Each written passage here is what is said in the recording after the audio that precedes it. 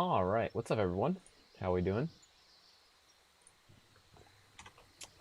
Okay, where were we? An XCOM stream? This is an XCOM. All right, we're almost done with Act 1 here. What do we have left? We have Rebecca left, Slain left. That's really it, honestly. So we're kind of running out of options for easy stuff to do, which could end poorly for us. I want to get an amulet that actually has a rune slot. Not having that is actually very unfortunate. He looks up from his work and grins. So even getting a rune slot, an amulet that has bad stats, as long as it has a rune slot, is probably worth it at this point. My eternal thanks. Make sweet love to my balls with your light signals. What the heck? I can never repay. Yeah, not any of these. So this is the only one that has a rune slot. So I'm trading 1 intelligence for 4 crit chance. Possibly more. Probably 5 crit chance. What's up, Louisa? How's it going?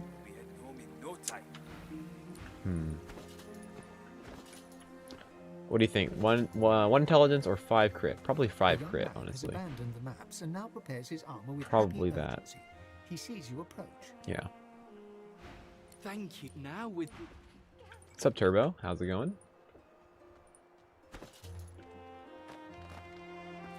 3 days in a row? Did I stream on Saturday? No, I didn't stream on Saturday, did I? So it's just 2 days in a row, right? I don't remember. It's an upgrade. There.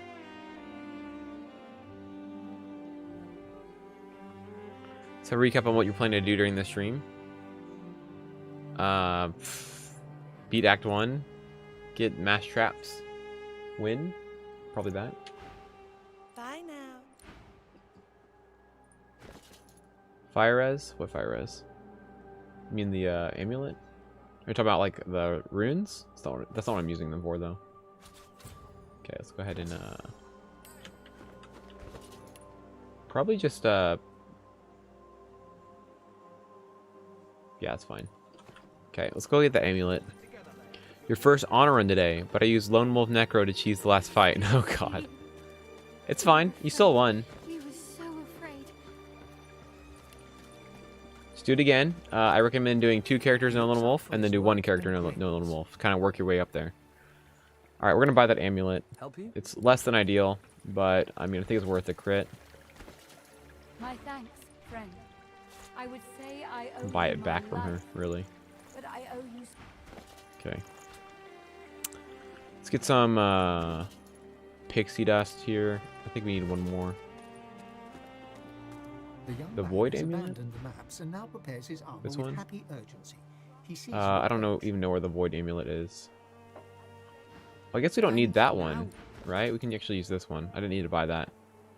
Let's do this one. It's actually more useful, so we didn't need to buy that one. So I have enough runes to do a large one. I just need pixie dust. And he doesn't have one. He sees you approach. He has this. So we need to get bone dust.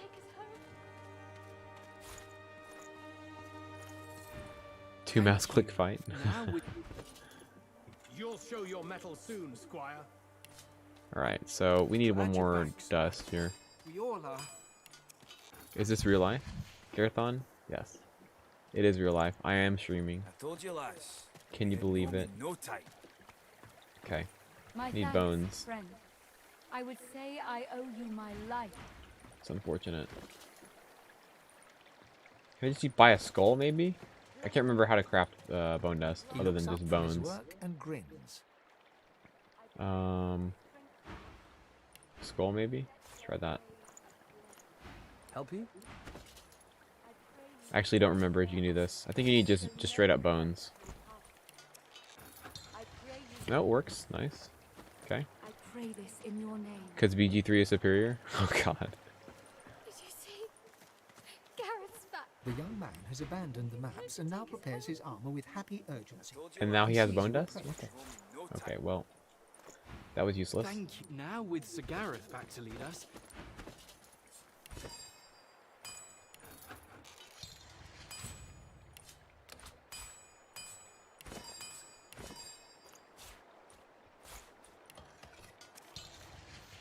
be in Act 2 by now. I mean, we died a few times. a lot of damage. The first 2 streams. So. Also, Cosgroove, thank you for the follow. I appreciate it. Alright, do this. Boom, 5 more crit. We're sitting at 31 crit. With Peace of Mind, that is 36. Not bad. Okay. Is it really time for Slain? I don't want to do Slain. Sounds like not fun right now.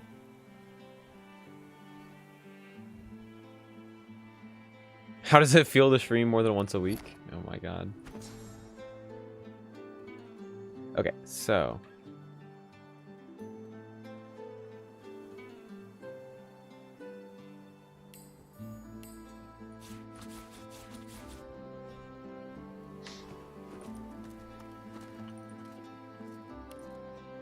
Trying to outshine Tanner.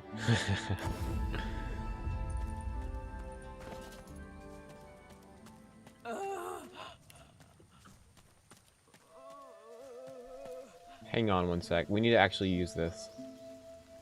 Let's go ahead and go buy an arrow third ring. My thanks, friend. I would say I owe you my life.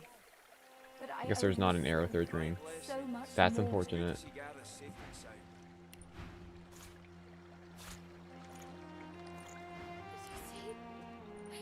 I think she had one though. Basically, I want to wear this because it has higher armor. Because in this run, armor is actually sort of relevant. Armadia's blessing. Vastly superior chain of KFC. How can I help you? They objectively are worse than Chick-fil-A. Thank you very much. Bye now. Alright, let's go do this. Alright, that's better. More armor. It's gonna fill up. Hello? There we go. Good stuff.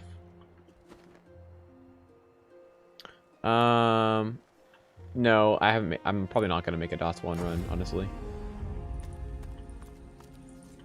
Well, I skipped on the Hydro Arrow run, but I don't know if you noticed on the second or third time we did that run, we actually beat Slain.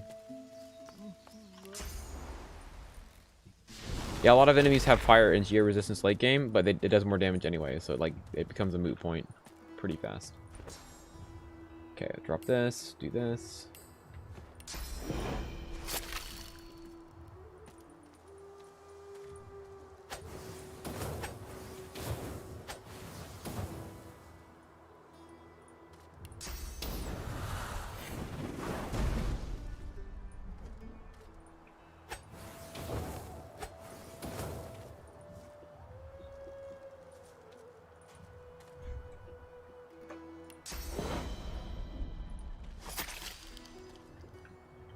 A VTuber? I don't even know what a VTube is.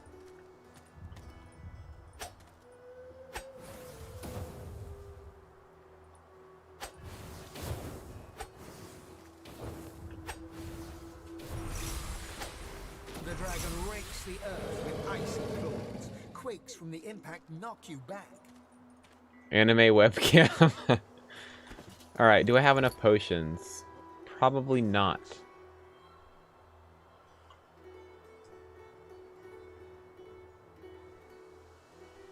This is 240 now.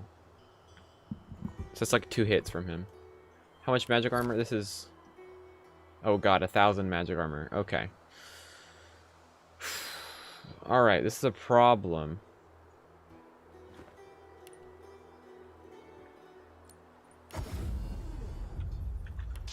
So you have a webcam? Oh my god. Basically, we need more physical armor to survive this fight. And manages a wink before returning to her work. Yeah, no ingredients at all. Shoot. Good to see. I can't think of any ingredient traders here. So we're kind of in a bad spot. We're gonna have to just do it. So we have dodge. Then we have... Yeah, so we have the dodge, and then we have 2 potions. One of which will survive about 1 hit. This will survive about 2 hits. And then I have potion of nimble dodge. And then I can control him once his armor is broken, but not until then. I have to break his armor to do anything. Let's try to cheese him real quick.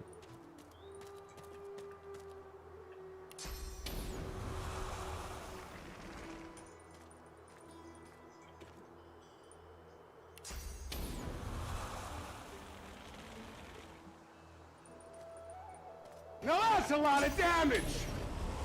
Good lord, Flab with the sub. 2 months. Thank you, man. I appreciate it. I appreciate the sub, man. And you got the Feign emote, yes sir. Family-friendly VTuber recommendations.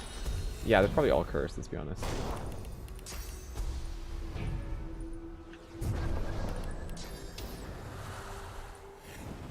It's called Divine Scaling, Luisa. It's on the workshop.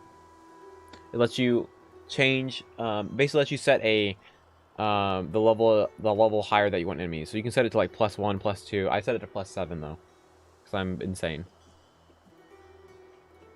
What's up, Reinhard? How's it going, man?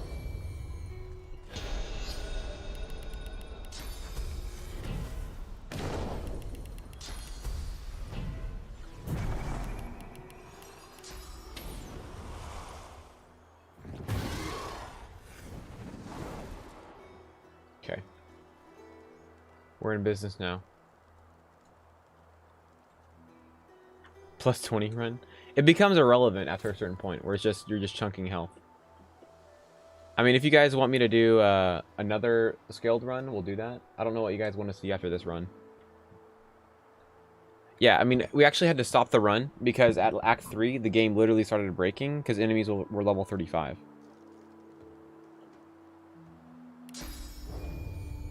To be fair, we already did a triple scaling run where enemies had triple the stats of what they're supposed to have. Which is basically the same thing.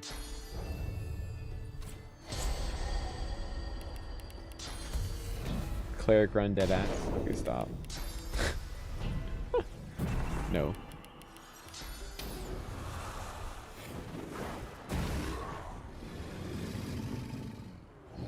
Okay.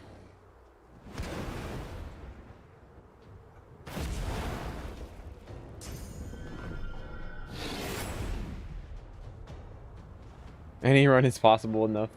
Invisibility? Yeah, I mean, pretty much.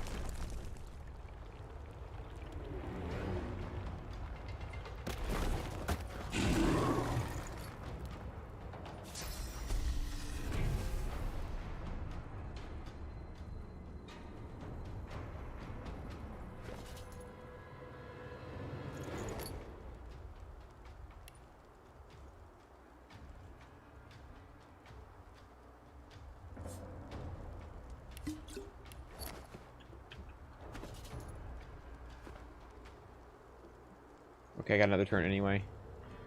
Alright, sorry I'm not reading chat. 1 second. I have to finish this fight first, honestly. How did I go first? It actually doesn't make any sense. Because how much initiative? I have 14 initiative, so he should have gone first. Yeah, that actually wasn't supposed to happen. He should have gone first. Yeah, I'll read chat once we're done with this fight here.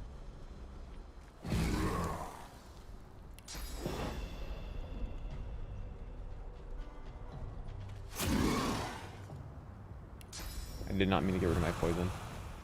That is very unfortunate.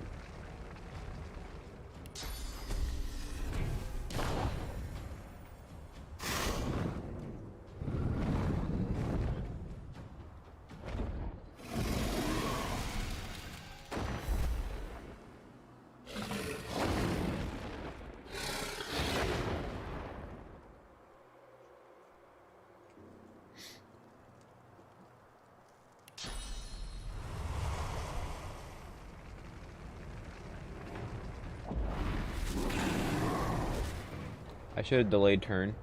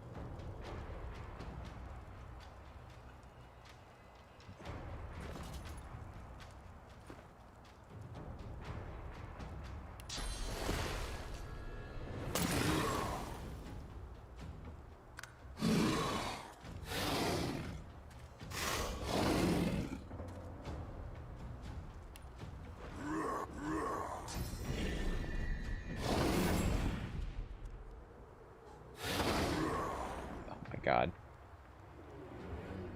Alright, so much for dodging.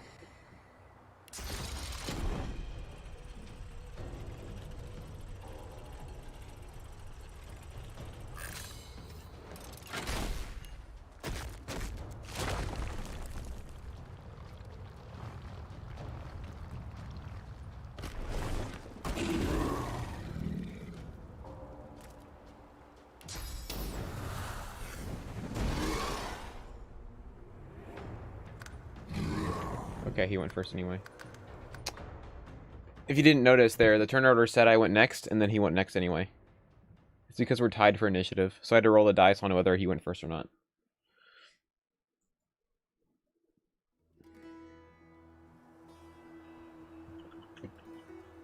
Okay.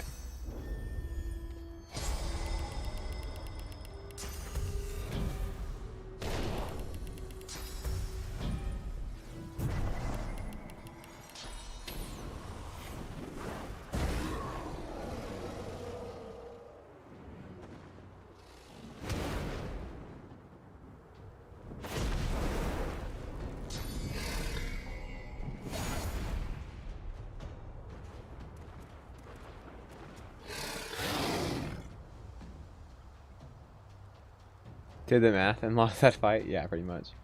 Okay.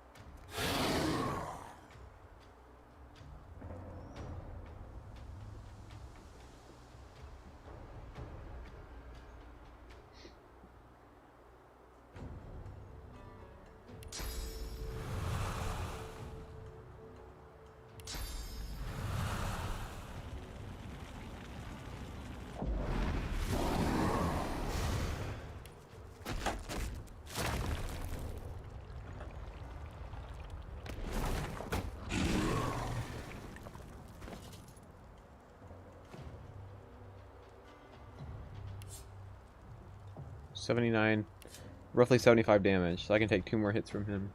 So he'll hit me 3 times, so let's go ahead and do a dodge potion. Wait, do I have another turn? Yeah, I do have another turn. Okay, so drink this.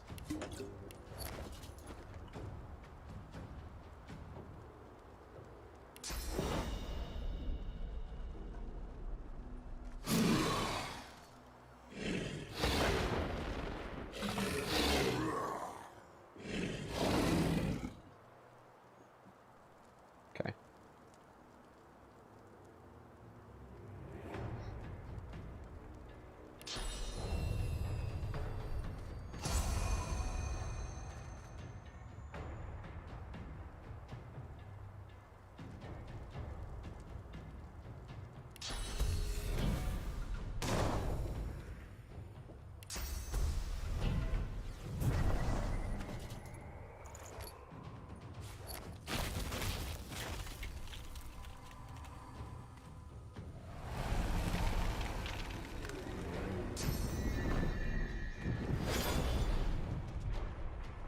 Yeah, we're playing solo right now. What the heck are you doing?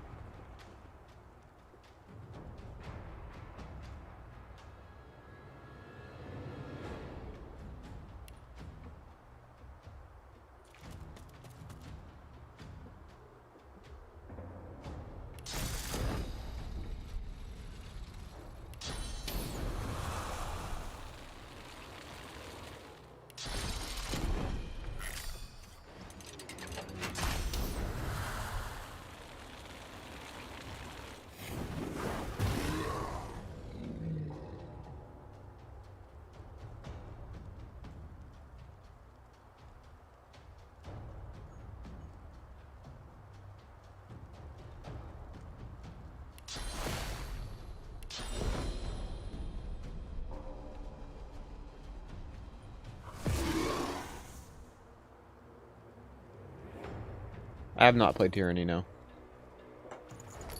I need more stone skin. If I had more stone skin, this would be fine.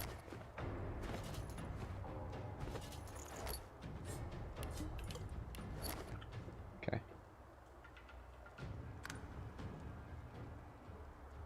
Got another turn anyway.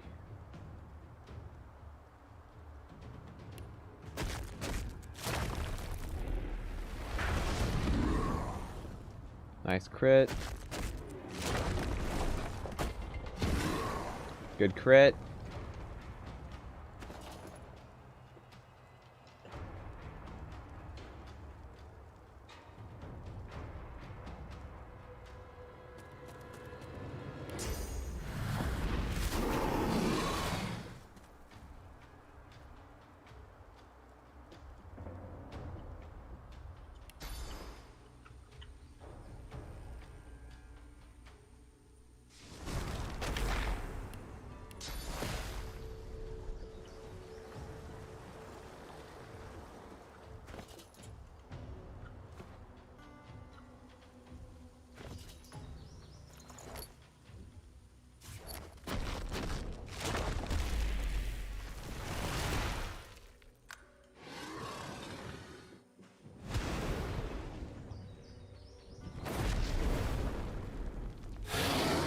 Jesus Christ.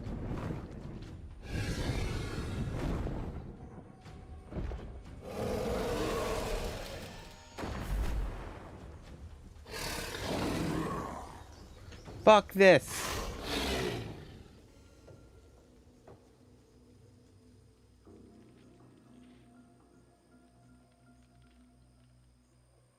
What the hell is that?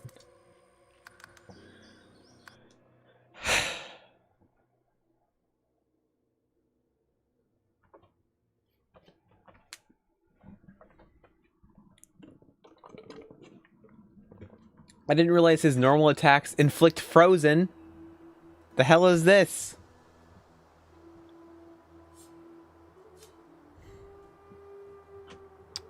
I might have to drop the wand. Well, I need to fight him for the weapon he has. So, like, I have to, if I want the weapon he has. I literally just need to break his armor.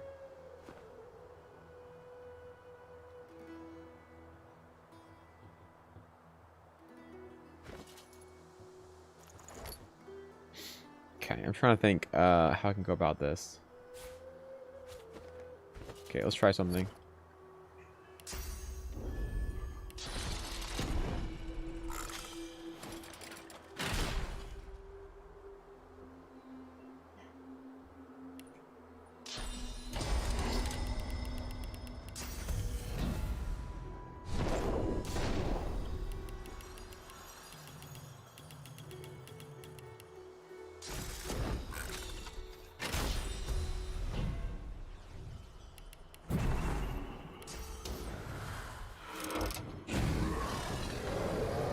Gives us a head start at least. We lost our buffs, but that's fine.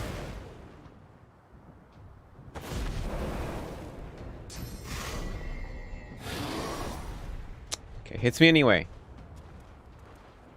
He's gonna crit me and die. Right? Okay, no. We're good. Screw that. Alright. Got a minor head start. The cost of starting buffs. Okay.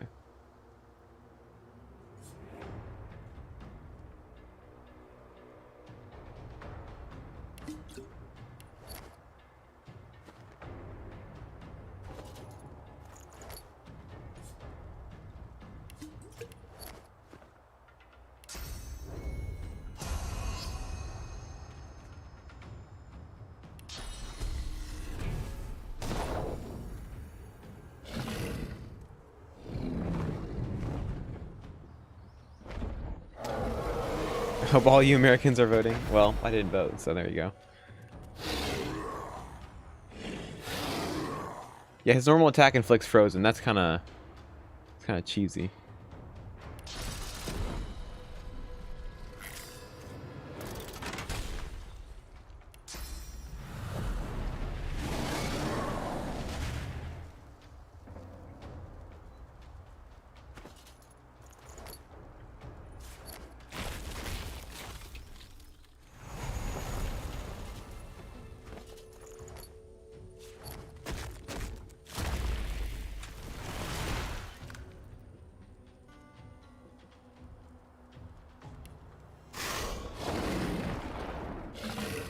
If Texas goes blue, it's gonna be all your fault.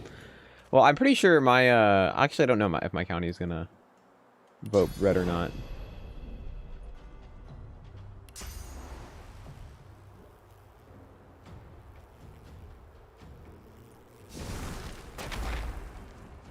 Okay, I can't see because of the animation. Thank you. All right, we're good.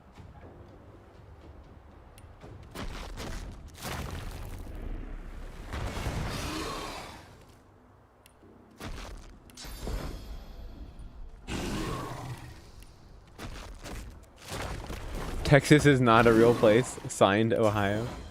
Okay. We'll see about that.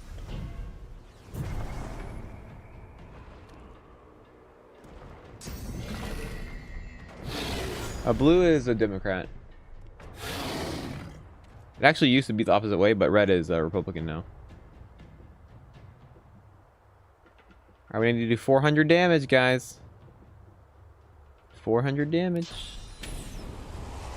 Can I not hit my own? Thank you. Okay.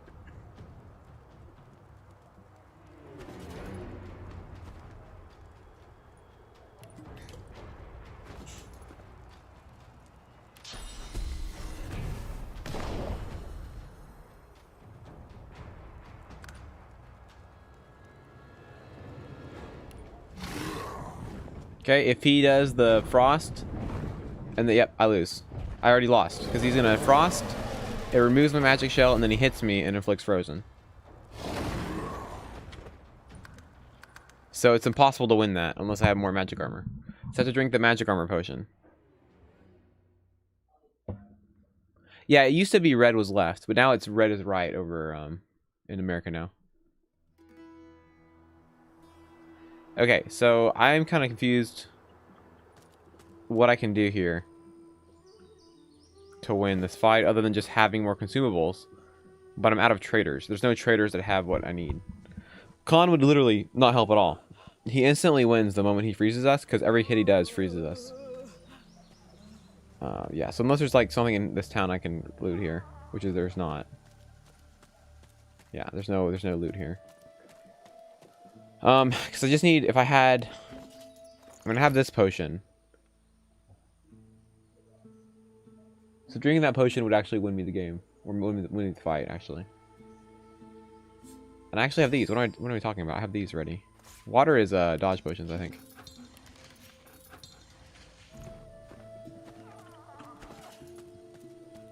There we go.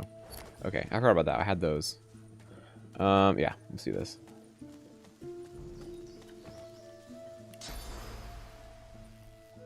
What's up, Onion? How's it going? Well, he's already red and I saved, so I can't really anymore. Don't go down there. Okay, let's do this.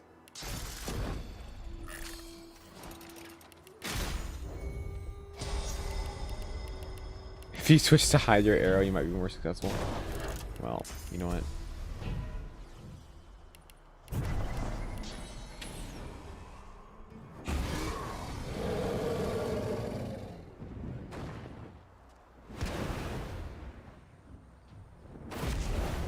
I'll just abuse the dodge potions more. Okay, I dodged and he hits me anyway. My favorite part. Okay.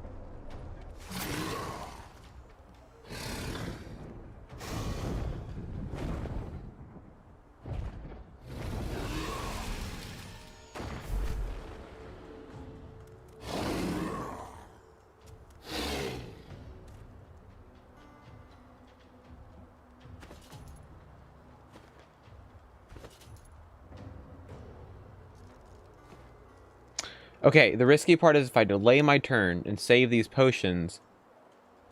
He just used that, so I think we survive. If I take 3 hits, I still don't die.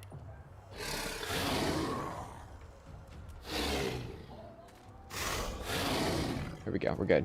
Okay, perfect. So, dodge.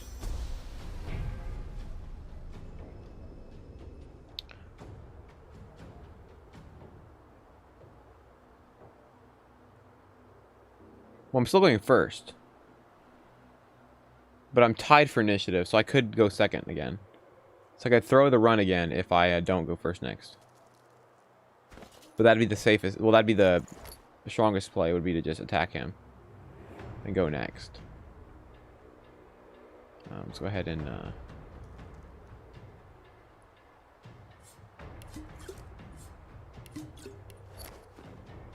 Okay.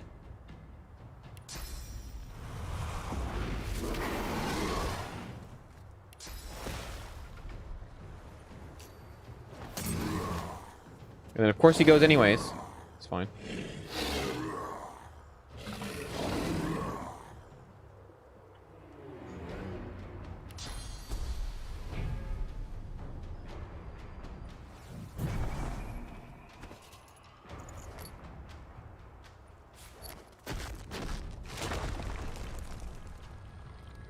The safest play, actually... Okay, so here's the thing. Safest play is actually just drinking a dodge potion, because he's impossible for him to hit me. And he'll just use the dragon's breath or whatever, and he won't get the armor. So there we go. Meta plays right now. Yes, the trap critting is the best thing that could happen right now.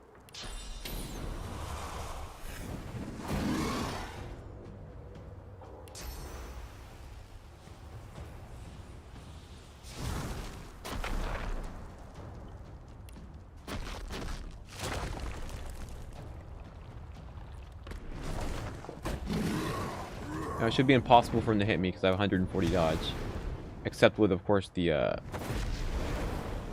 forgot about that. He lost the knockdown, which is exceptional.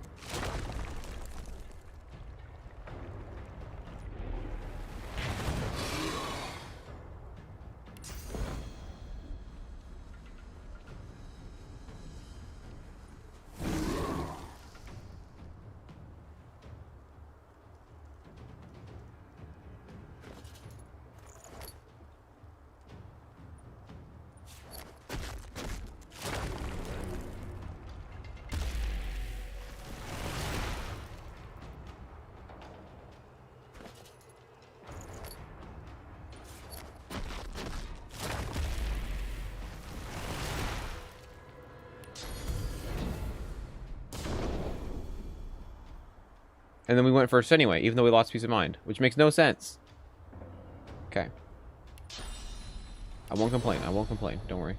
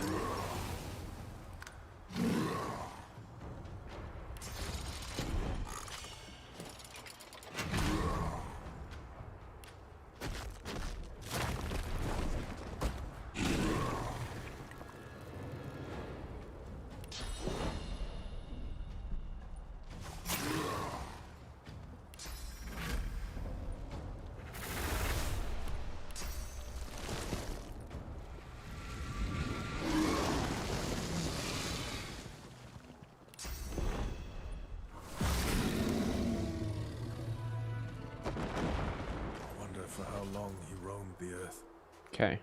and now he's gone. It's not as easy as I was hoping it would be, but that's fine. Alright, so there we go. Got our thing.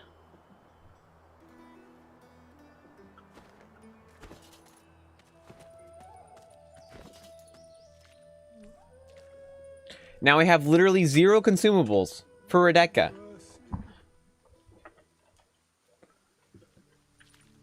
We're screwed. There's literally nothing we can do about this.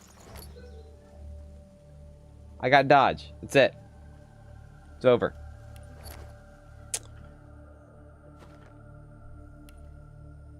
Alright, we gotta do this. We gotta do this the cheese way. Time to employ some cheese, shall we? Let's go look at this ring real quick. 1v1 with fists like a man. My eternal thanks, friend. This is a debt Please be I good. can never repay. I mean, it's not good, but...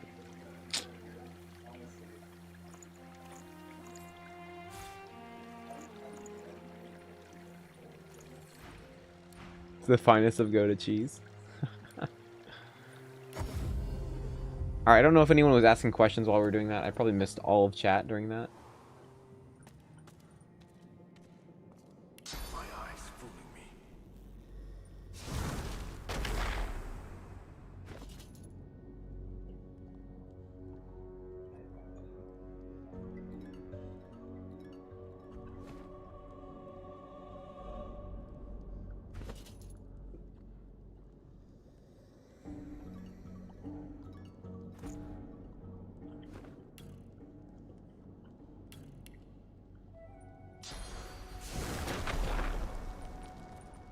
Which English is correct? Well, we're about to employ a healthy amount of cheese in this fight. But hey, no invisibility, so...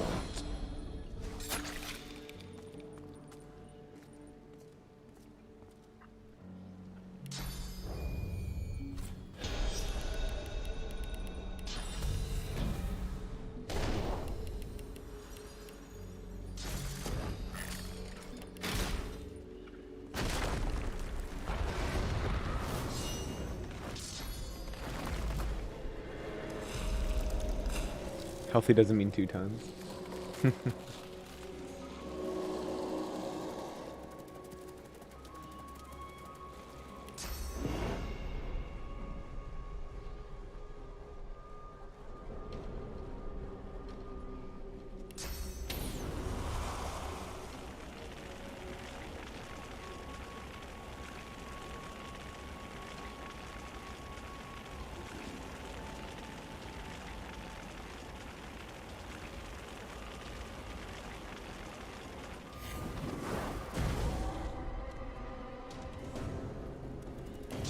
That's a lot of damage. So Night Fury, thank you for the Night Furry. Oh no, Fury. I thought it was Furry there. Thanks Fury for the follow. I appreciate it. I don't know why I went red furry there, but thank you for the follow. All right. Sorry, bro. I'm so sorry, man. Night Fury. My bad. Forgive me. I'm sorry. Do they run after you now? Come on. Your life here is ruined. I'm sorry, Fury. Come on, man. Forgive me. Back to you too. Oh, shit. I'm sorry, man. Look what I've done. I betrayed my followers.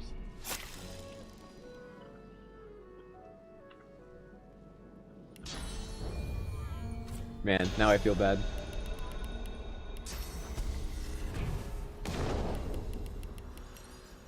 I mean, kite. Straight cheese, bro.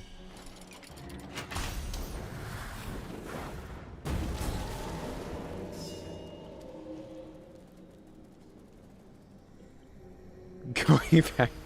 Oh no. Losing my Twitch views. Your persona? Oh god.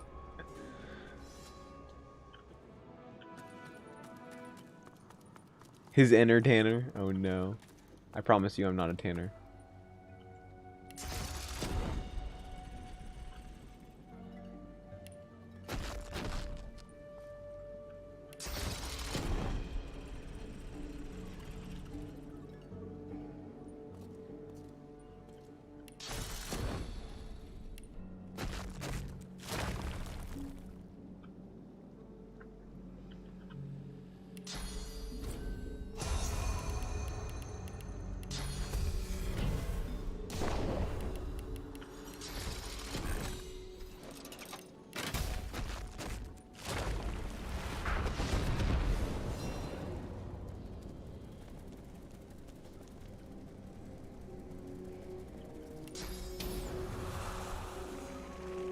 Alright, we're using some quality cheese today, guys.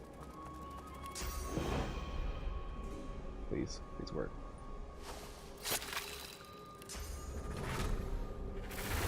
No, it's a furry thing. That's what it is.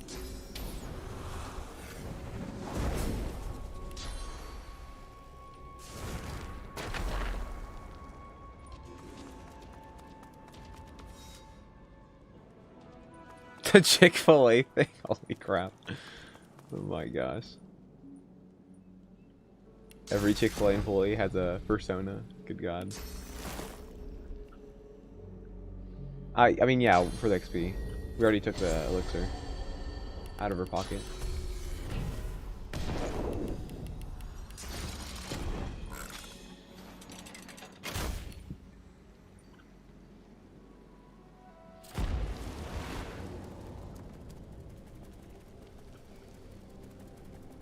We're doing it the easy way because we ran out of consumables to use, so we're kind of out of options for like killing her normally. We used all our consumables on Slain. Different chickens. Yeah, I mean, really, XP is the only reason to do anything. No, we're not. We're not going to hit 9.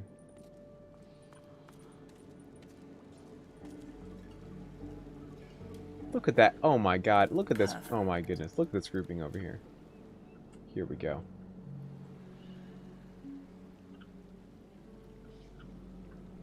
This is just too good to be true.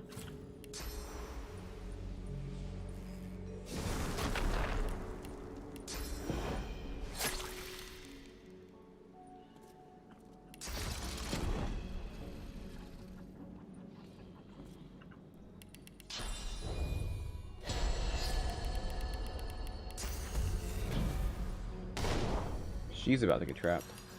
That's what.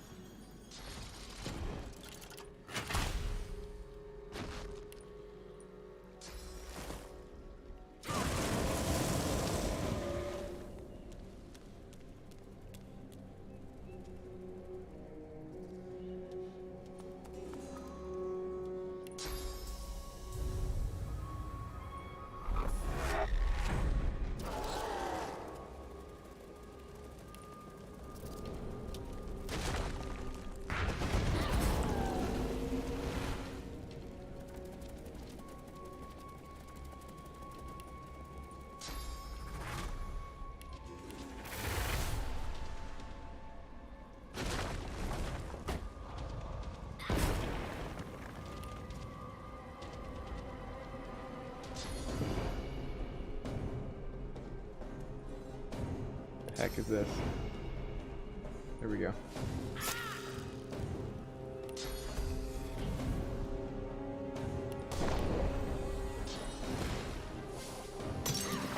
%60% pre-buffing, 30% theory crafting, 5% save loading, 5% playing the actual game.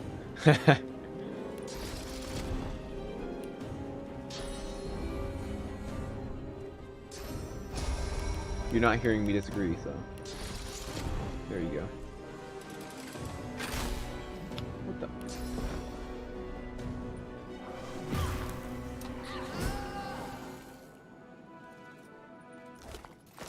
100% shopping.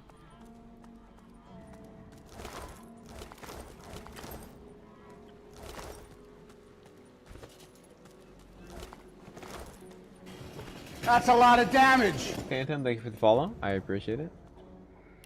I think there's more dead people up here. Just one more. Ooh, a helmet to check. Alright, let's go check that out. My thanks, friend. Okay. I would say I owe you my life, but I owe you so. Summoning. much more. Big sad. Hydro Necro. Big sad as well. I mean, what is this? Not Geo, though.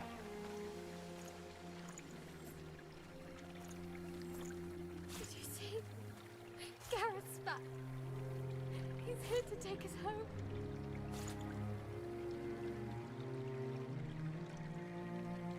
You hit 100k? Well, I guess I have to stop streaming then, don't I? So you don't hit it.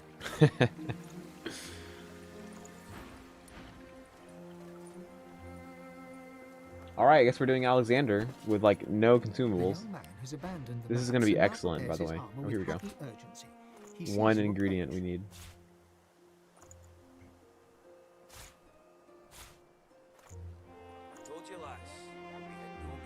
Alright, that must mean that, Now with Feta reset, we can save before we trade.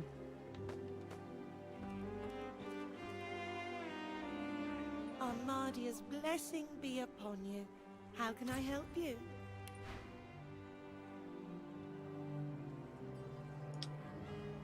Okay, well she didn't spawn with any of the types of item we need, so reloading doesn't matter. It's really unfortunate. Shield might be useful in this That's a lot fight. of damage. Space Milk with the follow. Not the follow, the sub. 2-month sub. I appreciate it, man. Thanks very much. I appreciate it. Reminder to everyone that subbing or any kind of donation to the stream goes to my mom's nonprofit, which helps foster kids. So I appreciate it. What excuse did Manny? I'm not a normie. That's my excuse. There you have it. Bye now. Okay, let's go ahead and talk to Gareth. You come at last. I know you got my own. That you. Yeah, she was got. We cheat the where I see that you. We move.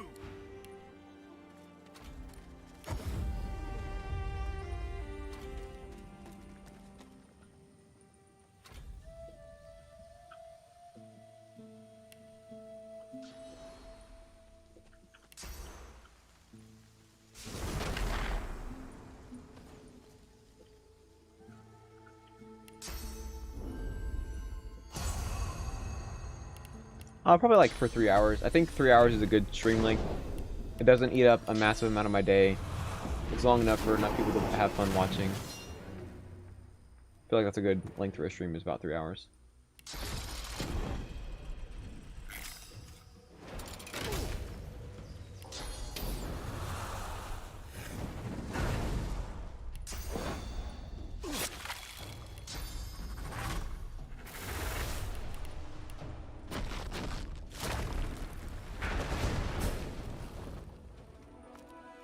Only 420 IQ people played that game.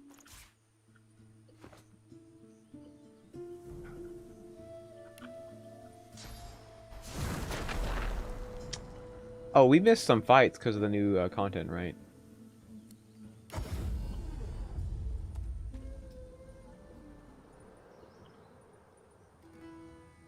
$50 IQ.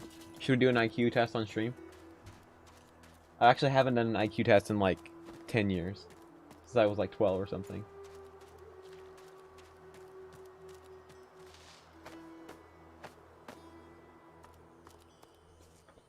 Gets chess like ELO rating?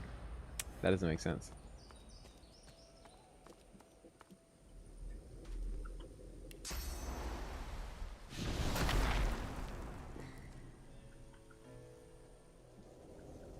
Many promised to play XCOM, and then I quote, "The suckers that think XCOM is a good game."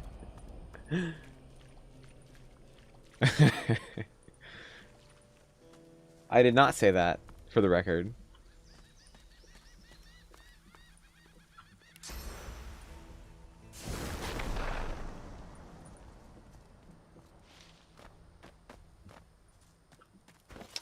Oh, guess what? You need to bless this trash. So I have to go all the way back to this castle, get a source point, and then go back.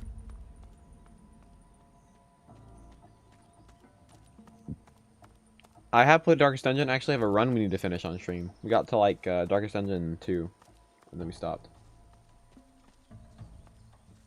IQ test. What is the best build in DOS 2?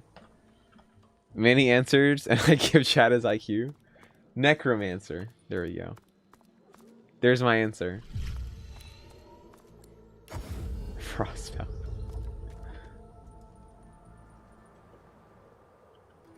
Cleric. Bro. 40 con. Sounds cancerous. I've been thinking about doing a Retribution only run where it's just characters with Retribution. Like 10 characters. I don't even know what Warden is. Necro is a bad build. IQ 69.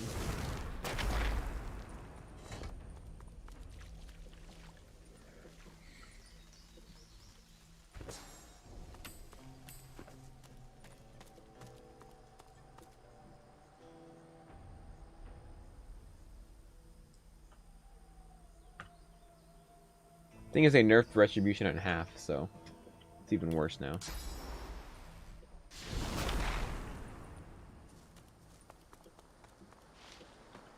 Dude, that run will be so long when we do it.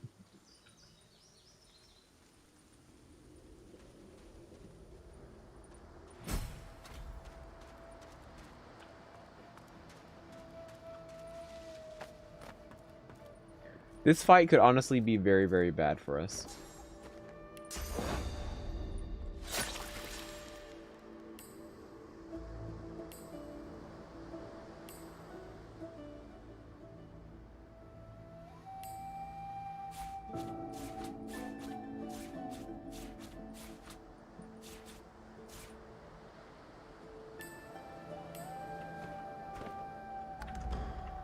It's a new fight.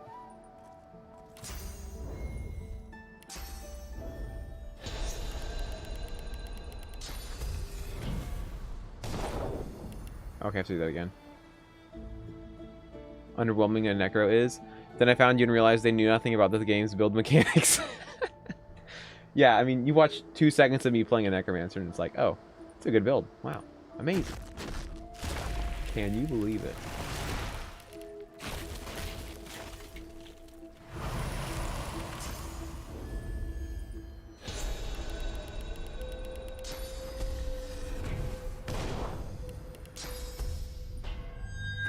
The lid flies open open with a metallic squeaky Alright, well. Speak. Um, Captain, thank you for your help, do I? Now, I'll thank you for your life. Stop that fool! Your death is beneath my notice. too late. Okay, no teleport then.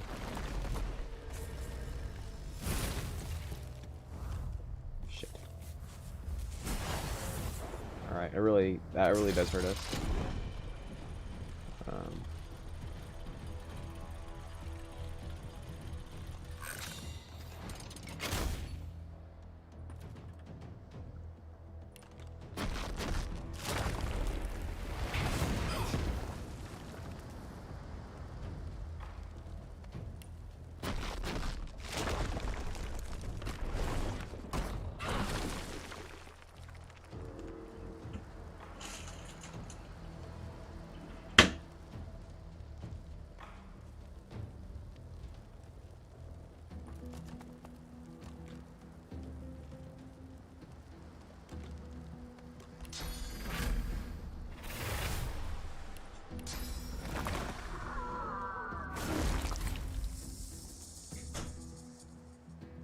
Two AP to walk over there? Get out of here.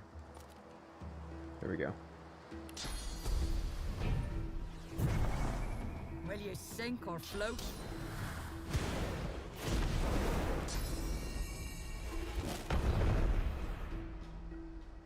Man, invisibility sure would be great for this fight. I know, right? Not having a trash build would be great for this fight. I mean, that's also true. Wow, he's using our handicap against us. What a jerk.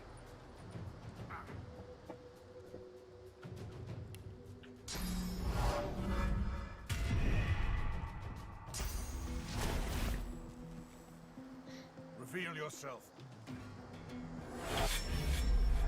Flanked is not good.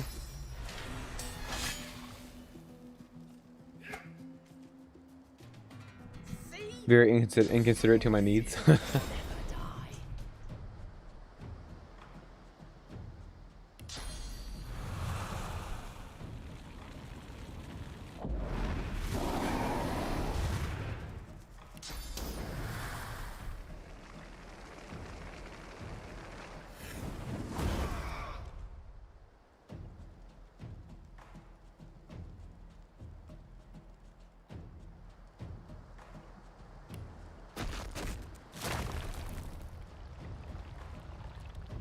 Level 6?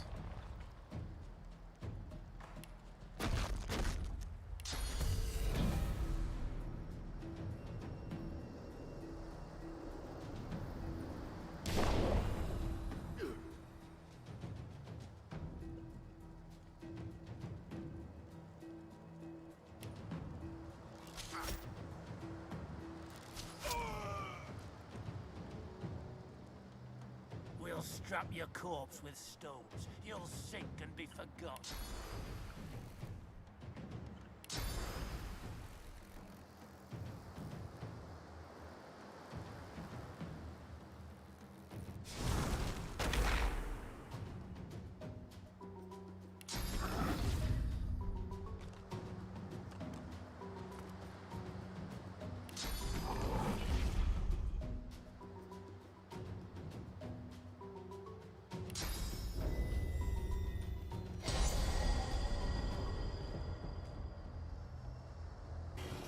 That's a lot of damage.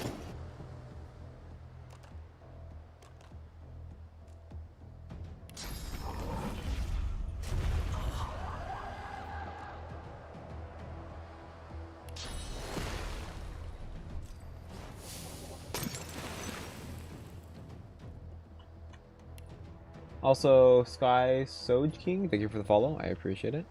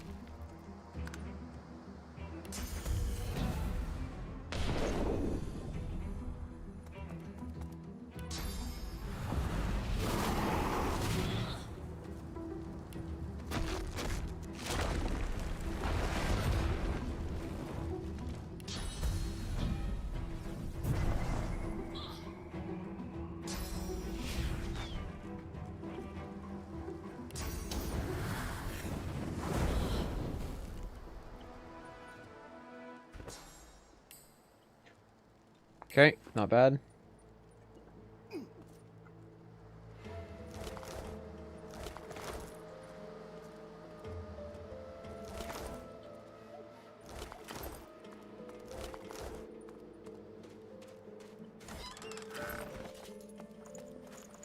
I can't remember where his room is. Does anyone remember where his room is? Is it Act 2 or Act 1?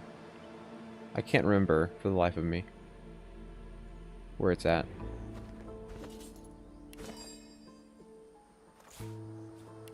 Behind Slain? Okay.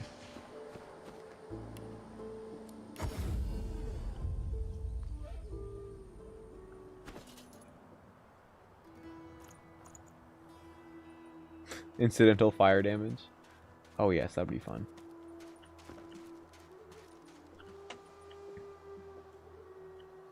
Ah, that's right.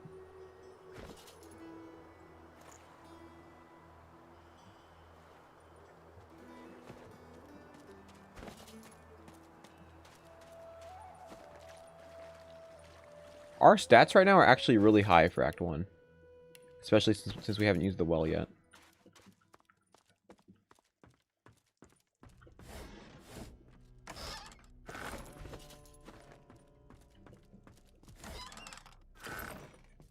The ancient wooden do it also. This ship has the climb. The doors.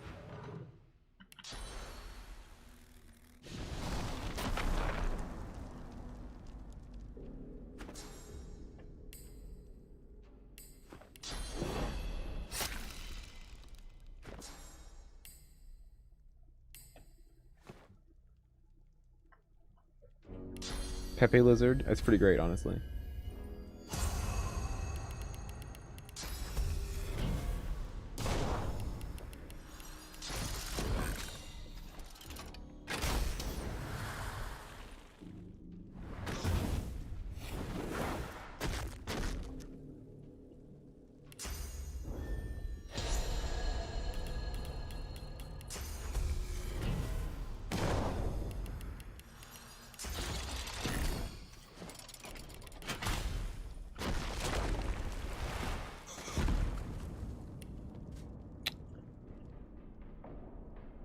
Really, dude?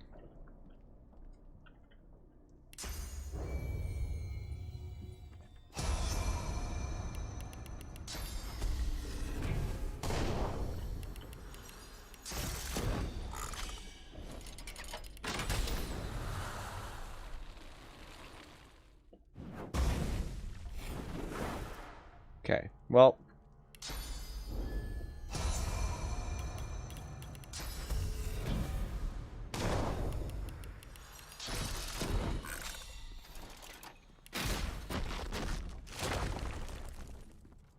These once magnificent. Why can't you just stop? Never. Enjoy Rise Crew. Endless!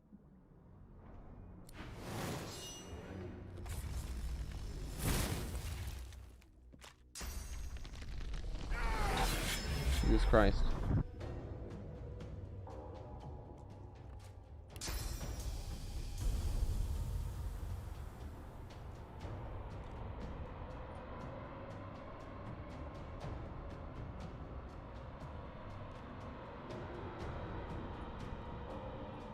This is a level 8 fight. What the hell?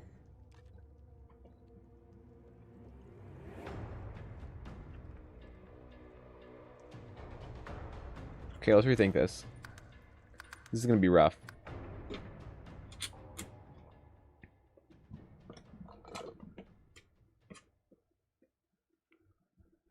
Oh yeah, you're right. We just put it on the ground and smash it. You're right, fam. Well, let's summon them and then just smash a soul jar. Where is it here?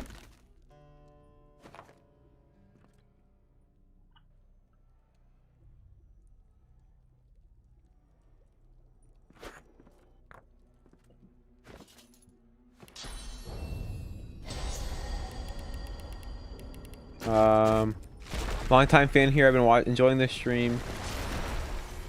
But hate it when you save scum. Hate it less if you played a better build like Druid from Infect Your Life. Oh my god. These once. Why can't you just stop? And you are not to just rise, crew. End this!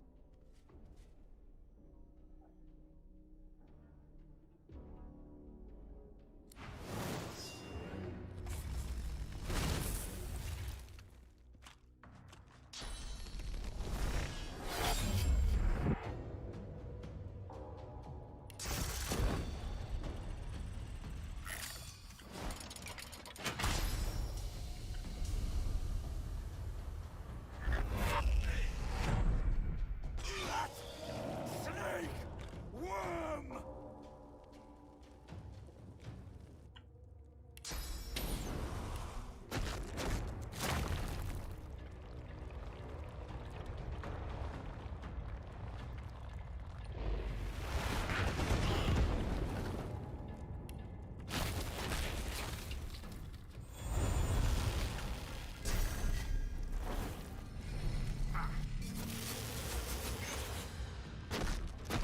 He has 6 AP next turn. Actually, it's good news for us. Our mood fortified. Okay, that's not good. Jesus Christ.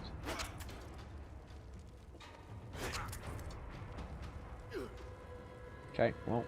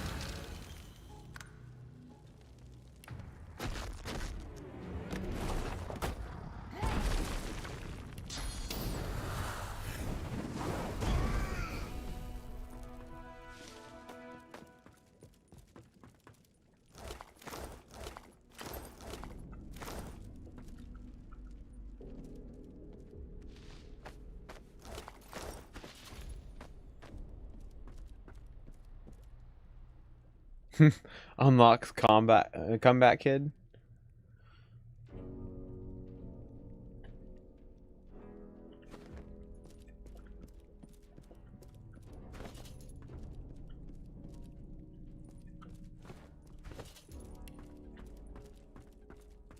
Not worth.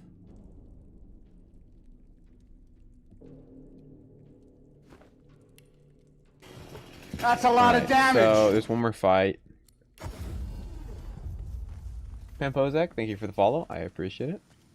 Should be one more here, right? Yeah.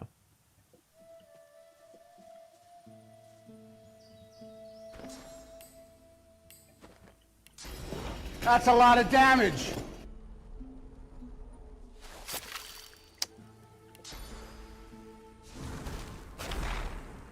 Also the hominid with the follow, thank you. Persuasion is so useful for all the lore. Wow. Did I miss Kevin again? Will Manny notice? Damn it! Will Manny notice my first comment this time? Let's find out in this episode of Dragon Ball. I'm sorry, Kevin. I don't know why it is. I think it's because like you're on YouTube, so like the name it shows is just Reamstream brought because I'm reading the Twitch chat, so it's harder to see when you're here. So if you so what I'm saying is, if you jump over to Twitch, I'll probably read your first message every single time. This is from the last content update they did.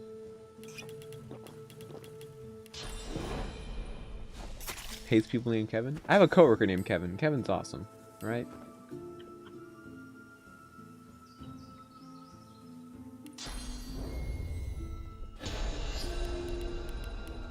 Found your guide's rants about DOS 2 and it taught me a lot about the game. I especially enjoy when you open a late game necro save and talk about how underpowered magic damage is for over 30 minutes at a time. Oh, underpowered magic damages. Haha, just kidding. It's still Tanner, you fucking gold. Oh my gosh. Went back to the ship to put on the rest of his armor.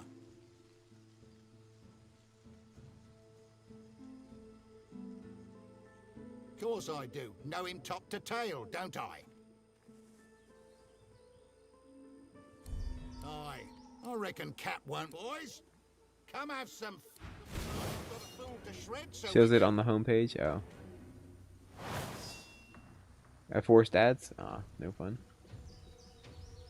I mean, always remember any ads you see on my channel goes to my mom's nonprofit, so win-win. Or I guess win-lose, but all right, what are we doing here? 1 AP to go up here, which is unfortunate. Look at that. Lame.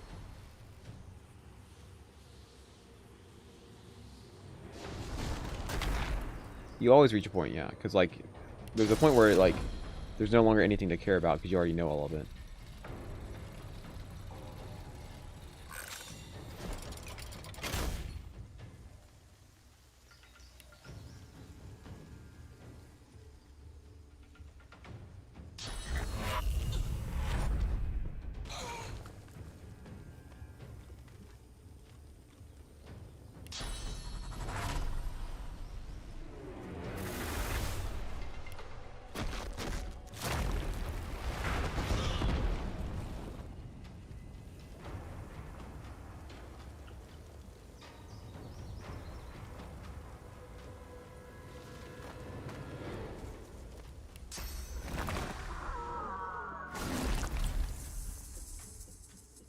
Medusa Head has been like a lifesaver this entire run.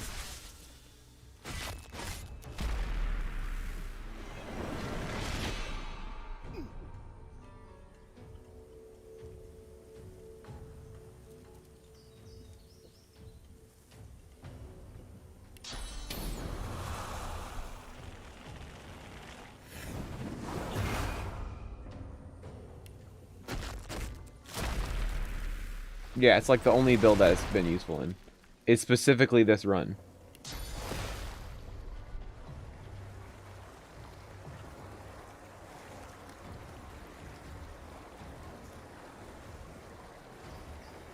I would actually like him to walk closer. So let's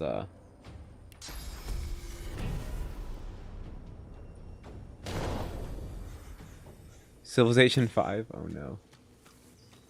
He still has armor. Lame.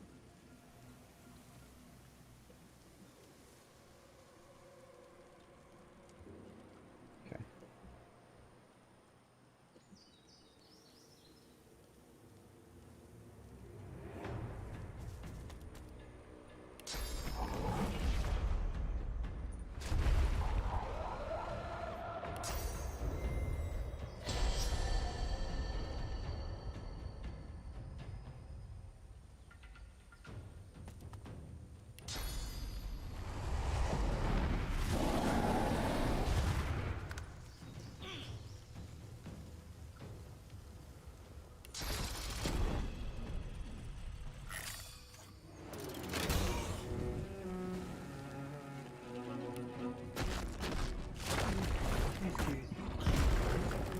If you play as an origin character, they just don't get mentioned in any slides. Let's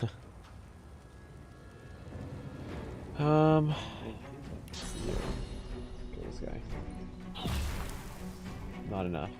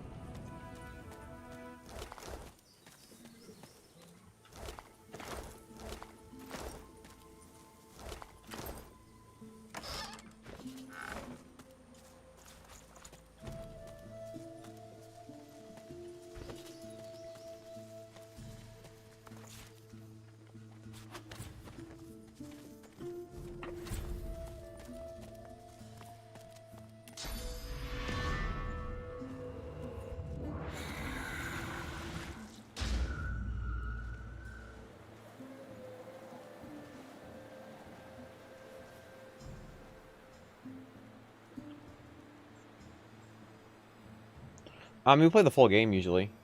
Thing is, mostly what you see is the first act, because it honestly takes probably about a third of the run, especially on solo. Praise be. I don't want to talk to you, Gareth. We've got a. So we. Are you ready? He sighed. Ha!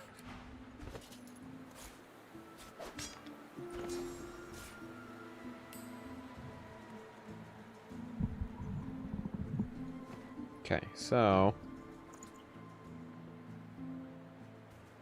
teleport Alexander into the Seekers. Oh boy. All right. Am I doing this? Is this really the best build I got for this? Like, it's pretty trash. Let's be honest. Okay. That's a lot of damage. Well, who's this? Lana said, "What's up, man?" With the sub, dude. Thank you. Yeah, Twitch partner is pretty close. Let's see. So I think we're actually losing ground on the Twitch partner. The reason is because our average viewership is slightly below 75. We need to hit an average of 75 viewers on the stream to be able to hit partner. That's really the only thing stopping us. I'm streaming enough now, and I have enough streamed hours to get partnered. I just need the average viewership. So we're hovering around like 70 to 74 average viewers. So if we get, let's say, like, 4 or 5 people to come over from YouTube and regularly watch on Twitch, we'll hit partnered probably the next week or two. So yeah, be nice. Do you ever put mashed potatoes on top of your chicken, or are you playing Beast again? I guess I'm playing Beast again. Need more clickbait? I mean, it says Trap God on it. Like, I feel like that's pretty meme enough, right? Okay.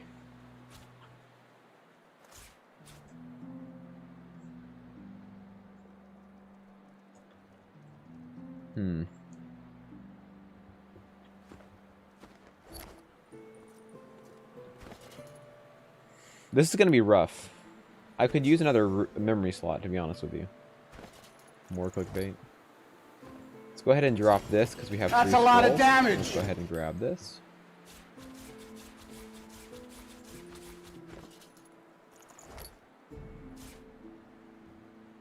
Also, support Mania. Thank you for the follow. I appreciate it. Gods, what is that? Whatever it is. What did Kevin say? I'm sorry, Manny. I answered his question. If you get people from YouTube to Twitch, Manny being passive aggressive. I'm not being passive aggressive. I'm encouraging people to come from YouTube to Twitch to help me out, man. Just to spot me, okay?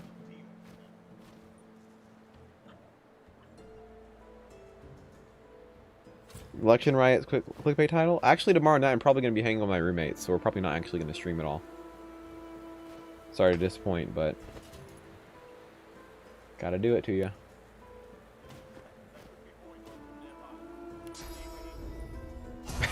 Manny bullies Kevin, like Tanner bullies Manny.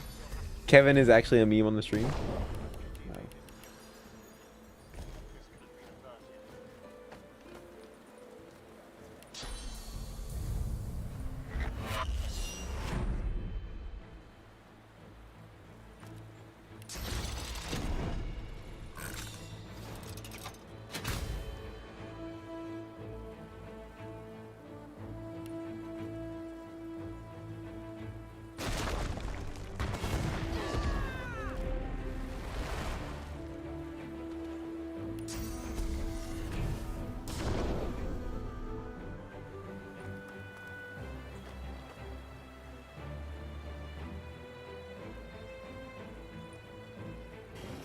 That's a lot of damage.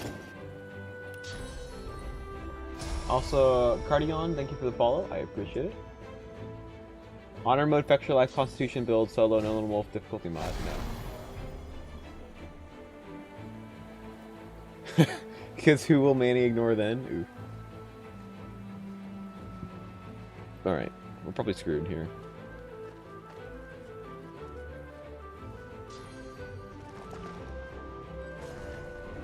You wanna know my thing about the election?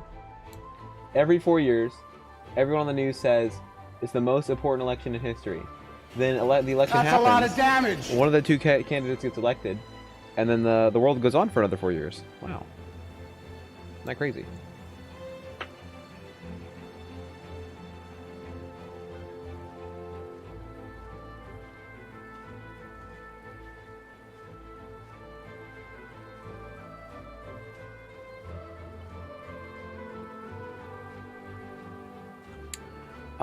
I think I'm gonna delay my turn. I'm gonna risk it. He's gonna hit me once, probably. Kevin is on Twitch. And how Americans are rushing to Canada. What, like fleeing the country? Like, who'd flee America? Of all places, why would you leave America? Regardless of who's president. Like, it's gonna have to get a lot worse before people leave America. Is that Kevin? OMG? Okay, you missed, you dumbass. Alright. Look at that grouping. Look at, it's perfect. 3 of them together. Yeah, you can push the link, that's fine. No worries. I sense something nearby. Oh shit, if he attacks me, this is bad. He probably can't, though. The land of the free. Okay, well, he messed up. That's fine. Okay, we got double turn here. Worm's gonna spawn next turn, most likely.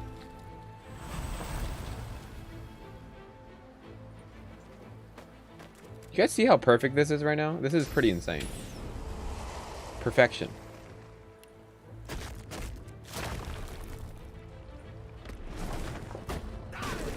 Well, he's gonna spawn and he's not gonna attack me, most likely. Hopefully.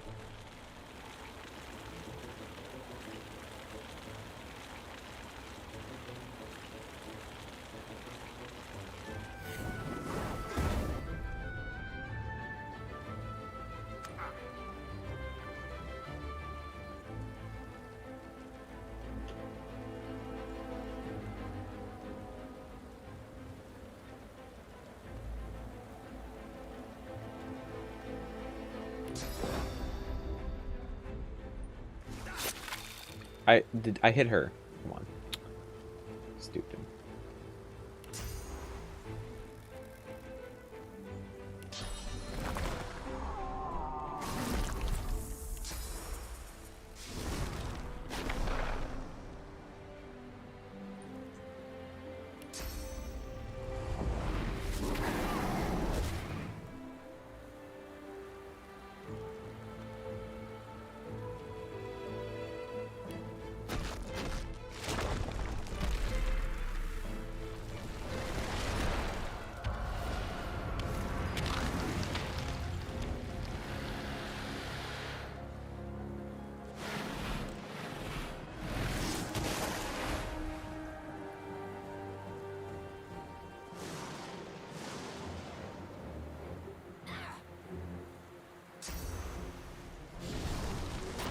Yeah, this spell is specifically useful for a magic build that doesn't use invisibility, which you should never do.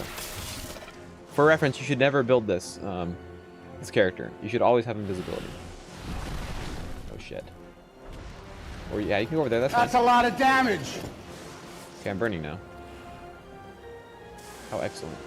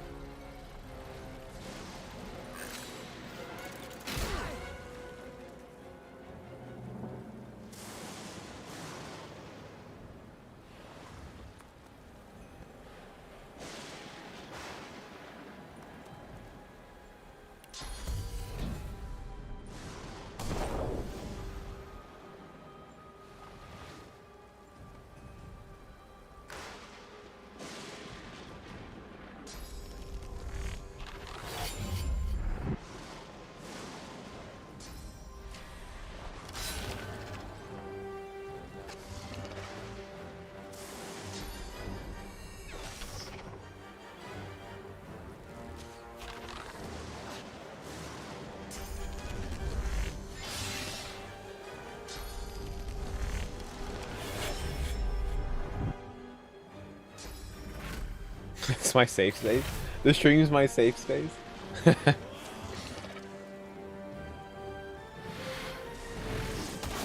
Necro literally out heals cleric. Oh boy.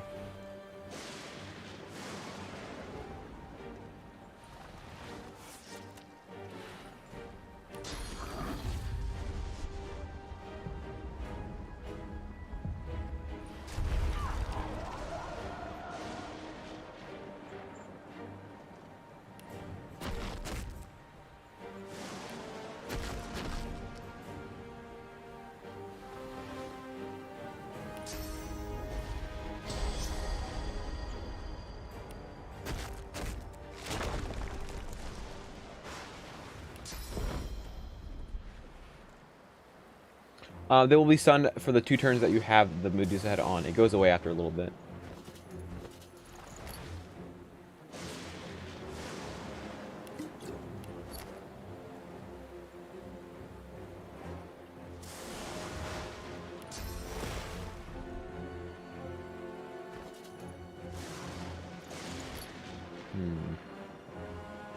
We'll just go ahead and drink this, honestly.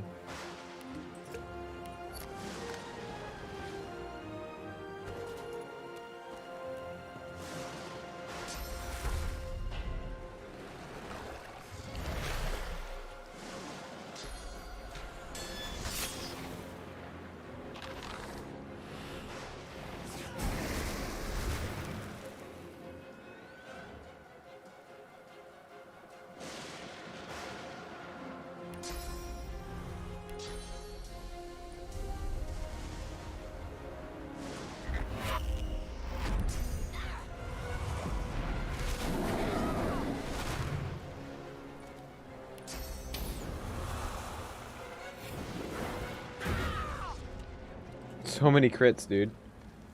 It's actually kind of nuts.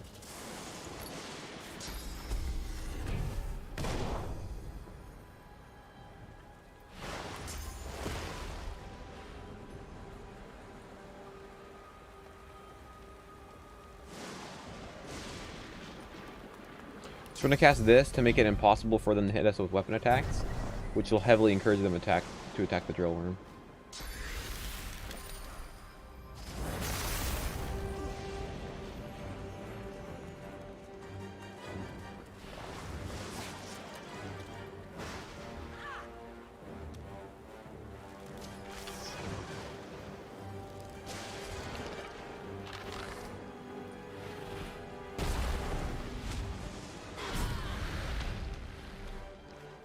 Oh shit, that hurt.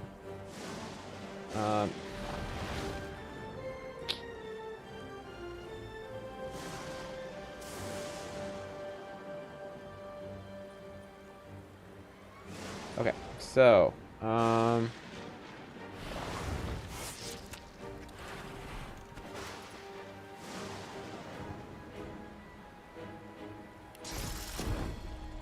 I need to kill him. Kill the drill worm before it's too late.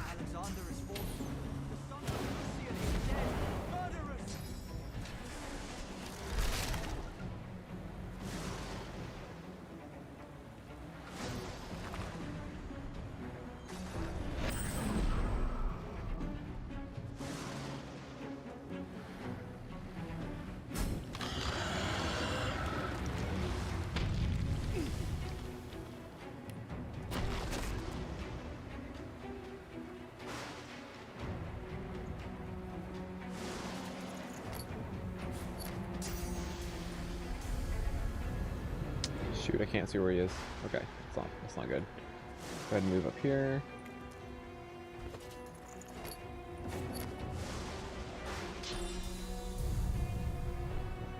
Ooh. I don't know where he is. Okay, so a good meme though. We could do this. Let's kill him.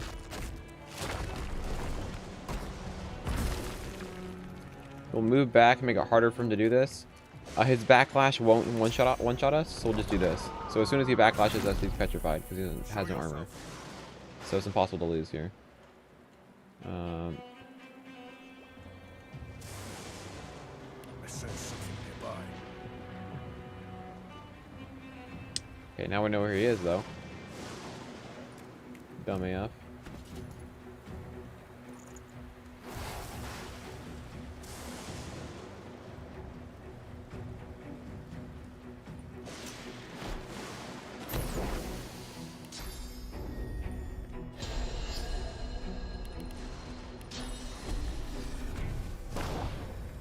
I don't have it yet.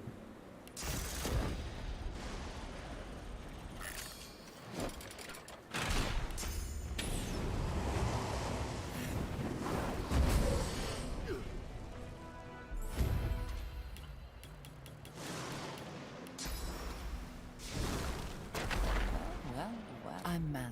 She really? God woke. I'm well. She tell me.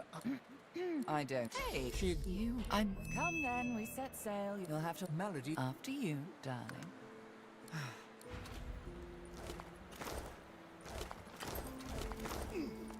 Y'all ready for the well of whatever it's called?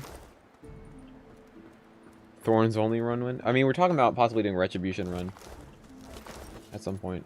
That'd be a pretty good meme. Okay, what's this? Geo? Yes, upgrade.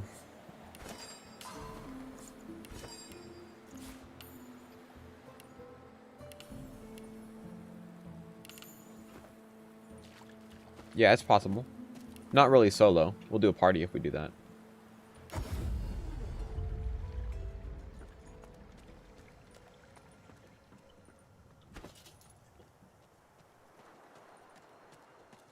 I mean, it sounds like super not pog, but we'll still do it. No, just 4 tanks that are healers is what we do. Armadia's blessing be upon you. How can I help you? Okay. Okay, let's min-max this helmet here. Don't worry about the rings. Okay, let's min-max the helmet and hopefully get a good amulet as well. 4x Spectre Life Cleric? No, it'll be in my build, don't worry.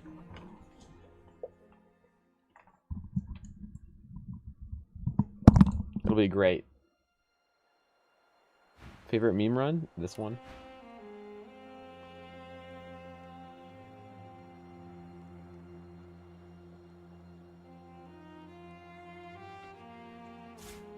Okay, that was enough.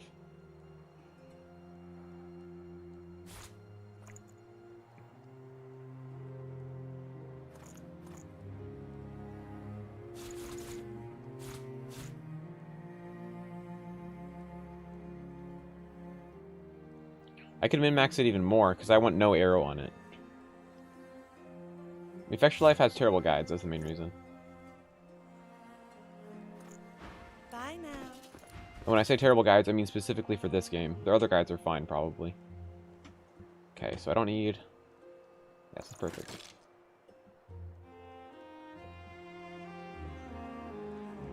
Okay.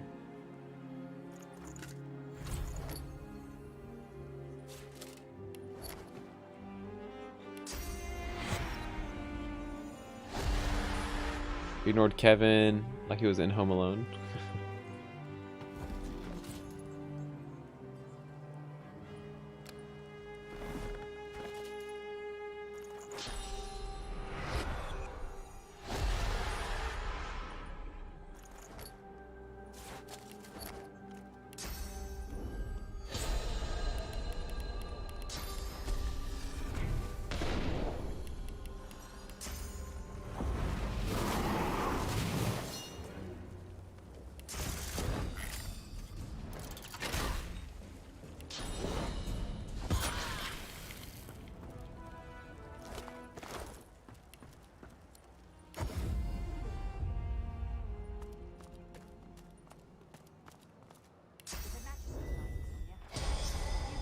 No, I was just transforming because the lizard hitbox is bigger.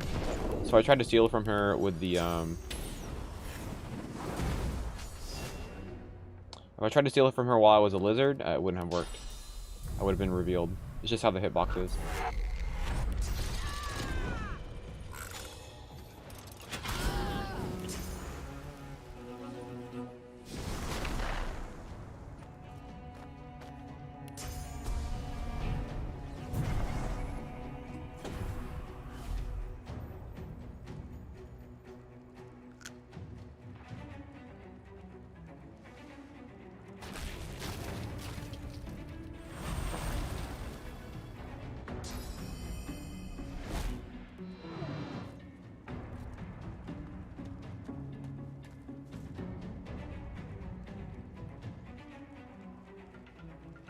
It's amazing what happens when you're literally triple their level. We're literally triple their level.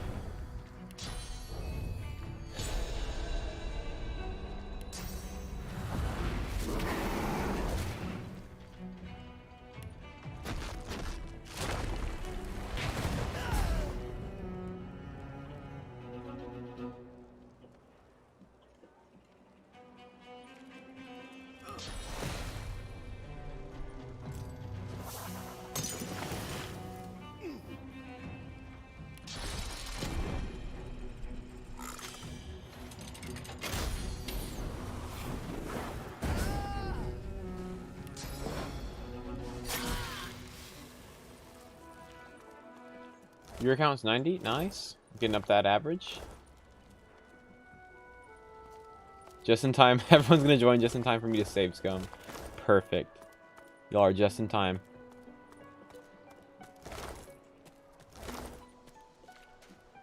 Okay.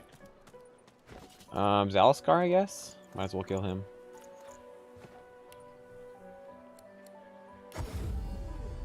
Not for console. I mean, unless you just are used to playing games on a controller that are really painful to play, I wouldn't recommend this game for console.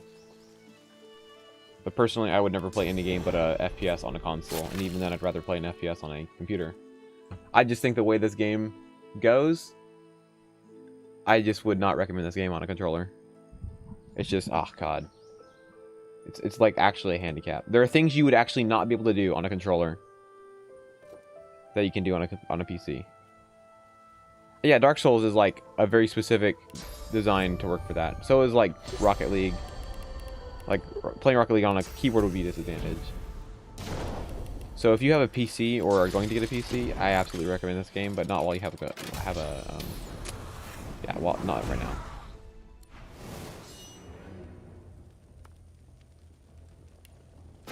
Yeah, unless you have a keyboard mouse. Yeah, so like games like Dark Souls are designed for it, like Rocket League designed for controller. This game, absolutely not. Might as well just go start crying in the corner. Jeez, I could not imagine playing this game like that.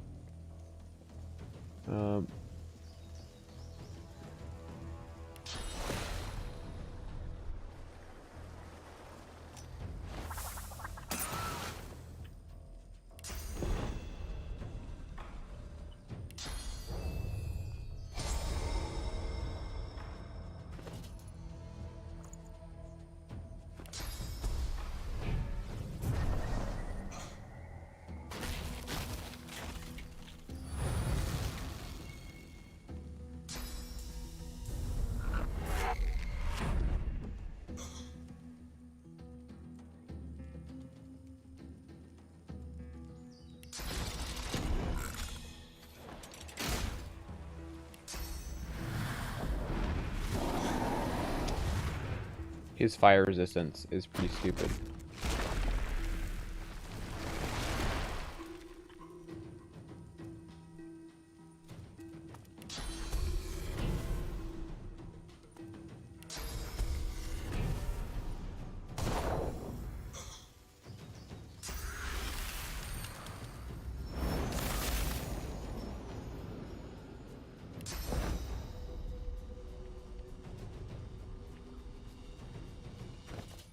Does he have air resistance?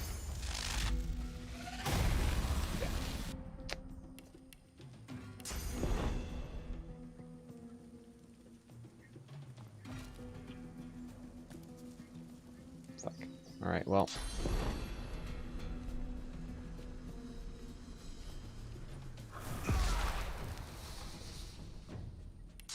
Here we go.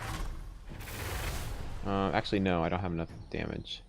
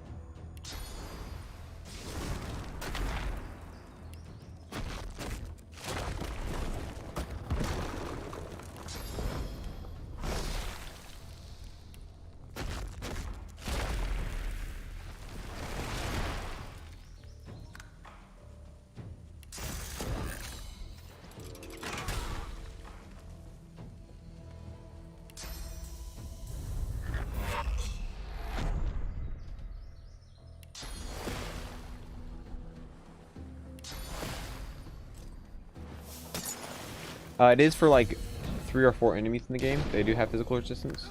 You'll just never notice because of how much damage you do. It just doesn't matter. Like, there's an enemy that has like 50%. Literally doesn't matter. Okay, well...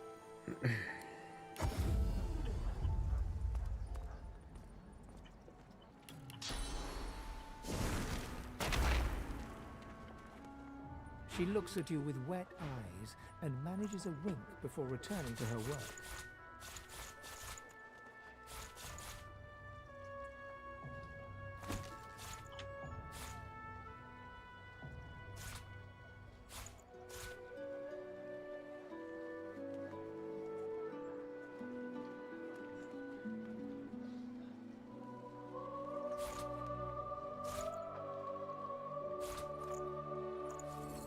Good to see. Scooby-Doo movie tier list? I've literally never watched Scooby-Doo. Let's go get a source point before we leave.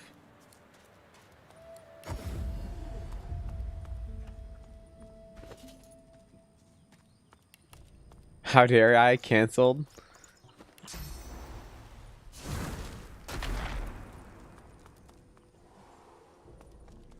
Alright, I think I've done everything other than the well, right? So we can do the well now.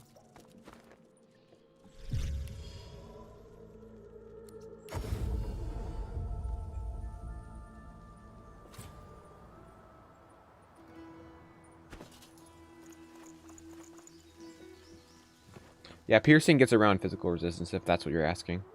Which is hilarious because piercing damage scales with warfare. At least as far as weapon skills are concerned, like Marksman Fang and what's the other one? Marksman Fang and Sawtooth Knife. So it's its own kind of damage, but it still scales with warfare because they scale with your weapons. So yeah, you still can... Your physical characters don't need to respec, they just cast a piercing spell.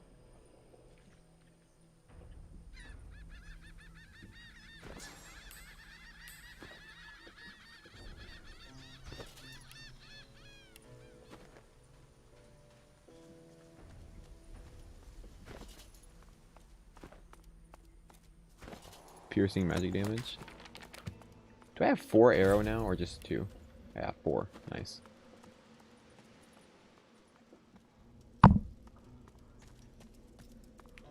Trick with the unchained character.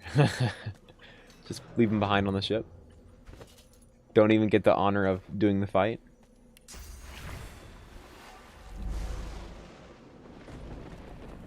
Does that literally not count as being close enough? Stupid. Lame. We'll wait, I guess. Alright, so all we need is like 2 good rings, and then we can grab a belt. That's decent if we want, but we're going to use one of the unique belts. Anyways. By blocking the stairs to the upper walls with boxes. I mean, if you can block their path using items that do not have health bars, then yes, that would work. Yeah, save scum time. I think it's 10 press. Press 1 10 times, and then press 3, and then whatever. The well is now, you see. But we can save right before the fair giving. Right here.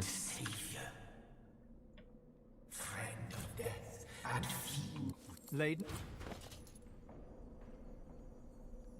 Oh, shit. It's almost perfect, but it's not perfect.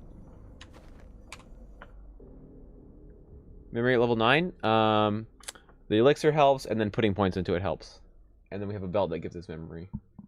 So we got +2 memory from our elixir and from our belt, and then the rest of them are normal points. So. Late.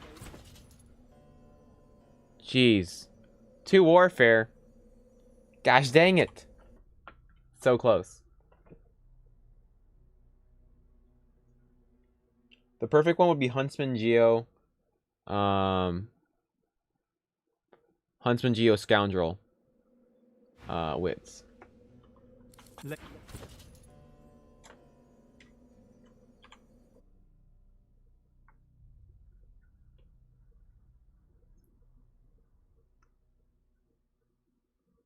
Get a healing ring and you change into a cleric.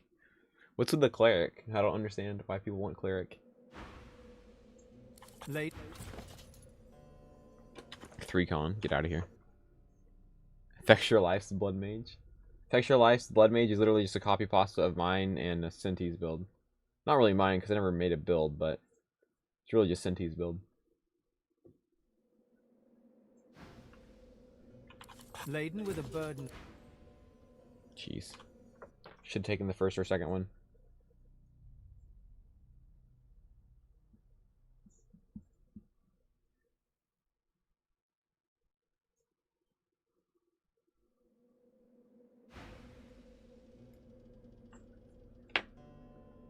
Late. That fire resist. Screw that. I don't want fire resist. I want wits.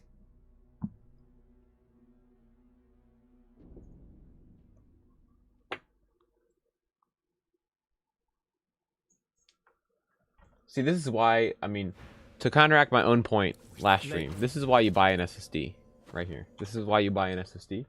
Is so you can save scum faster at the well. That's the biggest benefit I've gotten out of this SSD.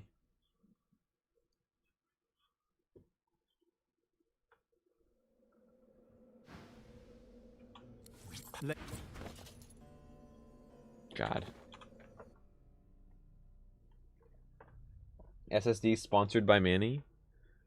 I just SATA. Had it for like probably 2 or so years now, honestly. Late. Oh my god, really? Tanner 05 for 20% off?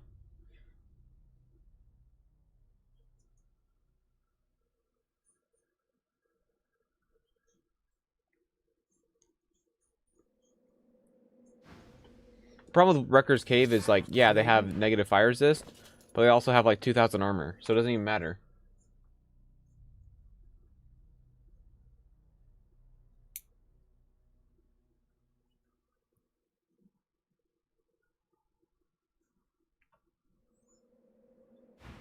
We died on the Black Pits last time we did this run. If y'all are curious what we're looking for, we're just looking for a perfect roll, which would be wits, and then 3 combat abilities that we need. Love the YouTube videos, and so now here I am. Nice, welcome to the stream, man. Glad you like the videos. Not good enough. Wrong stats.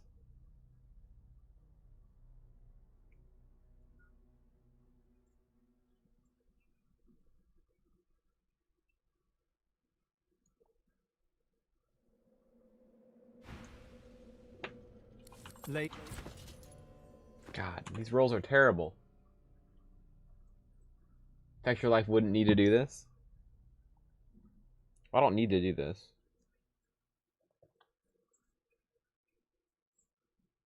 This is premium content. Yes, the true DOS 2 experience. Oh my god.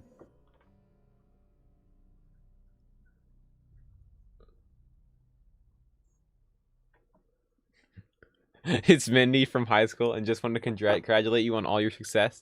JK, it's Tanner. Oh, Tanner got a Corvette? Dude, upgrade from that Mustang GT? Bro, I gotta step up my game.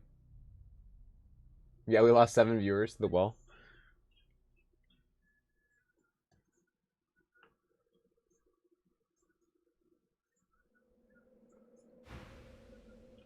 Late. Summoning, get out of here.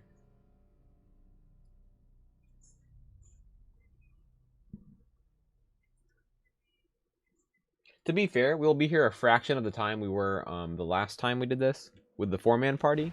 We spent basically an hour here last time because we had 4 characters. That's a lot of damage. Do I take it or do I keep going?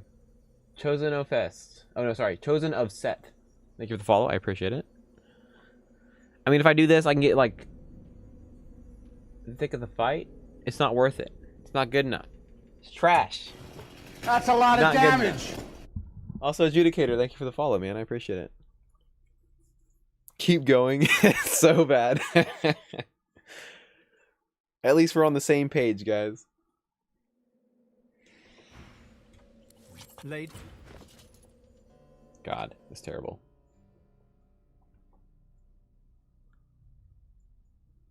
Has 1 bad stat. Literally all we needed was the warfare to be like Geo. If you're going to save scum at all, don't half-ass it. That's fair. It's me, Tanner. Wanted to see how the run was going since I started at the same time as you. You're still on the well? Jake has a point. Oh, I'll follow that point. Yeah.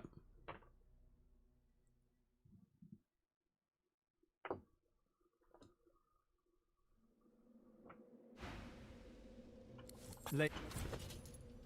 The Woods Huntsman. Oh my god. Unusable. Terrible.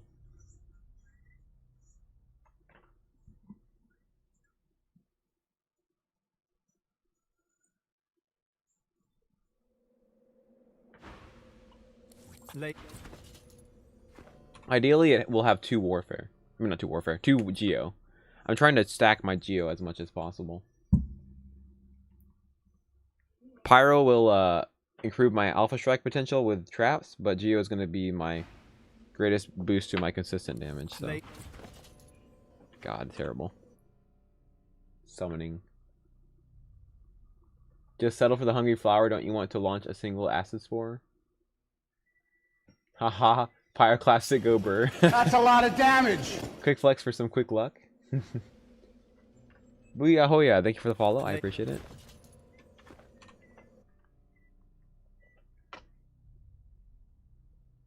Yeah, I'm not looking for like the exact stats I want. I just need stats. I need all 4 stats to be beneficial to the build.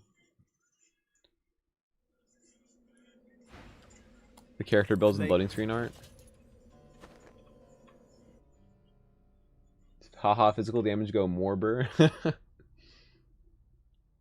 Yeah, Pyroclastic is the I win button. You don't even have to do any like setup like you do with a Necromancer. You just cast it and you win. Gosh, terrible. I've come to bargain. It's basically what we're doing is just the scene from Doctor Strange. I've come to bargain over and over again with the well.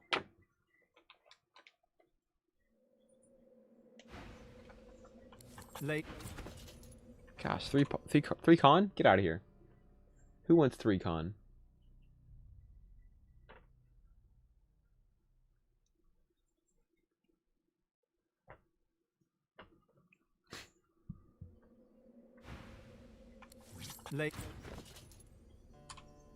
A good ring, yeah. Are you feeling well? Oh my god.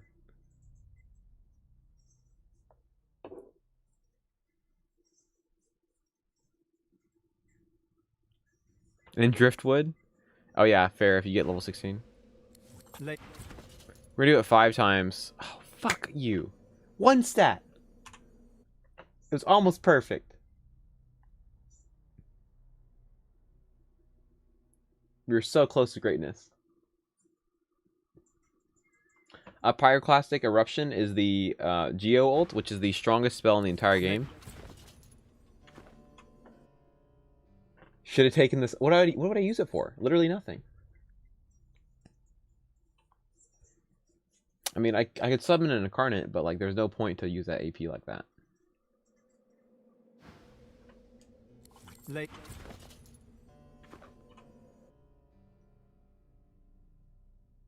Getting a perfect ring from the well speedrun, 29 hours, 43 minutes, and 25 seconds.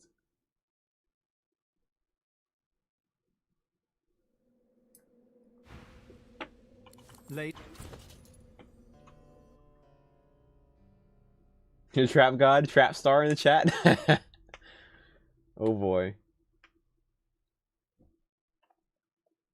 I mean, in theory, Bloodstorm does the same amount of damage. But actually it does less damage, even over 3 turns than Pyroclastic. The problem is it's Geo damage for Pyroclastic, so technically Bloodstorm is generally better.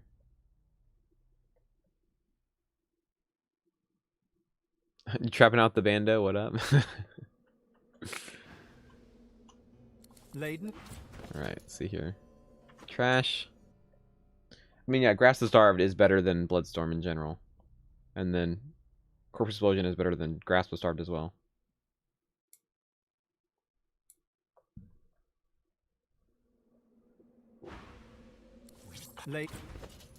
Goodness gracious. We've gotten just under perfect rolls like 3 times.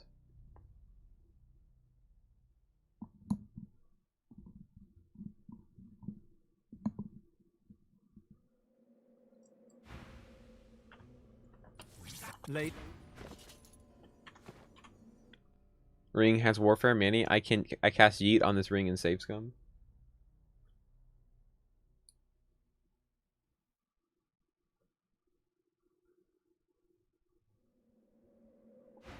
I mean, Meteor Shower is not worth casting. Hailstorm is not worth casting. Ethereal Storm is not worth casting. Unless you have Invisibility or you have grouped up enemies. Thunderstorm is useless. Bloodstorm is moderately useless if you don't have Teleport or Invisibility.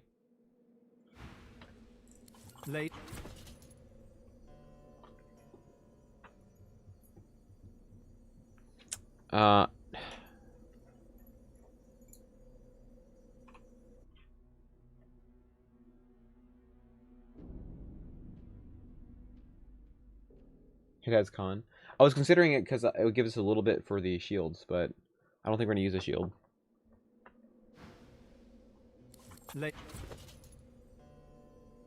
Hydro! What the...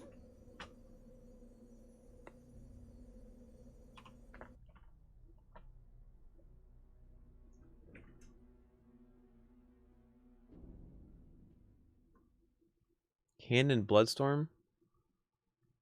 Knife Fury, those two spells you're mentioning are the two of the strongest spells in the game. Late. And if you don't know what Necro is, we'll have to open a Necro save real quick and show you what's up.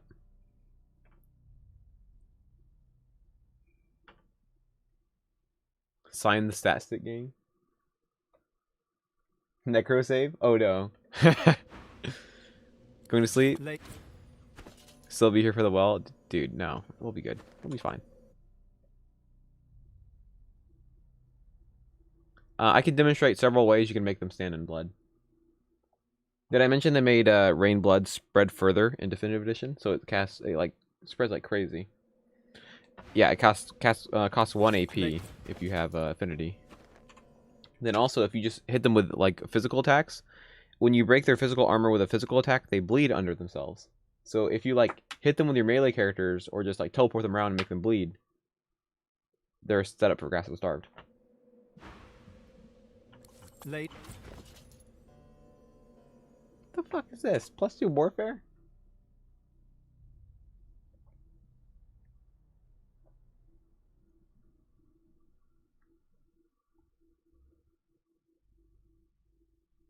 Yeah, what Adlock said.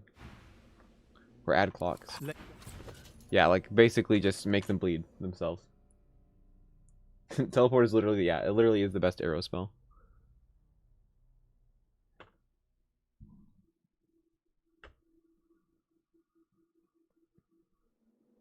Start playing the Jeopardy theme song right now.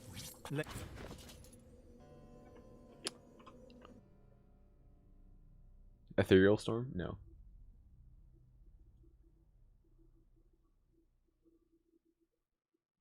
I mean, we're doing no invisibility. Followed by Breathing Bubble. Oh, good grief, that's bad.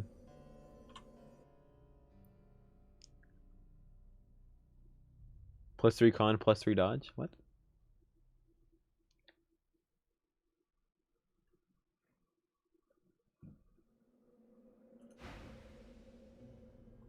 Late. Nope. Apportation. Look, all you have to do to make apportation good is make it do physical damage. Suddenly, it's God tier. I don't think I've ever cast Cryogenic Stasis. I don't have to cast it to know it's bad. Ooh, that's a bad ring. That's probably the worst roll we've gotten so far.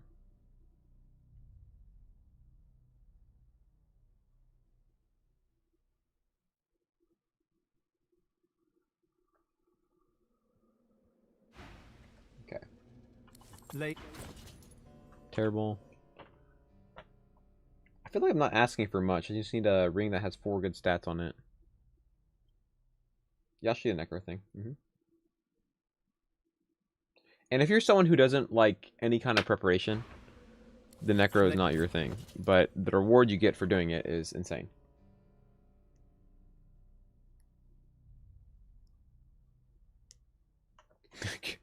Enrage on mages? Oh, please.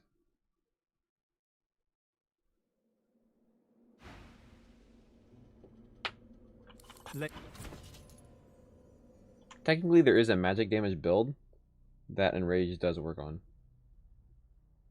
Technically.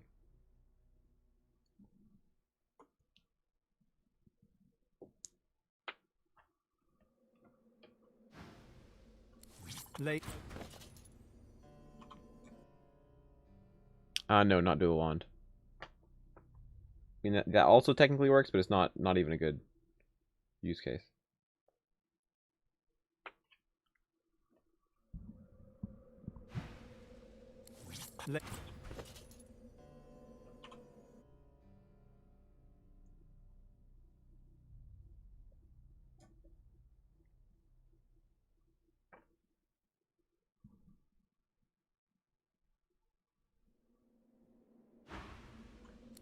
Late.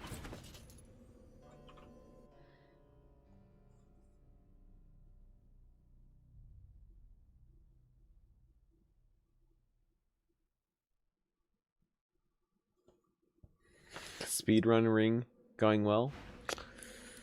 Laden with a Honestly, our RNG is the pretty brothers of Balador sink back to the bottom of the well. so close.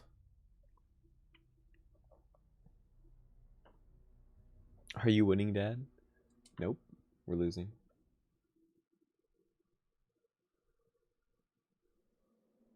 I think the game has beaten us. That's really what's up. Oh my god. So close. I wonder if we calculate our chances. It's probably like around, I don't know, like probably 5% or something like that for getting the type of stats we're needing, if not lower. On being a dad? Well, not there yet. Late.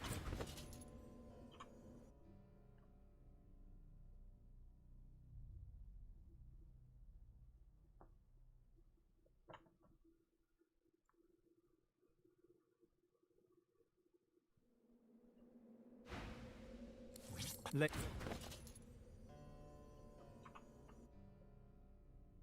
Got the rings he needed without saves coming. Well, RNG is on his side.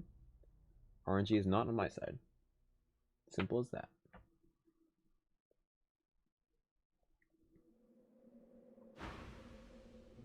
Late. Jeez Louise. We've been here probably like 20 minutes already.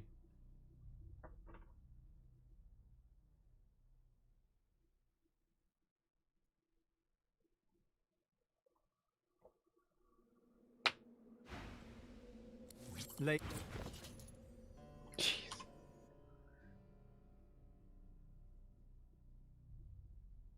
And if some of you are wondering why it's even worth doing this, this is not just straight min-maxing. This is also just the best opportunity for these rings. Whatever rings we get here, we'll be using. We could easily use these rings if they're perfect all the way to the end of the game, because there will be nothing better than these.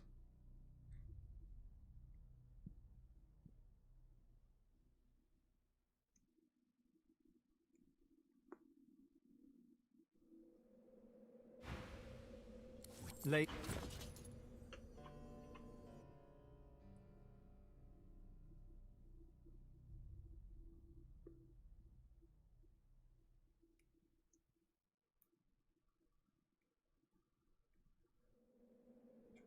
Yeah, wasn't it just straight canceled too, not just delayed?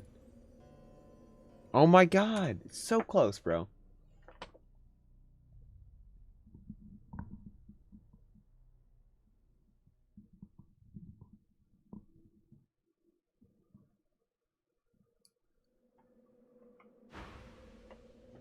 I'm pretty sure postponed indefinitely is just being canceled.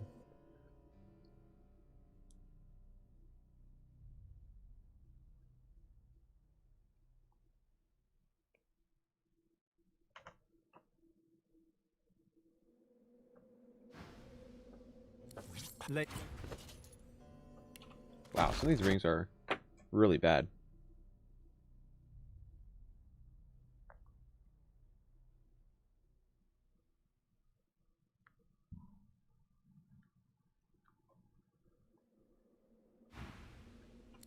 Late. Pretty sure Fallen Heroes was just basically just going to be like DOS 2.5.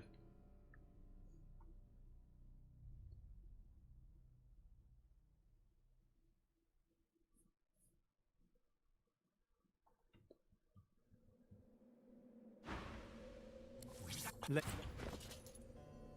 Jeez.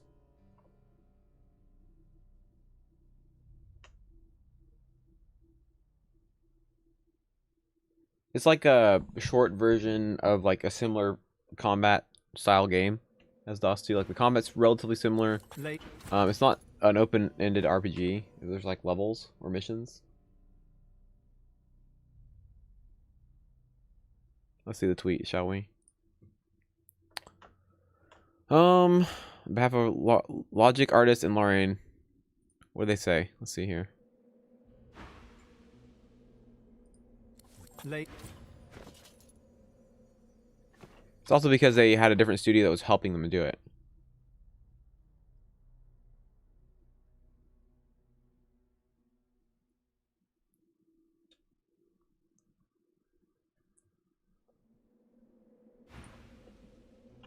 Late. Hydro summoning and 2 resistances. It's pretty bad, bro. I mean, we're doing it with the face masks for a one-man party, so. But all we need is 2 rings. That's all we're looking for is just 2 rings. Late. We still haven't gotten one yet. All right. What can we do to increase our luck? Is there anything we can do? Cross our fingers. So bad.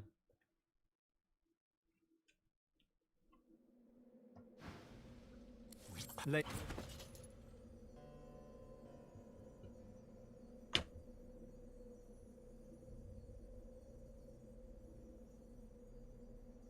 It's so close, but it's not even. It's not there yet.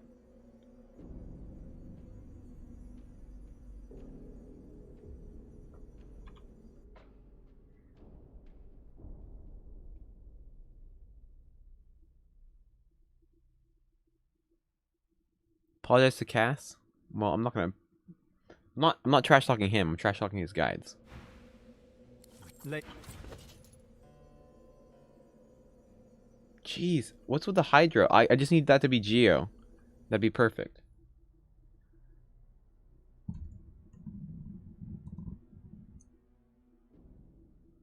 I mean, there's a low chance I'll get a sick ring in the playthrough. Like, just now, the number of times we've done this reload, there's more chances we'll get at a ring than we'll get all game. So.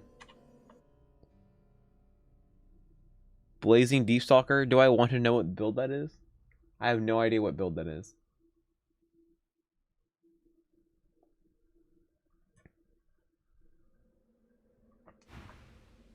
Late. Someone explain it to me. I'd love to know.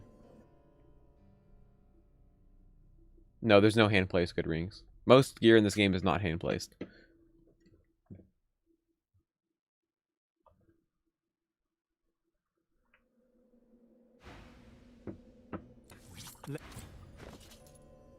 Oh no, he copy pasted the description. Melee explosive trap.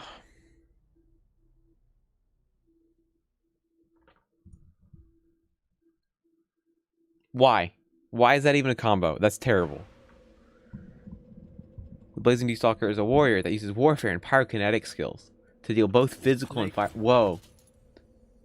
That sounds so strong. Dude, physical and fire damage?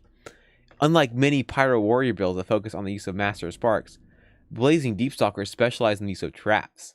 Traps deal fire damage and only scale with pyrokinetic and character level, much like Firebrand. This allows them to do significant fire damage while pumping finesse, which increases their physical damage with spears. Whoa, dude. Spears? Dude. Wow. Bro, that's so great. You can break both their armor bars and then kill them. That's even better than just breaking one of their armor bars and then killing them. Late. It depends on how much of a nerd you are. I personally haven't even finished Pathfinder and Kingmaker.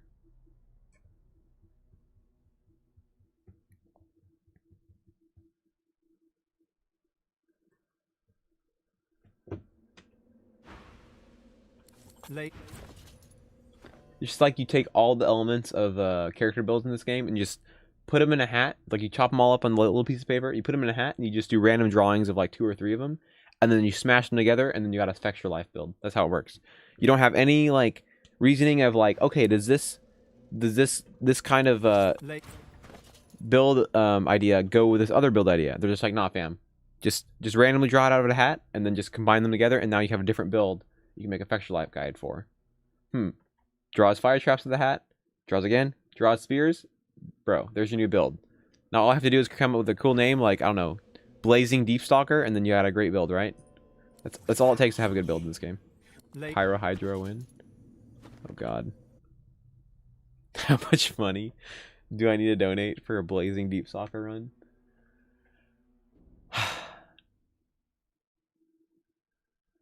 Should I put a price tag on it? Because I'm afraid you might actually do it. But no, I'm not going to put a price tag on that. And some idiot's going to do that, and then I'm going to hate my life for the next week while we do it. Alright, should I do a donation goal? I don't even have a donate button on the stream.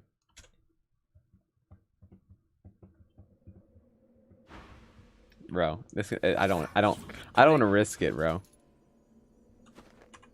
But no donation goal? Your first donation. Okay, should I do a sub goal?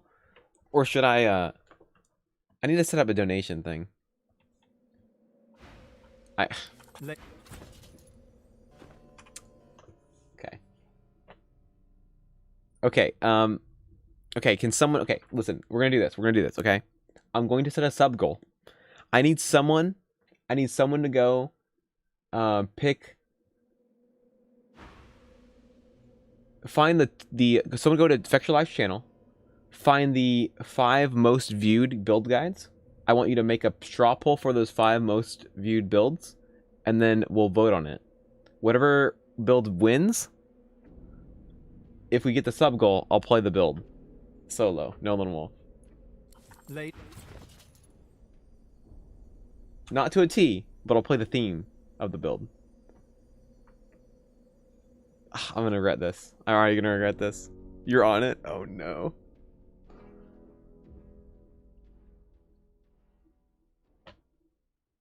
Four-man party? Okay, what would you prefer, guys? Would you prefer a 4-man party of Effectual Life builds, or a solo run of Effectual Life build? Okay, so first poll. First poll. Someone make a 1 straw poll for 4-man versus solo. Someone do that poll real quick. And then after that, we'll do a poll for the builds we use.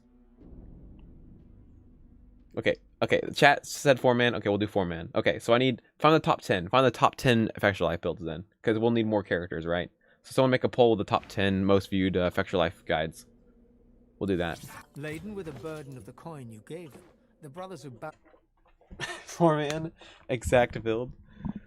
Oh shit. Follow it fully. Okay. Honor mode. Yeah, honor mode to the T. Follow the build guide.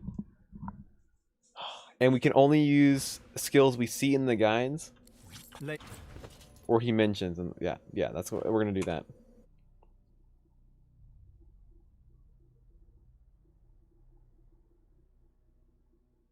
Oh my god, this is going to be that's going to be a disaster run. Holy shit. And the thing is, if it's like a terrible balance of physical and magic, what is this rolls we're getting with the 2 hydro on it every single time we get a good roll? Okay, no skills he mentions to not use. Okay, we'll have to come up with guidelines, but yeah. It's Cleric, Storm Chaser, Frost Paladin, Assassin, Assemble, Stop. Late. Okay, is anyone making the straw poll? Because I'll make it if I need to. Can't we rather do the top 10? No, it needs to be build names that people recognize. Okay. Well, once you finish the poll, when someone finishes the poll, okay, Jake's doing it. Okay. Once he finishes the poll, we'll go watch all the guides on stream. It's gonna take like an hour to do, but we're gonna do it. Okay, are those the most viewed? Eternal Warrior, Death Knight, Blood Mage, Ranger, Juggernaut, Frost Paladin, Scourge Wizard, Storm Chaser, Druid, Duelist. You know no one's going to vote for Death Knight or Blood Mage. Because that just ruins the run. Okay, remove those 2. Don't put those in the poll. Don't put Death Knight or Blood Mage in the poll. Or Ranger. Cut those out. Yeah, cut those 3 out and then take the next 3 top. So like cut Death Knight out, Blood Mage, and Ranger, and then find the next 3. And put those in the poll as well. Frost Paladin's not in it? Okay, well, Frost Paladin probably need to do it. Titleists are high damage water mages that get up high and unload on their targets. Such shit. Oh, jeez. Yeah, so cut those 3 physical guilds out. Okay, so those are... Okay, so that's without the top 3. I mean, the top 3 physical ones. So Eternal Warrior, Juggernaut, Frost Paladin, Scourge, Wizard, Storm Chaser, Duelist, Druid. That's 9, isn't that? Eternal Warrior, Juggernaut, Frost Paladin, Scourge, Wizard, Storm Chaser, Druid, Duelist. No, that's 10, right? Yeah, those are Effectual Life builds. This is not Effectual Life build we're playing right now. We're playing an actual build. That's 10? Okay. Alright, someone make that a straw poll then. Or do you want to do the straw poll after we watch the guides? Let's do the straw poll after we watch the guides. Alright. I feel we have to get 1 ring. We have to get 1 ring right now. Before we stop doing this. Oh my god, yes. Alright, he's posted the... That's fine, we can vote first. Let's vote, and then we'll watch those 4. Okay, so everyone pick only 4 of them.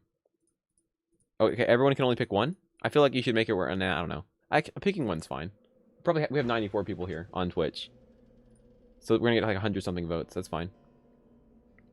Jesus Christ. Frost Paladin, Crystalline Cleric, Juggernaut. Now that's a lot of damage! Holy shit. Wikimo, thank you for the sub. I appreciate it. I'm glad you're enjoying the save scumming and straw polls going on right now. Let me, okay, let's put this on. Okay. 1 second. Window capture.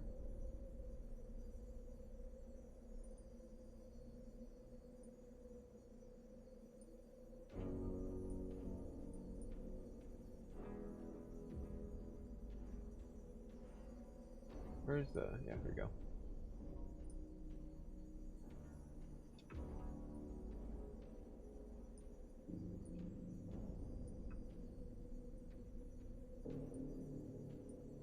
Alright, someone keep spamming the link, please.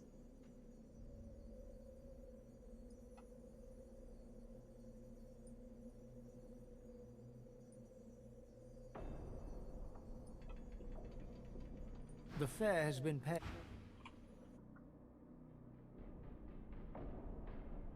Banned for spam. I love how everyone's picking the Hydro classes. Oh god. Oh no. Late. This is dangerous. I don't like this, guys. Titleist. Druid is the memory build. Oh no. Jeez. I'm not telling you the sub goal right now. We have to do this first. Late. It's gonna be up there, guys. Remember that all the proceeds go to my mom's nonprofit, so I'm not just milking money out of the stream. But That's believe a me, lot it'll of be high damage. enough that it's actually a goal. Also, Trapstar, thanks for the follow. How did you start a movement for Effectual Life builds? Laden with. Oh my god, we've literally been here like 45 minutes. No ring. Frost Paladin and Crystalline Cleric are really high up there.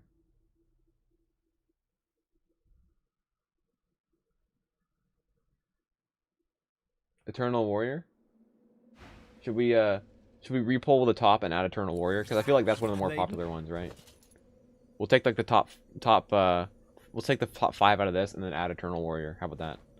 Are there any other builds that are like well known but not high views? It was the most popular? Okay. So we'll have to add Eternal Warrior in there.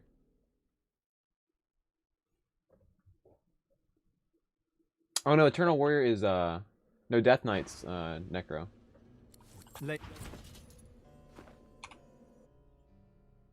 Spear build? Oh shit. Oh, it is Death Knight? Okay, never mind then.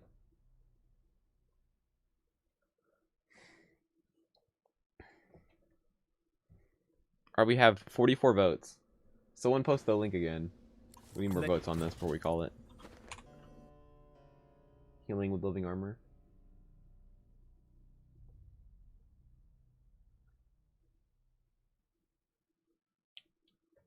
Can't have any actual fun builds? Yeah.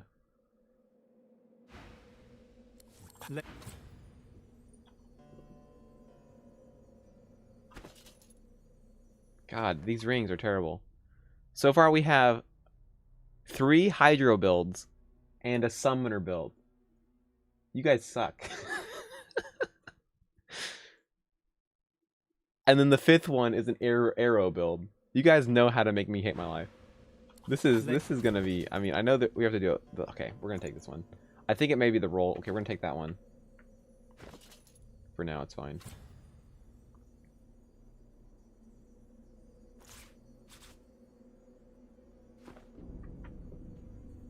Okay.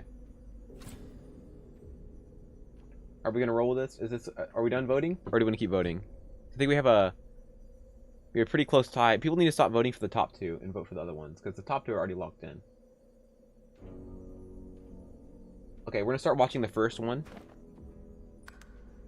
and we'll just start locking in the first one. So we're gonna go and watch Frost Paladin real quick.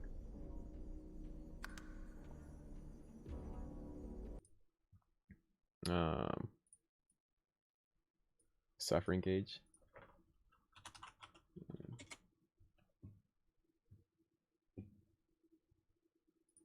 Okay, Frost Paladin. Okay. 521,000 views. Oh, shoot. Okay, one second. I have to make it show up on screen for you guys. Window capture. Alright. Add source. There we go.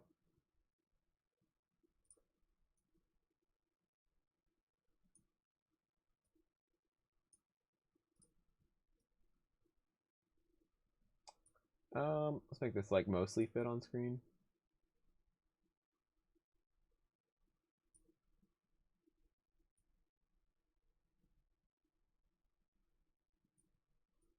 Okay, this is good enough. Let's do. Make the pole smaller, probably. Oh, can let me do it? No.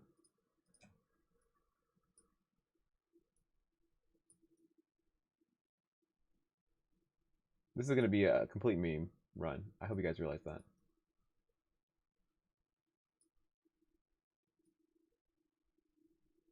All right, here we go. We're gonna watch this guide.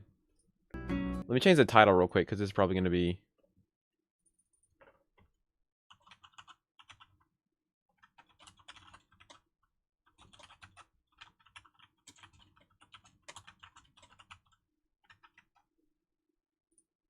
All right, changing the title so it's actually like what we're doing here.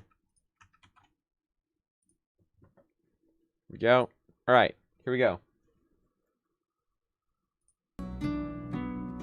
Divinity Original Sin 2 is in full swing, and one of the major issues players are having with the game is builds. What build do I use? What's a good build for a warrior, ranger, mage, etc.? Since the game is rather difficult, this has come much more into focus than one would expect. In this build guide, we're going to cover the Frost Paladin. There's a written guide, right? Let's jump in. Is there a written guide he has, or no? Written build. Okay, so we can follow the written build. We'll work with the written build after. The Frost Paladin is a durable warrior that buffs himself to unimaginable heights and then decimates his enemies with powerful physical attacks. Frost Paladins will utilize healing Hydrosophist skills as well as a few other frost spells to trap their enemies from moving before punishing them with warfare skills.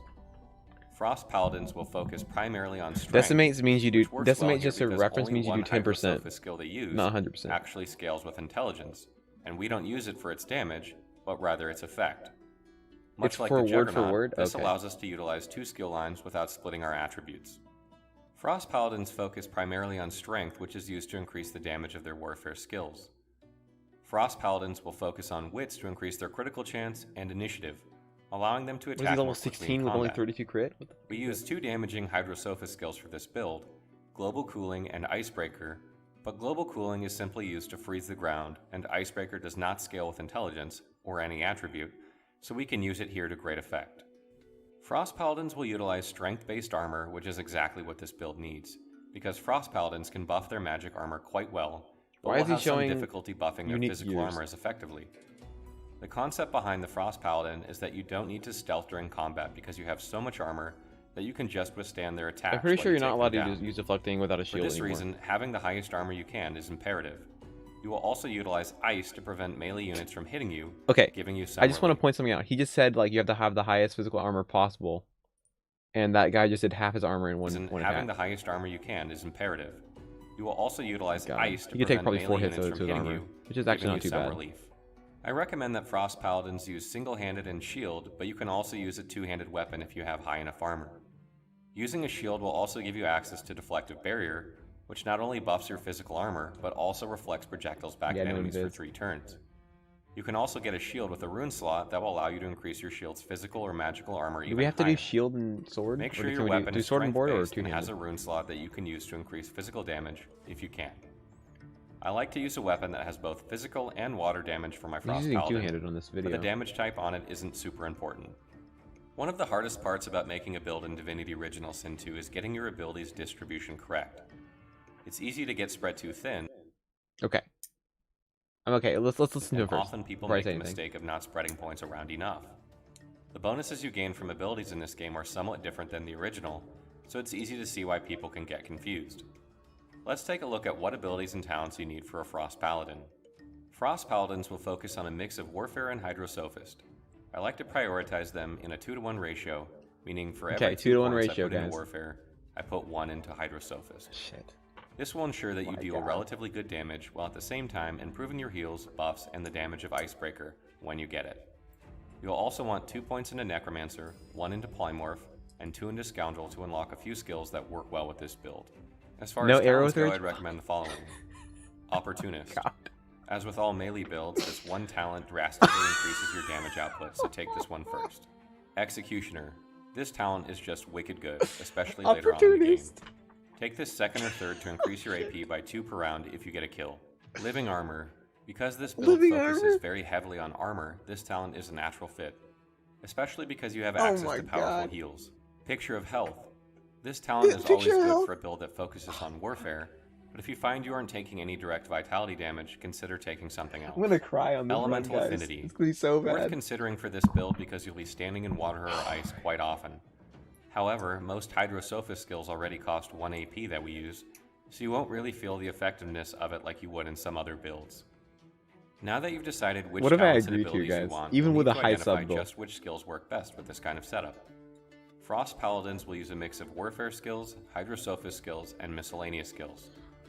This allows them to maintain decent physical damage while being able to buff up, heal, and use ice to control the battlefield. Since builds evolve over the course of the game, I'm going to put the skills in order from the earliest obtainable to latest. Oh man, it's gonna be bad. Get them all right away. Be really bad, Warfare bro. skills. Battle Stomp. A great AoE. Okay, we got Battle Stomp. We got options. We got a good skill here. There's one good skill. Fight for a turn, Battle and Stomp. should only be used when you can do just that. Bouncing Shield. Okay, if you're all right, using that's a good. shield, this Bouncing is a Shield's good. must-have skill. All right. Does tremendous damage and can hit up to 2 targets. A huge benefit of being a shield user. Battering Ram. Okay, good Very skill. good all for right. mobility, Got good especially options here across so far. ice, and comes with a knockdown to boot. Get this one early and use it to hit targets not in the ice you've created if possible. Blitz Attack. All right, Another this is great decent. gap All right, closer decent. that can be used Okay. to maneuver across ice and other surfaces. Save this for after you've used You're global singing cooling if freaking possible, and try Michael to position Jackson. yourself to land a Battle Stomp or Whirlwind after. Whirlwind, a tremendous AoE that Okay, deals good. full damage to each target struck. Try to make sure you hit All at right, least 3 targets I'm actually when using not this, too or save it for a moment when you can. too negative on this build. Phoenix It has Dive. Executioner. It has This should be your opener to warfare get to your skills, target. and it For 1 has AP, this will be where you adrenaline. need to go, and That's then all you hopefully need. Even with follow some up wasted attack points of in like opportunity on talents that and target's Hydro, turn. it'll be fine. Deflective Barrier. This skill isn't quite a must-have for this build, but it's close. Not only does it buff your armor, but the Reflect is really good for 3 turns. I like to use this the first turn. Guardian Angel. Probably one of the we're not few using builds that. around that I'd actually recommend this skill for. If you're playing 2-player Lone Wolf, this skill can be a lifesaver. Hydrosophist skills. Armor of Frost. The best Okay. way to buff your magic armor Situationally and also useful, removes a decent. variety of status effects. Use this turn 1 to buff up. I'm lowering and my then standards for reapply this as run, soon as guys. it is off cooldown. Rain. Use this skill or Raining Blood to Does create affect your life build surfaces hitting to you do freeze with physical or global magic cooling. damage? My This God, will help rain. you prevent melee I mean, at least from they'll getting synergize to with you other and builds in often the party. causes a few knockdowns. Restoration. A good early game heal that can remove a couple Alright, someone status post the effects. voting link Can again. also be used on Because undead to mess Titleist and them up Druid are pretty really good. close together. Deals damage And to so their is Storm physical Chaser. armor. Cleanse Wounds. Another early game heal that can remove a wide variety of status effects and damage undead. Probably not used outside of this build. Very good for damaging undead. Decent for undead, actually. Cryotherapy. This skill can restore a shit ton of magic armor, but doesn't add to your Alright, total. for reference, anyone that's If okay, you use anyone who's going to vote who has not yet, do not vote for Frost Paladin or Crystalline Cleric because they've already won. So vote for Druid, Titleist, Storm Chaser, or any of the other ones if you want those to win. Because like voting those for those first 2 doesn't help us like determine what the last 2 builds are.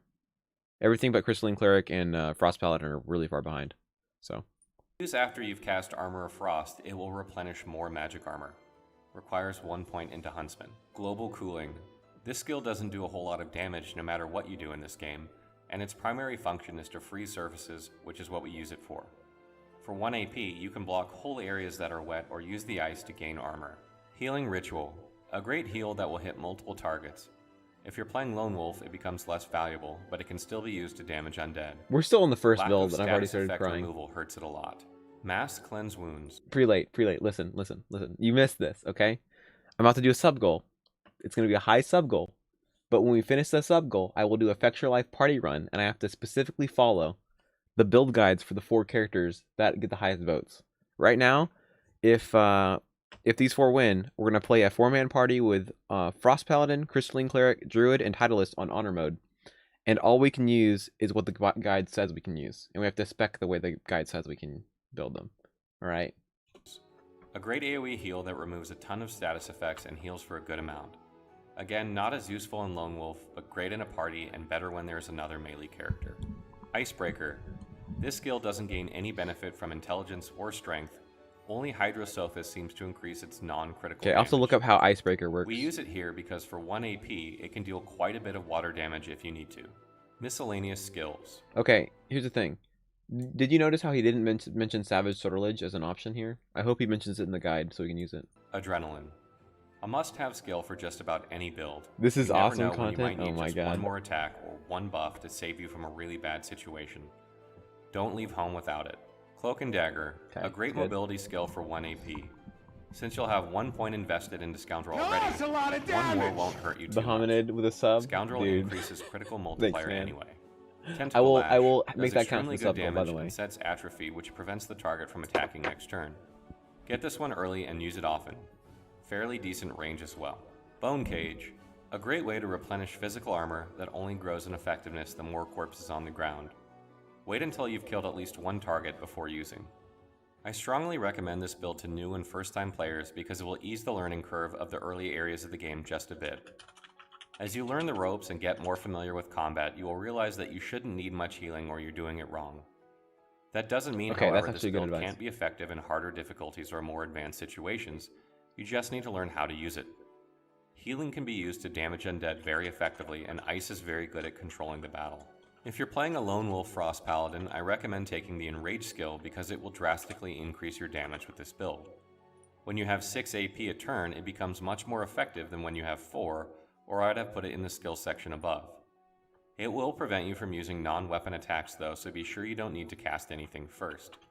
I suggest using it when you're already in range of your target when you Oh are my likely to gosh. get an attack of Okay, I have to opportunity redo this during the guide. enemy's turn. This Combine the goal boots you again were because wearing of with the sub. nails to prevent yourself from slipping on Alright, ice. here we go. You should have enough maneuverability skills to make this not required, but it doesn't hurt anything to add them, so be sure you do. It's also a good idea to do the same for any other melee type characters that may need to move through the ice to attack as well. Instead of using Bone Cage, you could drop a point into Geomancer and take the Fortify skill. The upside is that it requires 1 less point into Geomancer than you would need in Necromancer. That's a lot of damage. Holy shit. The Jake. downside is that having points in I hate you. Necromancer actually returns magic when you deal damage with living armor. It's really up to you, so try it out Damn and it, see which Jake. works best. You can What also play the a variant fuck? of this build where That's you a don't lot put of as many damage. points into Hydrosophist, but instead put them into Retribution to reflect damage. This works very nicely with this build because you get hit quite a bit, and it can be a good way I have to to spec Retribution? Get the fuck out of soften here. up your targets before you close That's the a Oh lot of my damage. If god. you decide to go this route, I recommend splitting your points between Hydrosophist and Retribution 1-to-1. This, Lastly, okay, for reference, this is why I set it to 100, because I knew this shit was gonna happen. 2 or 3 people are gonna donate That's a 10 lot of subs, damage. because if I set it to like 30 or 40, we'd be done already. We're gonna get halfway there you tonight. can actually make a ranger version of this build that may work as well, if not better. The benefit of using a bow is that when you create ice around you, Okay, you can just so you know, That's a we're lot of finishing the current run. damage. I hope you guys understand that. We're gonna finish the current run, and then the Effectual Life Guide will be the next one. So, okay? still shoot at Jesus enemies without Christ, needing guys. to move, which is great. If you go down the ranger route, you'll have less armor, That's so a you'll have lot to of take care to make damage. sure you have the best you can find or purchase. I also recommend the unique belt and May Good. That's a Phelan, good belt right which there. is sold by Ethne the Trader in Act 2. Yeah, Zeke's which missing will all allow the you fun to right use now. This is deflective ridiculous. barrier for a good bit of the game. That's a Be lot sure to of check out our damage. other build guides on our channel for each archetype, warrior, ranger. Okay, that was the first guide, alright? I have the written guide already, so. That's a lot of Oh my damage. god, stop with the subs, please. Please stop. Have mercy. We're at 28 already. Using the Lord's name in vain, Mithra. I thought you were better than this.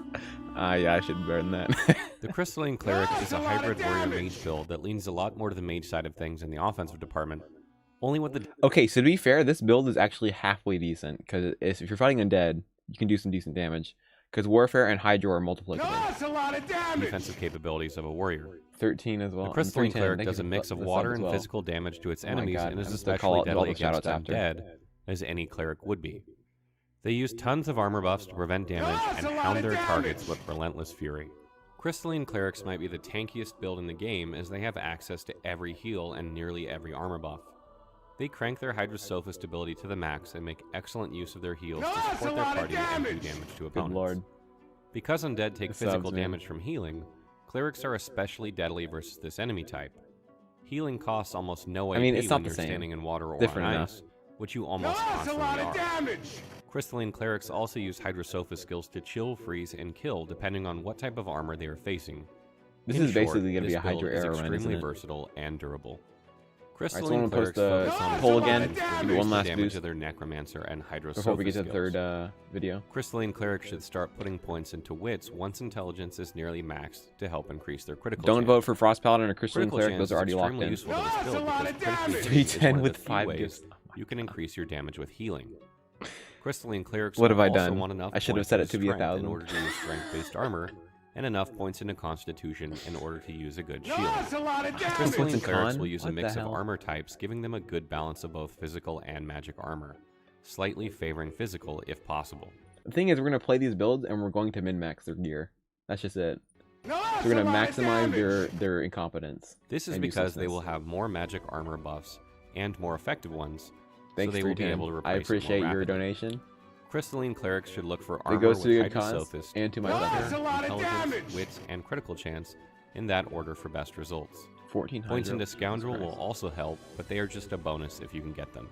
Yeah, On the how to make a weapons quick front, hundo for Crystalline Clerics security. can I use mean, either you're a actually water correct. wand That's or part of why any I'm doing that one-handed too. The Like, upside to using the you're not just wand is- burning your money on my like wasteful spending in real life. This is just going to my mom's nonprofit. So like, it's a good cause, and you get to see some content. So that you'll have an extra ranged attack, which you'll most likely need in the first half of the game, while your skill selection is more limited. It also provides an intelligence bonus, which is a plus. One-handed weapons will allow you to make attacks of opportunity if you wish, which don't particularly hit that hard as a cleric. does this However, build have you adrenaline? will need to be I didn't close notice. anyway to be able to use Decay and many of the short-range heals you have, so it will give you some extra damage. Players can choose either if they wish, but I would recommend the wand early on. Crystalline Clerics have one of the literally has not simplest stopped ability yet. distributions in the whole game, however, it can be varied a bit here and there to personal taste. In Act 1, players will get Hydrosophist to 2, Necromancer to 2, and then Warfare to 2. Then players should place points into Hydrosophist and Warfare as they see fit.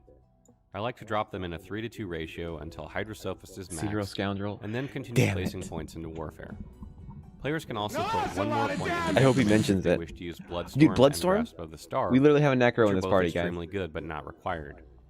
1 point into Huntsman for first aid is also good, and 2 points if you want tactical retreat, which is very useful to anyone. As far as talents go, I'd recommend the following. Elemental Affinity. Okay, good. This talent works extremely well. So with far this we have build 2 because elves, you can by the cast way. Rain This is for good. 1 AP immediately, or use Raining Blood for 2 AP, or use Flesh Sacrifice for 0 AP if you're an elf. Fun fact, Not standing required? on Okay, Frozen well, Blood actually confers this bonus see. to both Necromancer and Hydrosophist skills. Winning Savage Sword Leash. This talent is a must Sword for Leash? any mage build That's a lot with of all other damage. skills to critically hit. Healing skills cannot critically strike your opponents without I mean, it is this, a so it's cleric, an yeah. absolute must in Act 2 when you start getting Winning. some decent critical chance. Hothead. Yeah, the poll's still open. This Just talent don't is vote for really good Frost with this Paladin build or because Christian it will Cleric. increase Those your two already That's a won. lot of damage. Necromancer and Hydrosophist. Just like look at what's on screen here. I mean, you can't see because people are subbing too much. But Frost Paladin and Christian Cleric already won. I mean, actually, Druid passed up Christian Cleric, but we're already watching the video, so Christian Cleric is locked in. Skills, including your healing. So Druid's next, and then Titleist is next currently. You should never be below max health, and it's easy enough for you to restore it should any be missing. That's a The lot pawn. of damage. The pawn To be fair, will all allow these you to talents get are where you good need so to far. go, and you need to be in melee range as often as you can later in the game. Blazing Deep This Stalker requires a wasn't point even into on the Scoundrel, thing though, because it's a so new keep that video. in mind. If you don't take this one, be absolutely So sure many to people take want Druid. That's a lot of damage. Living Armor. Since you have extremely powerful heals with this build, this can work really well to help restore magic armor. It isn't required, but it's definitely a solid choice. Now that you've decided which talents and abilities you want, you'll need to identify just which skills work best with this kind of setup. Crystalline Clerics will I'm gonna use have to a mix of relearn how to play this game. Hydrosophist, Good God, it's Necromancer, gonna be and a terrible. few warfare skills to deal damage and buff and heal Oh their my gosh. teammates. Did Isaac just Since subscribe? builds What the- evolve over the course of the Or did he game, get a I would donated use sub? skills in order I to couldn't tell earliest what's happening. attainable to latest because you won't be able to get them all right away. Oh Hydrosophist my skills. Armor of Frost. The best way to buff your or a teammate's magic armor and also remove Oh, you got a variety donated of to subs, status nice. effects. You Is shouldn't he even buff here? yourself with this often, but great for helping Good others lord. out. This will be extremely powerful in this build because of high Hydrosophist. Rain. Use this skill to create wet surfaces to freeze with global cooling and to get elemental This is affinity terrible, if you man. took it. They're all gifts That's up a there. lot of damage! Water resistance of characters Okay, we're in the finally AoE done. by The 10%, notifications are which can over. help with damage. We're a third of the way there. Alternate between raining blood to keep elemental affinity at all times. Restoration. A good early game God. heal that can remove a couple of status effects. I think Can this also is be used the on first undead time to I'll put mess more them than up 3 pretty points in good. Hydro. Deals damage to their physical armor. Only costs 1 Ever, AP. like in 1800 Cleanse hours. Wounds. A very good heal with an extremely short range. This party will Only just costs 1 use AP them against and can undead, take though. out decaying or undead rather quickly if you are in melee range. Cryotherapy. An excellent way to regain magic armor quickly If and Seek cheaply. doesn't donate subs, you're If you taking decide first to take place. this build to Lone Wolf, it will get much more use. That's a lot of Global Cooling. damage! This skill doesn't do a whole lot Also, of damage y'all, thanks no for matter what the you do in follows this as well. game. I know I However, missed it all can of them, but freeze thank you multiple guys. I enemies that appreciate have it, no man. magic armor. It's like Can also freeze 5 blood, which more reduces the follows in cost there, of so both necro and hydro skills. Healing Ritual. I'm glad you're enjoying A this good group suffering. heal with some range that will also hit undead and decaying targets for damage if they are nearby as well. You won't use this one often, but you will use it. Winter Blast deals really good damage for 2 AP in an AoE that ignores teammates. To be and fair, also it is the kills best enemies. Hydro spell, technically. Good for freezing small sections of the the battlefield most that efficient you can Hydro use for spell. Icebreaker or Cryotherapy. So he's not wrong Cleanse by saying Wounds, that. A great AoE heal that removes a ton of status effects and heals for a good amount. Can be acquired by dropping This a build Source doesn't have Sword into teleport, your does it? armor. Icebreaker. This skill doesn't gain any benefit from intelligence or strength, only Hydrosophist seems to increase its non-critical damage. Works well when paired with global cooling. What do you mean Necromancer $170? skills. It's 5%, right? Bloodsucker. This is a great pickup early on as Oh, it's yeah, a it is good cheap heal $170. for Holy 1 shit. AP. Can also damage decaying enemies. Combine it with raining blood to You're do right, good that's a lot of damage money. or get a good heal early on. A Mosquito lot of Swarm donated money, deals actually, decent so it's damage good. and sets the bleeding status effect. Has Making very my good mom range, rich for a 13 meters, nonprofit. which is nice. Also heals you for a decent amount of Oh vitality. yeah, which it's is half of also it goes nice. to me, so I Decaying made like Touch. what, $90? This skill has a very limited range but can deal good damage and set decaying, which will allow you to damage enemies with healing. A non-negotiable skill for this build. Raining Blood. A great way to help get use of elemental affinity if Teleport you need, and you. also helps to ratchet up the damage of Grasp of the Starve. Can be frozen with global cooling, which Playing has it's tons intended, of uses. I mean, that's fair. Shackles of Pain. This skill is an excellent way of controlling the battlefield, as the AI in the game doesn't like to hit you if you have this on one of them. Well, Druid's locked in Learn for how the to next use this and build here. predict enemy Looks like behavior on Titleist is fire. number 4. Bone Cage. A great we got skill for buffing up 3 your armor, Hydro and the more dead classes. bodies Jesus around, Christ, the better. guys. Between this and Armor of Frost, you should rarely take any damage. Grasp of the Starve. This skill, when properly Yes. used, deals insane damage and will all but one-shot most enemies in its AoE.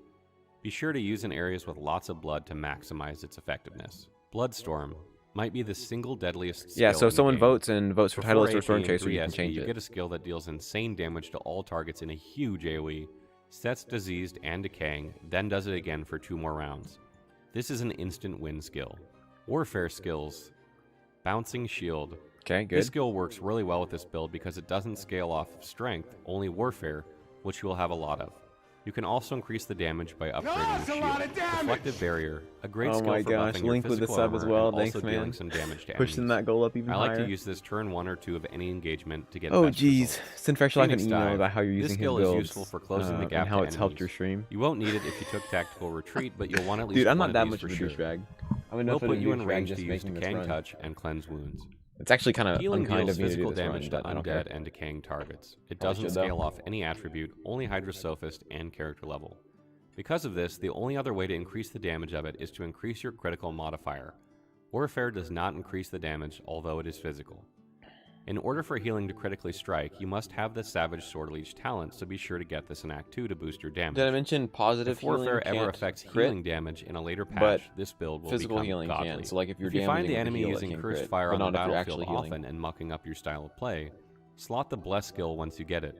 It only costs 1 AP and will allow you to return to business as usual. Be sure to alternate between Rain and Raining Blood to keep the battlefield covered in a freezable surface and to keep up your Elemental Affinity talent. Don't be afraid to use Phoenix Dive or Tactical Retreat to move and start over if where you are standing is too much of a disaster to be saved. You want to fight on ice all the time if you can. Be sure to combine the boots you are Well, too wearing bad with you guys nails voted to for prevent Hydro yourself and from Arrow slipping on characters ice. for the top 4. It's so also we're not a getting good a fire idea to do character the in here, same for probably. any other melee type Unless you characters guys that vote may need to really move fast. through the ice to attack as well. This build does very good damage with water-based skills due to the high intelligence and high Hydrosophist, so feel free to slot more of these if you find they are helping you, especially early on when you can't get all the skills listed above. Ice Fan and Hail Strike can work well here. Always attack the armor type that is weakest if you can, and freeze enemies if their magic armor is low, instead of trying to heal them to death. This build is very versatile, and you can deal a mix of water or physical damage with fairly good results. Crystalline clerics are probably one of the best, if not the best, support characters in the game because of this, and their ability to heal. As mentioned above, having a shield that reflects damage is also helpful for this build, as it helps to slowly strip armor from your opponents. One that reflects an elemental damage type is probably best, because melee units tend to have high physical armor. This will allow you to freeze them with water spells a bit faster. Lastly, this build is just a powerhouse in Lone Wolf, as many builds are. You can defeat entire encounters solo without this talent, so when you add this, it just becomes unfair. If you're up for a really cheesy time, be sure to try it out. Yeah, this be build sure to is check totally out our other cheese. build guides. Alright, well, okay. Okay, so Druid got number 3, guys. So far, just Titleist is getting the 4th slot, unless you guys change the votes. So these top 3 have already won. So don't vote on these if you haven't voted yet. Vote on one of these other ones. Whichever of these gets the top by the end of the next video is the last character in the party. Just keep that in mind. All right, Druid. Oh my God, Mage Summoner. Yeah, shoot me. Wait, which one do we watch? Is it? There's 2 of them, right? Oh, this is the Pillars of Eternity. Never mind. Powerhouse. Yeah, I'm so hyped. In this build guide, we're going to cover the extremely versatile and fun Druid. Let's jump into this. I love his descriptions, like extremely versatile, fun. Build and see just how it works. The Druid is a summoner who utilizes his Conjure Incarnate. Don't get me wrong. I think the quality of his videos are great. His channel's great. He's clearly doing something right here. But these DOS 2 builds specifically are trash. To the fullest by buffing him to extreme lengths that make the Incarnate Look at that. extreme. Look at that hotbar, guys. It's all Incarnate buffs. What the heck is this? Deadly. Has adrenaline. Druids also come equipped with many utility skills from many different skill lines, and this allows them to have a wide variety of spells for nearly every situation. Druids stack armor up high so that they cannot be controlled, and they force their enemies to deal with their Incarnate or face the consequences. No build uses more skills than the Druid. The Druid is simply an elementalist living vicariously via the Incarnate. Druids focus primarily on memory with a secondary focus on intelligence. Man, these yes, builds you heard are me right. A little old. Druids need a buttload of memory because they use more skills than any other build in the game, so be sure to place as many points as needed. Druids don't deal much direct damage, but when they do, they want their spells to hit as hard as they can, thus the intelligence. There is not an attribute that increases summon strength, so you can match summoning with other sorts of builds, like the Ranger for example.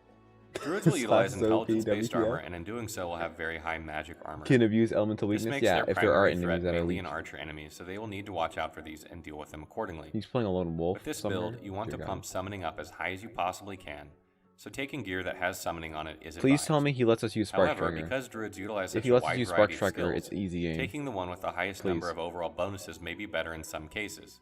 When in doubt, just prioritize summoning, however. As far as weapons go, you'll want to use a wand and shield for maximum armor. You won't ever need to attack with your weapons, so we already have 2 shield shield builds just because in you'll this have party. the correct attributes for it, and they generally give a bonus to intelligence. Always pick the one with best bonuses, not damage. Shields will help keep you alive and will allow you to replenish armor on yourself and your Incarnate. Look at that damage, guys. Dude, OP. Look at that. You can also use Deflective Barrier with the shield, which works great with this build.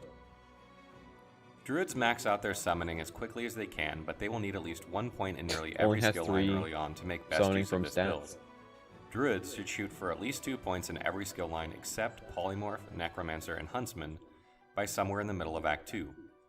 The idea here is that you have access to all buffs for your Incarnate, as well as many useful skills like Teleportation or Shackles of Pain that help you control the situation while your Incarnate mangles target after target. I just want to mention one thing. You see how he's 32 skills here? On the current Lizard run we're doing, we're level 9, and we have, I think, almost 20. So the level of min-maxing we're already doing in our runs is insane compared to this. Your own character will have pretty mediocre damage on its own, but your Incarnate will hit like a freight train, and you will be free to buff and cast support skills for you and your party. As far as talents go, I'd recommend the following. Mnemonic. Okay, this talent is extremely useful for this build because you'll be casting tons of... By the way, if you don't need your points and your attributes for anything else but memory, this makes this talent useless because you already have so many points you can burn on memory. Buffs and spells, and you'll need to have the slots available for them all. We're using it, I guess. Take this one first or second. All skilled up. I really like this talent for this build because you're spread all over the place and even one more ability point comes in handy. Take this one second or third. Far Out Man, a really good talent for this build because it'll allow you to buff anyone you need to more often than not. Take this or all skilled up second. Stench, consider taking this talent fourth because you don't want to be attacked if you can help it. It's better if enemies attack your incarnate or another player that you can buff from behind. You heard me. Now that you've decided which talents and abilities you want, you'll need to identify just which skills work best with this kind of setup. Druids will have a heavy dose of summoning skills as well as skills from nearly every other skill line available. This allows them to buff their incarnate efficiently as well as cast other buffs and spells that help the group. Since builds evolve over the course of the game, I'm going to put the skills in order from earliest obtainable to latest because you won't be able to get them all right away. Summoning skills. Conjure Incarnate. This is obviously a must-have skill for this build, as being a druid revolves completely around it. Take this during character creation and always cast it turn 1. Elemental Totem. A great way to spend AP when you don't have the greatest attacks in the world. Use extra AP on this when casting a damaging spell wouldn't do a whole lot. Dominate Mind. If you're going to run summoning, you might as well slot this skill. It comes in handy now and then and can help give you an edge for a turn or two by controlling an enemy. Soulmate. This is a great way to clear status effects from your incarnate, if you ever need to, and from other party members while granting them bonus armor and vitality. Very good for this build. All infusions. You want to get every single infusion you can for your incarnate. You don't need to get them all right away, but you should get Power, Farsight, Shadow, and Warp as soon as you possibly can while filling in the others when convenient. Focus on Fire, Lightning, Poison, and then Water in that order. Miscellaneous skills. Teleportation. A great way to move melee units away from you or to get archers down from their height advantage. Yeah, There's many can't uses teleport. outside of combat as well, so be sure to get it. Nether Swap. Extra pissed off. Great I for mean, swapping I'm pissed places off with with this whole archers or run. mages Dude, I get that Nether have the high Swap too? ground, or Oh for my moving God. melee units This is further great. away from you. Every Can time he also says be a used good to move skill, your I just feel incarnate. good. Erratic Wisp. A great skill for increasing air resistance on a target and for preventing them from being hit by multiple attacks from the same target. Consider casting this on yourself or ranged DPS. Fortify. Good for buffing physical armor on whichever target needs it. Incarnate, yourself, or anyone else. Also prevents you from being teleported and removes some status effects. Armor of Frost. Alright, title list is number 4, Excellent by for the way. buffing So magic unless you guys armor and vote removing more, unwanted status effects. title list is going to be number 4, You can which buff is yourself, a incarnate, water or any build. other party member in range. Rain can put out burning teammates and create wet surfaces that you can later freeze. This skill has just a lot of different I haven't uses voted both yet. I in should and out probably of vote. combat, so it's good to have. Global Let me Cooling. vote. I like Should this I skill vote for? because it has some wicked uses when used properly and only costs 1 AP. You might not need it every fight, but it's nice to have just in case. Peace of Mind. A great way to boost damage and critical chance on a target and only costs 1 AP. Just an all-around good skill to use on anyone in your party. Always cast when off cooldown. Haste. An excellent skill for a druid because you can buff your incarnate with They're it actually on kind of turn decent 1, builds, giving him an honestly. additional They're AP all right bad away. still, but they're decent. Even if it does not use it right away, your incarnate will get an extra attack turn 2. Adrenaline. I'll add This some skill difficulty is so mods if good it's for too druids easy. because they have many 1 AP skills that they can cast. Use this Dude, I have right away adrenaline on on turn 2 1 characters and buff already. the living This is crap good. out of everyone. Phoenix Dive. This skill is great for moving to where you need to go for 1 AP. You can use other skills like it as well, but you shouldn't need more than 1 or 2 Dude, tops. Act 4 is going Great to for be a getting away train from wreck melee. with this Bouncing party. Shield.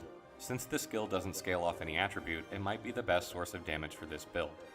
Take this one early and never unslot it. Use as often as you can without sacrificing buffs. Enrage. You can buff your incarnate or other party members, allowing them to deal huge damage. Oh no. Use this wisely because it won't work well on mages or anyone who needs to move before attacking. Deflective Barrier, a great way to punish enemies who attack you instead of your incarnate. Scourge I like to Wizard, cast this dang. turn 1 to make sure I get the most use of it, except when there doesn't seem much of a chance I'll be hit right away. Firstly, when choosing how to buff your incarnate, be sure to inspect the target you want it to attack. It may have really high resistances to what you were going to attack with, so be sure to choose the least resisted type. You can inspect a target by right-clicking on it and then clicking Examine. Sometimes there is Destroys not the an obvious democratic choice, and you process. might just be better off Well, F the attacking with physical democratic damage. process. You heard can play it the here druid first. as a lone wolf, but it is not nearly as useful as you will find that you have plenty of buffs to use every round, but only a couple of targets to use them on. The key to playing successfully here is to make sure that you always maintain your incarnates and your own armor values so that you cannot be CC'd for 1 or more The turns. doctor fight? Oh my god. Prioritize the lower of the gonna 2 be so values and bad. make sure neither of you are ever reduced below 0. When playing Lone Wolf, it is also suggested that you have some damage dealing skills, that way you can help your incarnate. When playing a druid in a full party, it shouldn't be necessary for other characters to have many buff skills slotted, if any at all, because you should have them Which is covered. bad because the 2 characters we For all already have in intents the and party are purposes, buff your heavy. primary goal is to buff your incarnate, then your party, and yourself in that order. Your job is to make sure no one dies and to prioritize buffs based on what is happening on the battlefield, and cast Yeah, we're gonna heals do if this you run until we absolutely beat it. need to. I'm And not you gonna can set a slot 1 or 100 2 sub if goal and then necessary. not finish it if I die. Extra AP can be used casting elemental totems or rarely attacking. You may be We'll tempted to beat choose it. another pet for this sort of build, however, you won't find a more powerful one out there. The text on the tooltip for the infusions is very misleading, and they can seem underwhelming at first glance. For example, on Power Infusion, it says adds 521 physical armor to your Incarnate at Summoning 13, when in fact your Incarnate will actually gain closer to 1200 physical armor. Same goes for Farsight and Yeah, so just so you guys know how this interacts, what he's talking about is if you cast an armor buff on the Incarnate, the Soulbound bonus applies to that armor restoration. So if your Soulbound bonus is 200%, when you give them an armor restoration, they get triple the armor.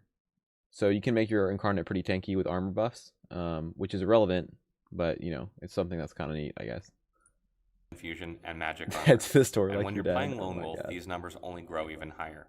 No, These that's two a lot of infusions alone will damage. make your Incarnate have See more Egg armor with the sub than as well. any Oh other my party God, we're at member, 36. with less damage Thanks, man. but more I flexibility. appreciate it. I recommend playing as an elf when playing a druid simply because of the flesh sacrifice skill that can give you 1 extra AP for 1 We're gonna have to turn. play with not elves, I think. Druids need to throw out as many buffs as they can on the first turn, and they can really help accelerate the effectiveness of this build. Another good choice is Thane if you don't mind being locked into a pre-made character who's also undead. What's up, man? Because he Welcome has to the the stream. Time Warp skill that will allow you to take 2 turns in a row, which is even better. No other race has any talents that really help a summoner type elves? build. Finally, you can play this sort of build with limiting yourself to 1 element and your Incarnate to 1 as well, Call but to it isn't arms. recommended. My God. The reason for this is that if you're going to do one type of damage, like fire for example, you'll have much less damage than if you just played a battle mage. You also won't have very much We'll flexibility do a at all, poll of because races, both and you then your Incarnate will deal the same the type of distribution of damage. votes will be You could try to the split percentage into of two the party elements, that is but then that you'd be race. doing even less damage on average. This is why I suggest simply biting I the don't know if bullet that'll and work out, realizing but- that the role of the druid isn't as a primary damage dealer, but as a buffer who has an extremely powerful pet. Be sure to check out our other build I mean, guides Baldur's on Gate our 3 isn't channel worth for playing at each the moment. archetype: warrior, ranger, Okay. mage. So that's the first 3. We have Frost Paladin, Druid, Crystalline Cleric. Title, okay, last chance to vote, okay? I'm about to watch the last video. Right now, Titleist is winning the 4th slot. Storm Chaser is 1 vote behind. So last chance to vote. Don't vote for these first 3. These are already locked in. Whichever one in the next minute gets the most votes, that will be the 4th character in the party.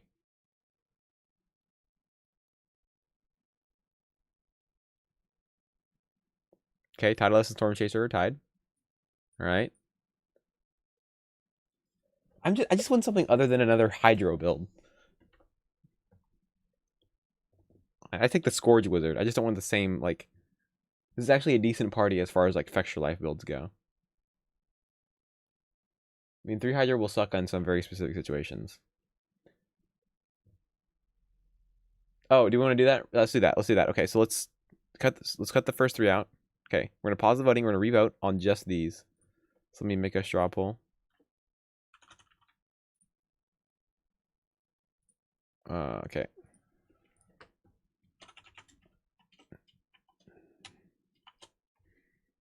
We got Titleist, Storm Chaser.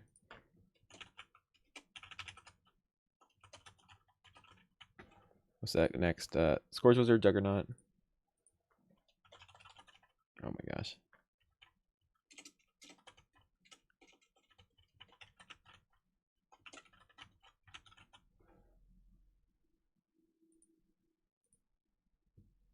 Elementalist, Duelist, Battle Mage.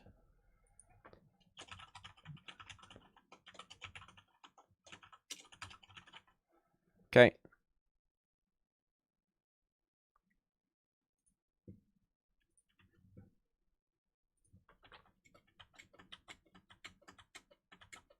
All right. Last poll. What do we got? Character number 4. Vote. Oh, here it goes. Oh boy. I think Battle Mage is the Spark Striker. Oh shit, Scourge Wizard. That's a lot of damage. Also, Freedom at Franz, thank you for the follow. I appreciate it. All right, Titleist is still tied. Okay. All right. How we doing? All right. Title. Okay, Titleist. Oh my god. Titleist is gonna win anyway. Screw you guys. It's gonna win again. Oh my god. Bro, is this really happening right now? Zeke's here. Alright. Oh my god. Seriously. We do the poll again and Titleist still wins. You guys suck. Alright, it's over. It's Titleist again. Alright, Titleist. Shoot. Alright, here we go. Here, if you want to vote, I'll give it 2 seconds. Here we go. Last chance to vote. Literally like 20 seconds left. Spark Striker is pretty decent. It's if you get a bunch of enemies grouped up. It's not OP, but it's good. You looked at it and you're like, I'm voting for that? Is it really that bad? Oh. You said I hated it? Okay, that's fair. Okay, it already won. Let's go watch the video. Oh, this is a loud In this build video. guide, we're going to cover the Titleist. His intro is really Let's loud. jump into this build and see just how it works. The Titleist is a mage build that focuses on purely Hydrosophist skills to deal water damage, heal, and buff. Guys, look at the hotbar. Look at this hotbar. Oh my god. Titleist will unleash the fury of the tides by drenching and icing Holy nearby enemies, crap. hampering their movement, chilling, and freezing. I'm scared now. Since both chilled and frozen enemies lose 20% water resistance, Titleist can deal increased damage by repeatedly Winter striking is the coming. same target. IT. Because Hydrosophist has many heals and buffs in its skill line, Titleists have fewer attack skills than other mages. Yeah, because you're not using any other... Titleists use dual wands in between cooldowns God. to help keep their damage This high. is terrible, guys. A I Titleist hate my using life now. wands will deal slightly less damage per attack as that of a two-handed pure warrior build. The downside is no being that step two, Titleists cannot hit pretty multiple much. targets and have a lower critical multiplier. However, they can strike from 13 meters or further in some cases, and gain a damage bonus from Huntsman if elevated, which can push them over the top. Titleists focus on intelligence to increase the damage of their precious few damaging Hydrosophist skills, as well as Precious their few. dual wand attacks. Titleists should start putting points into wits once intelligence is nearly maxed to help increase their critical chance, because it is more important Dude, none to of these Titleists builds than have just about invisibility. any We're other mage screwed. build. Hail Strike, Ice Fan, Hailstorm, and I think only dual one wand character attacks has all CC fire too. multiple projectiles I mean, I guess we have that Hydro, critically but... hit or don't independently. What this means is that it's Dunkle. imperative that you increase your critical chance when you can, because the I'm higher sorry, it is, man. the more I likely hate that myself, each I guess. projectile will critically hit. Titleists will utilize intelligence-based armor and thus will have high magic armor. This means their primary threat will be melee units and archers, because they will have low physical armor. Titleists will Terrain also look for armor with transmutation just to give Hydrosophist, water affinity? intelligence, wits, critical chance, huntsman, and Leave finally for like scoundrel one on it day in and you're bad watching order. this shit. This will ensure a Dunkle. maximum. Just to fill you in, this sub goal down here for 100 subs, when we hit that, we're doing a 4-man run with, what was it? We're doing a 4-man run with Frost Paladin, Druid, Crystalline Cleric, and Titleist, and we have to follow the guides to a T. We can't use other skills that he doesn't mention. We can't spec any differently than he tells us to spec, alright? And we're doing it on honor mode. Damage on both spells and wand attacks. Slot Frost Runes of Power into your armor to increase water resistance. And Bro, for look at more that damage. intelligence. Almost a one-shot, And a dude. Fire Rune of Power into your necklace for more Yeah, I'll read the critical website guides when I'm like As mentioned determining a few how I'm times, building them Titleists will level by use level. dual wands to attack with when their damaging skills are on cooldown. Bro, look You at that will want damage. two It's so water good. wands because they will increase in damage from Hydrosophist, and they will place Dang, ice wow. under the target that Big you boy strike, damage. allowing you to use Icebreaker for 1 AP if you need. Ideally, they will both have rune slots on them, as well as intelligence and critical chance. You want Should to we place do a Frost classic Runes of Power edition into just them to make it even increase your harder? Intelligence and water damage. Titleists are a pretty straightforward build in terms of abilities. God. I like to get 2 points into Hydrosophist and then 2 into Huntsman to get Tactical Retreat. After that, I pump Yeah, he has little Hydrosophist until on it is that- maxed that out, too. and then I start placing points into Polymorph to be able to get a couple of skills there. After that, I recommend placing all further points into Huntsman in order to increase damage with wands and skills from high up.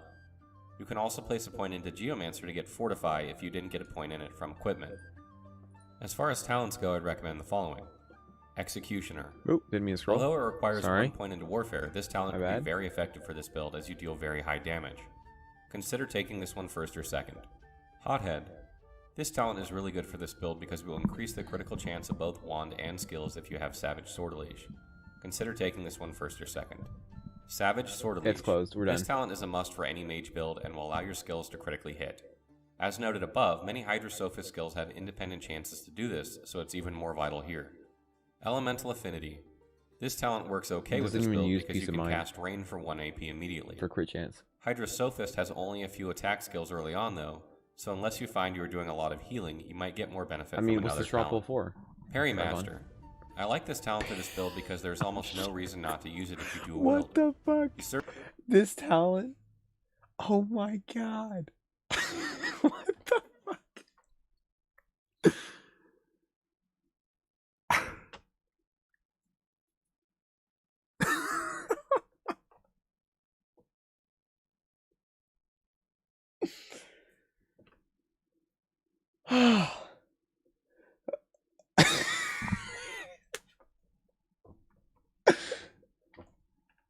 Dude, what the heck?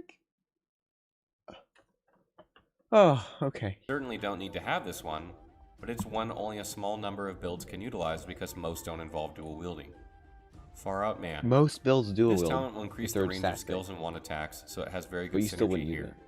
You will get even more use out of it if you're up high. That's a lot of damage! Now that The Mr. Marionette, thanks for the sub, dude. I appreciate it.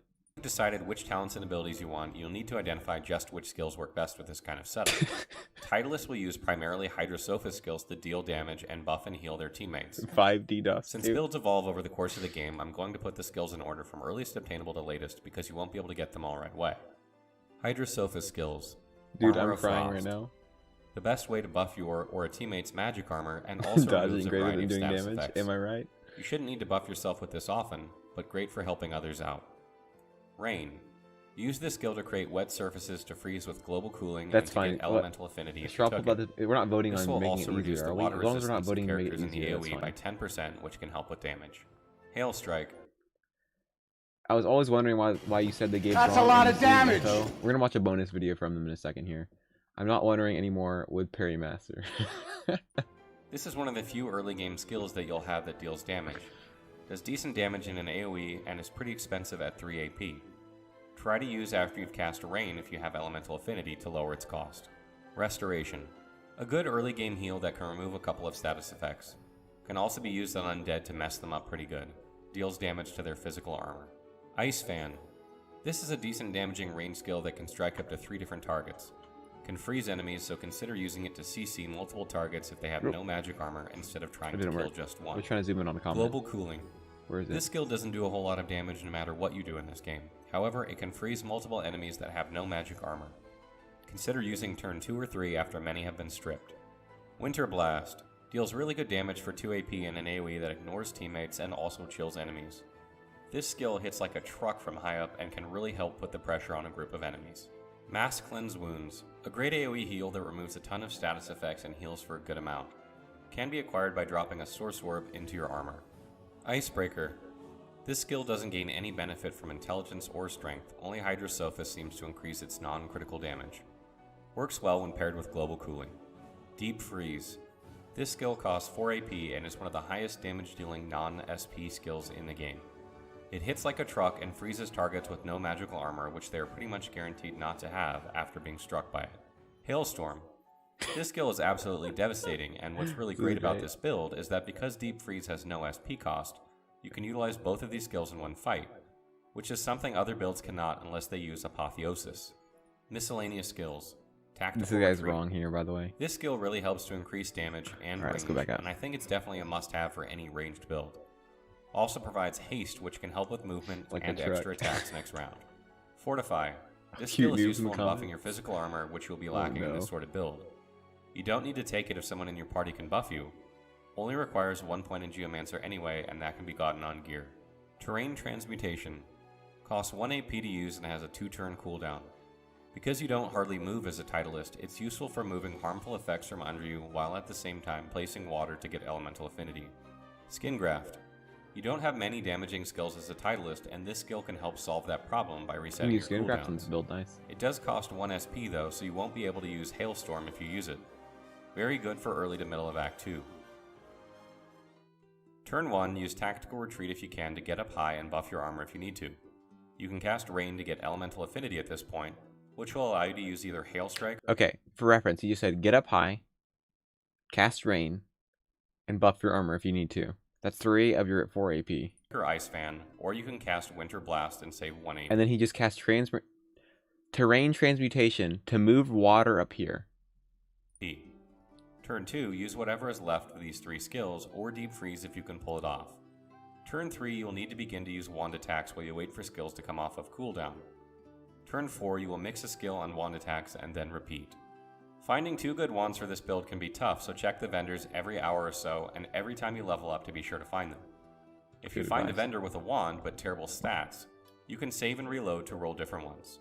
Also, try changing the order you visit Wow, vendors, that was actually good advice. Look at as that. this can change what they sell altogether.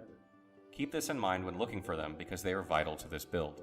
Instead of taking Fortify, you can put a couple of points into next. So, Mister, if he like doesn't mention skills, like for example, this build doesn't have Peace of Mind or Haste on it, so I can't put a point in Pyro to get those skills in this build. Like obviously, if there's a Hydro spell he's not using, I can still use it, right? But like, I can't deviate from the build in Spirit, if that makes sense. Necromancer to get Bone Cage. This will also allow you to use. So he some mentioned other Bone Cage, skills so I like could get Blood, Necro for Death Witch, Bone Cage because you Vampiric mentioned it. Hunger, and It's Living basically on the the Edge. rules. This makes you more of a cleric type build, which I will cover in another guide, but can increase your Yeah, damage literally on and story give you mode. some extra skills to use if you find He you keeps don't swapping- like basic attacks oh with my dual God. wands. I would suggest Bloodstorm here, but it does physical damage and you already have Hailstorm anyway. Consider adding Enrage to this build for those times when your skills are on cooldown. What if I just Since so it lasts happened? 2 turns, it's very I think it likely still that a would few of them will be make refreshed the by the run too time it easy. runs out, and you can get some good damage this way early on in the game. Yeah, he's like barely Especially doing if you're damage to up high. him, so he must be It's on only one Lone more Wolf point into with. warfare if you took Yeah, he's on Lone Executioner Wolf and anyway, probably on and you can Classic or probably get that Explorer. from gear. Finally, remember that healing skills damage undead and decaying enemies, and that can be used as a weapon against them. Healing Like the damages insane amount of physical damage they're armor doing to undead, him. so it allows for I some mean, insanely low flexibility amount of against damage this they're doing enemy him type, to him. because It's you like can pick whichever armor that's type not is how it lower would to go attack and help in the your actual game teammates. now. Just be sure not to use both healing and regular skills and attacks on the same target. Yeah, they're like barely moving his armor bar. Like anytime you see an enemy hit me when I'm playing, it's literally half or more of the armor bar. They have both armor types or you'll waste damage.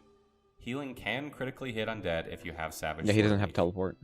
Be sure to check out our other build guides on our channel for each archetype: Warrior, Ranger, Mage, Rogue, Oh and Jesus Summoner. Christ! All right, this is gonna be terrible. Oh fudge! Did he not have? Are you saying he didn't have Flesh Sacrifice on his hotbar? Stop. Oh, he did. He just wasn't using it. Okay. Blazing Deep Stalker. Okay, is this his newest build?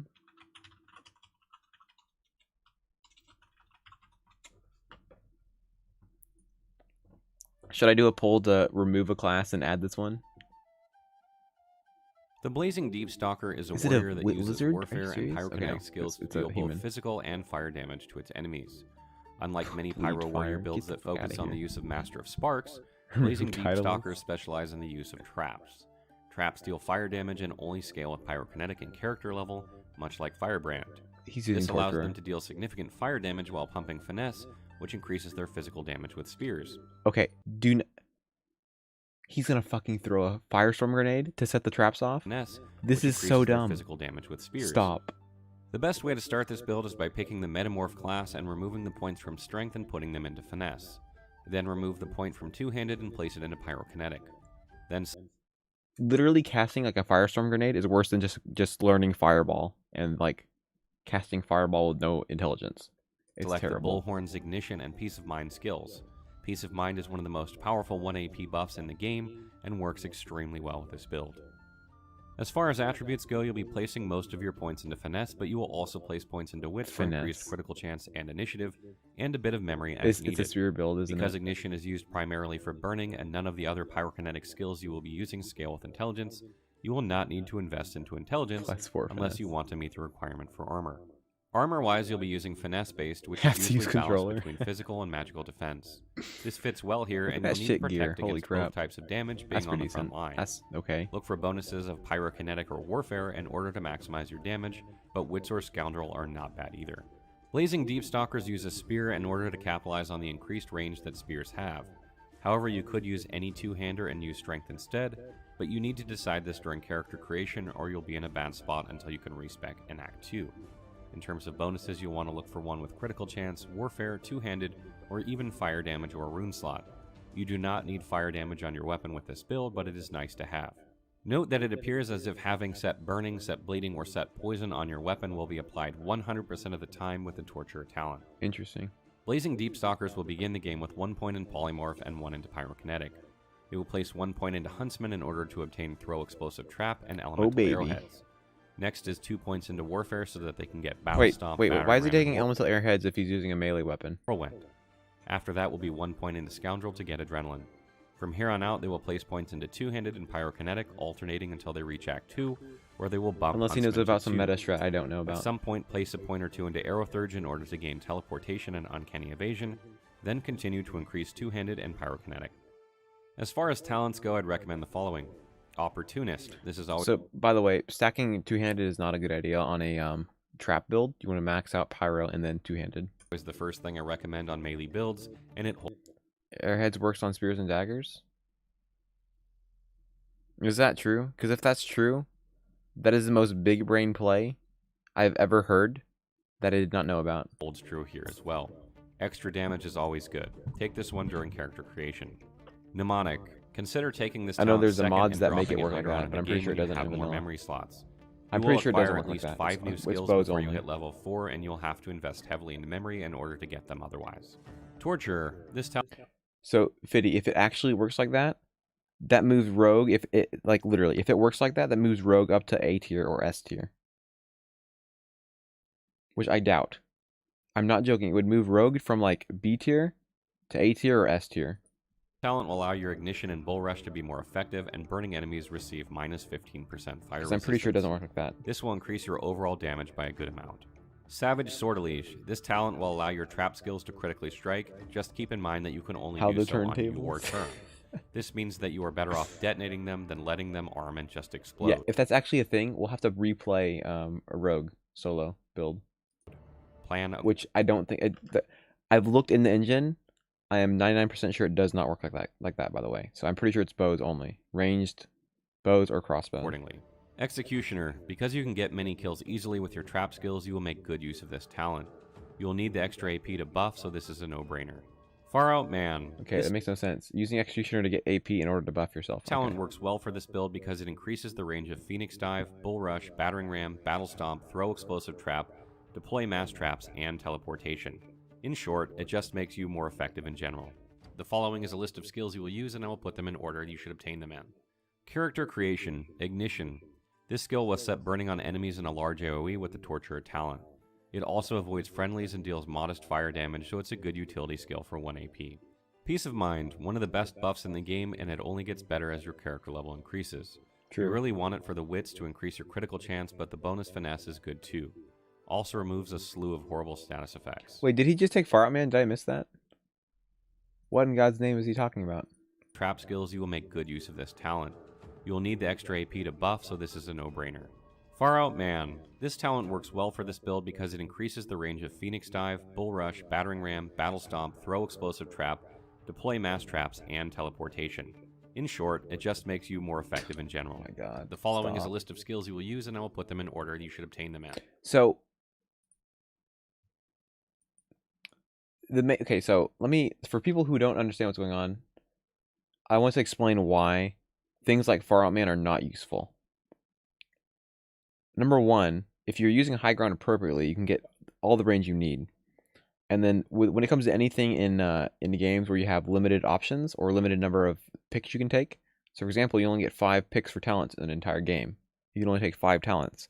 So there's an opportunity cost to everything. So if you take one talent, you can't take any of the other ones, right? So you only get 5 picks out of like the 20, 30 that are available. So you need to take the ones that give the largest benefit. So if you take Far Out Man, that just by nature is preventing you from taking something else that could potentially be better. You suffer the whole game? Yeah. I mean, you get to watch me suffer when we do this run. Because it increases the range of Phoenix Dive, Bull Rush, Battering Ram, Battle Stomp, Throw Just move forward a great skill that allows you to gap close over and over and sets bleeding with the Torturer talent. Use this to hit multiple enemies each round if you can, or get in range for Whirlwind. Character levels 1 to 3. Battering Ram. This skill is great for knocking down enemies once they have no physical armor. Don't use it until you are sure you can get the status effect, or you'll just waste it. The damage it deals is modest compared to a regular attack. Battle Stomp. This skill is great for clearing surfaces and knocking down many enemies at once. Like Battering Ram, it deals less damage than a regular attack or Whirlwind, so be sure to use it when you get the status effect. Bleed Fire. This crafted skill is needed for 2 reasons. Oh my god. First, it lowers fire resistance by an additional 20% on enemies with no magic armor, and second, it creates a fire surface with which you can detonate your traps when thrown. This is one of the cheapest spells in the game that creates a fire surface without external factors. Throw Explosive Trap. This skill gives you really high fire damage for 1 AP. FYI, having elemental affinity and throwing fireball is also just as cheap as bleed fire, and it does damage. And it has a 13-meter range. The trap doesn't scale with intelligence, only pyrokinetic, so works well here. Elemental Arrowheads. This skill will be used sparingly because it doesn't add enough fire damage to be useful in many cases, and there will be some situations where you don't need to deal fire damage at all. This skill's damage will increase with level and pyrokinetic if used on a fire surface. Character levels. Tested in game, it worked on a dagger. And it says on Wiki it works on spears too. Okay, we're 4 gonna to open the 8. game and look at that. Whirlwind. This skill will be useful in distributing physical damage to enemies nearby as Because I don't think you guys understand how busted that is. well as some fire damage. If you're using a spear, the radius of the skill will be wider, making it easier to hit more enemies. Enrage. This skill will mute you when cast, but guarantee every target hit by your traps will take critical damage. Throw your traps down, pop adrenaline, then enrage, and detonate your traps with a grenade from... I wish I knew that, because that makes Rogue... If that really works, Rogue is better than Knight. massive damage. Potentially. Adrenaline, a must-have skill for nearly any build. You'll need this on your first turn in order to buff and attack. Use it anytime it's off cooldown in order to get the most of your turn. Uncanny Evasion. This skill is pretty much a must for any melee unit that doesn't use Chameleon Cloak That's as a means of busted. avoiding I don't know how I didn't know that. That means the skill is not working like it should. damage. Will make you virtually immune to weapon-based attacks for 1 turn. Yeah, so Sinti has like the best guides I can possibly recommend to you. He doesn't really go into like explanations of like why things work the way they do or why things are good, but he gives you the correct advice as far as like building Teleportation, characters, which is another really skill good. that is useful And its on nearly content's any really fun to build. watch too. Use this one to group enemies up in order to AoE them down with Whirlwind or deploy mass traps. So when you say they work with daggers, do you mean only when you use like a throwing spell, or do you mean like just normal attacks too? Character levels 9 and up. Deploy mass traps. The best fire damage skill in this build. You will get this one at In this game, by the beginning way. of Act 2. It has a 13-meter It said range, ranged and each attacks. trap explodes in an AoE, making it a very Normal attacks? versatile Okay, if skill. it works with skills Because it too. doesn't scale with intelligence, it does more damage by simply having higher pyrokinetic.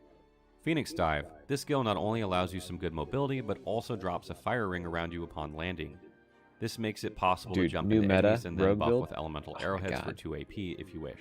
Challenge. This skill costs 0 AP and will increase your damage by 20% and provide additional armor for 2 turns if you kill the marked enemy within 3. An amazing skill that any warfare-based build should utilize. Firebrand. Much like elemental arrowheads, you will use this skill less often than you think. However, it doesn't scale with intelligence, so works well to buff your fire damage if you need to. Note that it is an AoE, but friendlies who don't have high pyrokinetic will see much less effectiveness.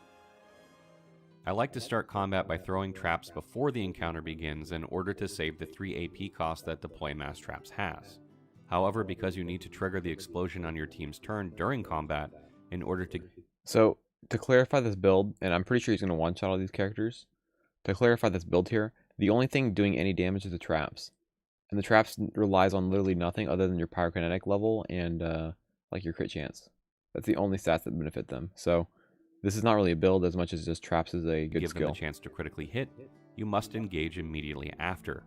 This will allow you to detonate them with What's up, a Chris? skill or item like a grenade. Note that the damage done by them when Such a good cast build, this way Craig. is affected Nice. by the character who sets them off, enemies included. They will do more or less damage based on their pyrokinetic ability, and they won't critically hit if the person who detonates them does not have Savage Sword Leash. For this reason, it is advised you either have the highest initiative on your team, or simply wait until combat to cast them if not. Race is not particularly important with I this don't, build, Chris, but no. playing a lizard gives the dragon's I'm going blaze to have ability. siblings, but not It is long-lost an twins. extremely cheap fire damage skill at 1 AP and can also be used to detonate traps. You also gain some additional fire resistance as a lizard, which can come in useful when you are causing explosions often. Elf is a solid choice because it costs 3 AP to deploy mass traps, 2 to enrage, and 2 to throw a grenade. This means with Adrenaline you would have exactly enough to do this if you didn't throw the traps before combat began. I love how he's using Uncanny Evasion on these builds, but not Invisibility. Human gives you increased critical chance and damage, which works well with Enrage. Enrage is just insane when used with this build because you'll be placing 2 points into two-handed, which increases your critical damage and your melee damage. Since your traps will all critically hit when Enrage is active, it becomes invaluable when you need to deal massive fire damage and great when you want to deal physical damage with Whirlwind. Because traps scale only with Pyrokinetic and not Intelligence, you can play this build as a Ranger as well. You don't gain the advantage of the critical damage increase from two-handed, so you'd place points into Warfare or Huntsman instead. This allows you to utilize elemental arrows for increased fire damage as well, and those all scale off Finesse and Warfare.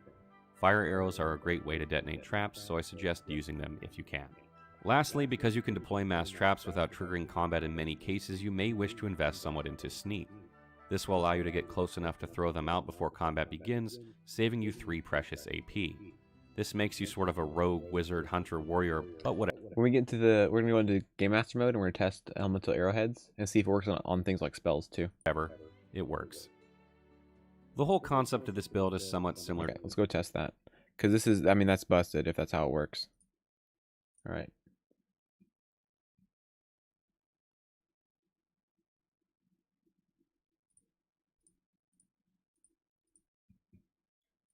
Back into DOS 2 real quick. Yeah, throw daggers. I'm asking about like other spells. Because if it only works with like the thrown weapon attacks, then it's not worth it. But if it works with like normal attacks and other skills like Whirlwind, it's busted. Yeah, it says ranged attacks. So the question is, does it work like that or is it lying to you?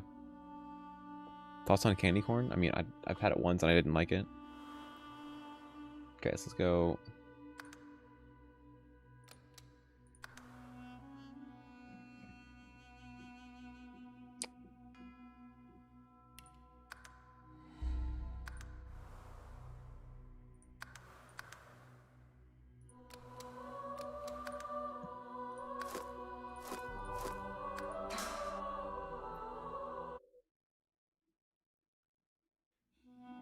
Just elemental arrowheads while you have the buff on increases your damage with ranged attacks.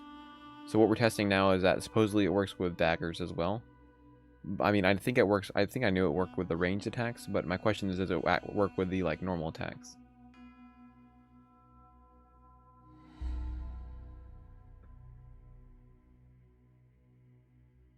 It worked with basic attacks and throwing knives.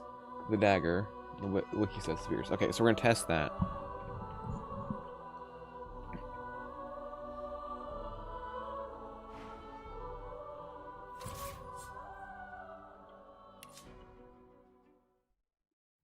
Finding new meta builds for DOS 2? I mean, no. No, not that. Whoops. Didn't mean to kill him.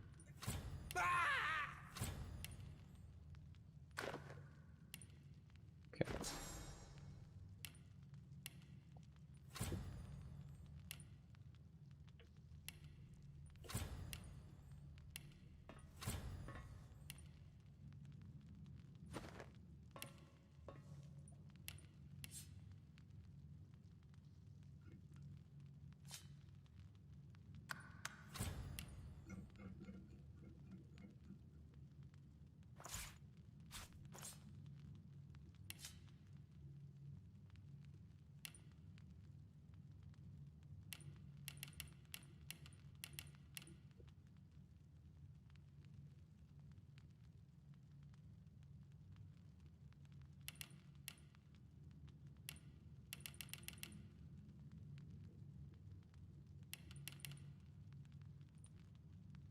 Okay, let's do this. Let's set the damage to 10, exactly 10. So it'll always do 10 damage. What? Oh, this is the damage range. Whoops. Right, so it's gonna do... What the...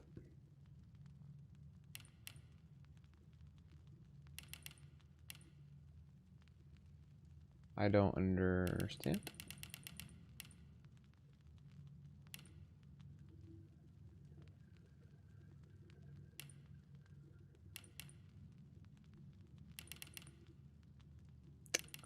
I was hoping it'd do exactly... I don't fucking understand. Okay.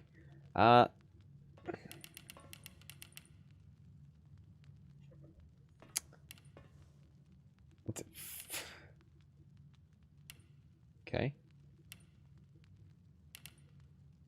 Okay, there we go. What the... Okay, well, what's the highest damage you can get and have it only one number? Okay, there's 3. Okay, we got it. All right. Now we need another character.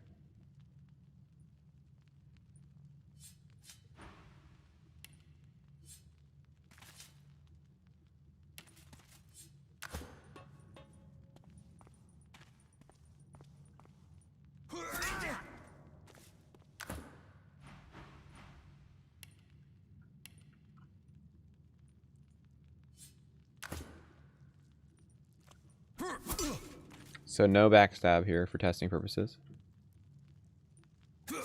So 3 damage all the time. Okay. Always 3. Okay.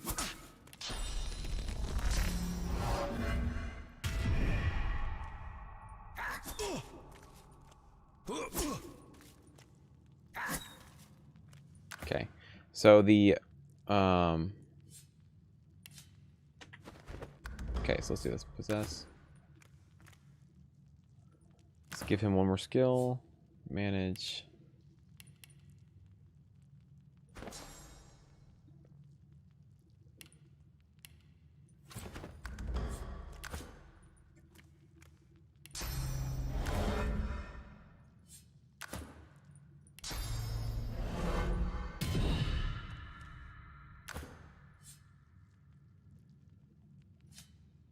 Yeah, I mean, I guess it would be... Yeah, I'll see that real quick. So paint, poison.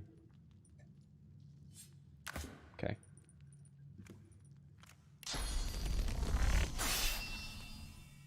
This could potentially do 4 damage. Yeah, I could see if it increased the physical, though. Okay, so let's do this.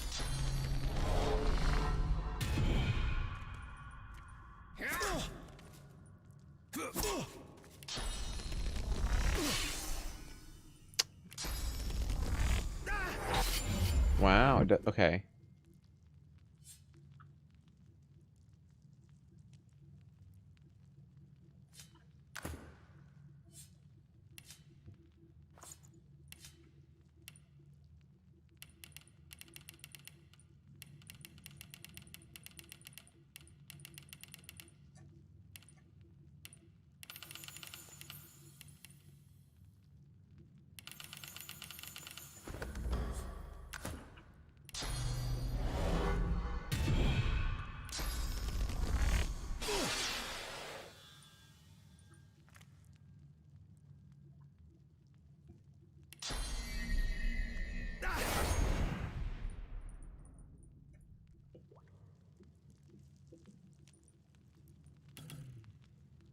He's, okay, 1 second.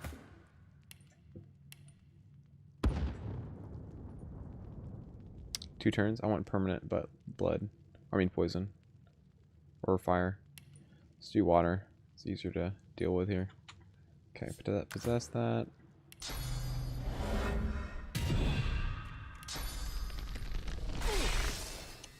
Okay, it doesn't work. Doesn't even work on ranged attacks.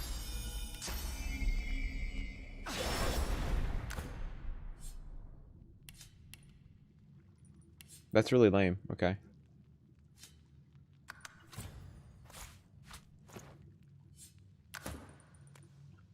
I mean, Effectual Life is usually wrong on the wiki. If it wasn't already obvious.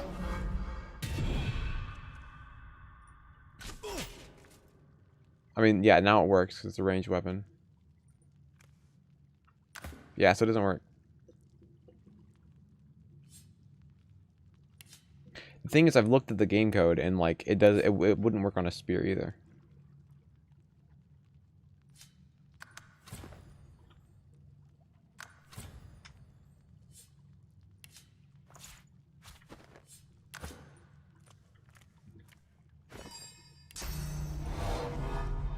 Oops, not that.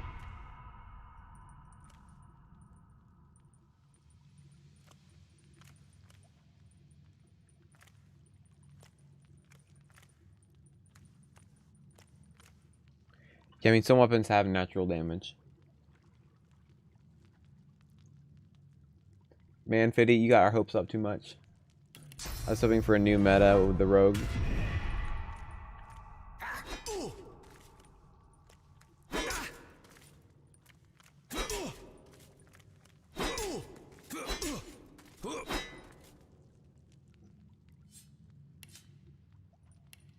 Very sad.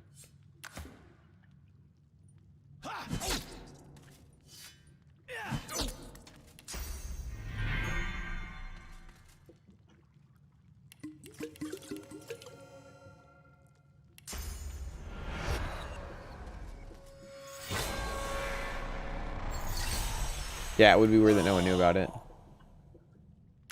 Honestly. Okay, well, man, that made me really excited. All right, I think it's time to go for me to call it. We're already, what is that? 2/5 of the way to the goal. Oh my god, I'm scared. Oh, I have to read all. I'm gonna have to get all the links for the physical. I mean, the written guides. I'll start going through them and putting notes down of like what the restrictions are. What do you mean no ring? I mean, we got one ring.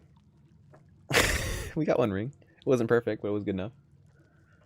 800 damage off of... I mean, how long did it take you to get 800 damage? Like, how long?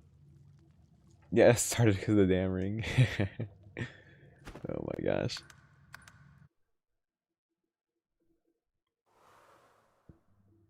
One ring to damn us all. Oh my god. Bro, the Factor Life run's gonna be legendary. It's gonna be insane. It's gonna be the most suffering I've subjected myself to. Ever. 6 a.m. time to sleep. Oh my gosh. Yes, it is time to sleep soon. On non-bows as a gift bag feature, maybe? Interesting.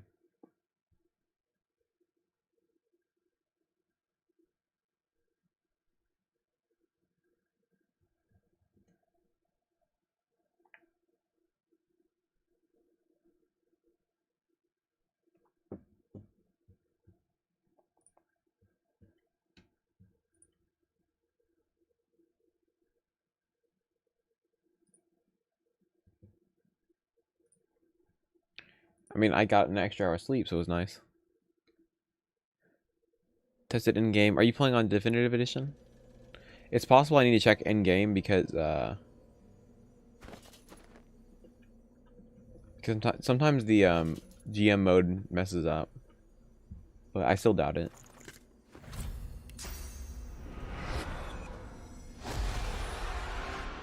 The well is now used. We found the sweet savior, friend of death. A gift bag feature? Okay, well that's fine. We don't need belts. We'll just move on. One of the gift bags. Interesting. That's probably why you have a gift bag enabled. We found the sweet savior, friend of death. It depends, HB Monkey. I think it's a side grade.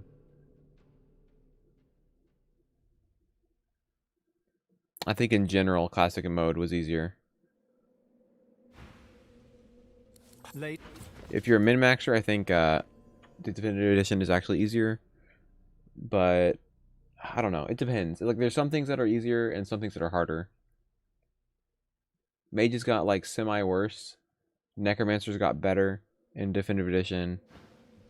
Like, yeah, I mean it's kind of all over the place.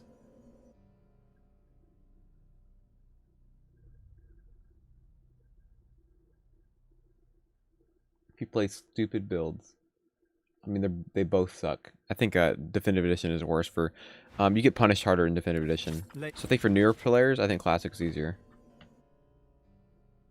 I don't ever recommend people go back and play Classic. Just like learn on Definitive Edition. I think overall it's a fine improvement.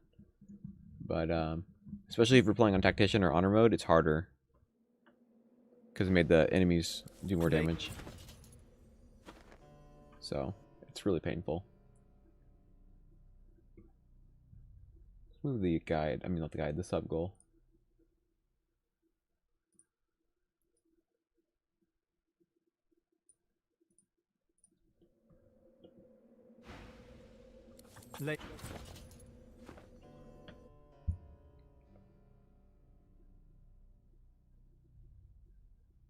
Like if we played the Factual Life Party on Honor mode on Classic, it probably would be harder because more enemies have resistances.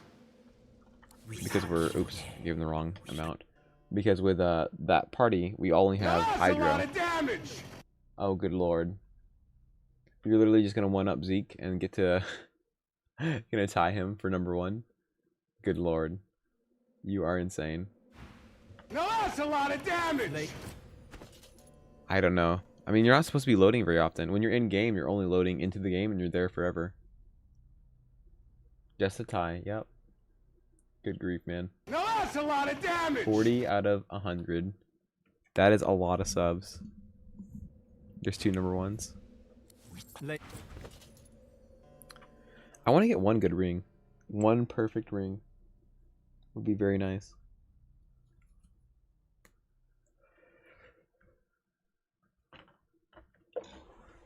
Oh yeah, we still have to do the ship fight too. It's gonna suck.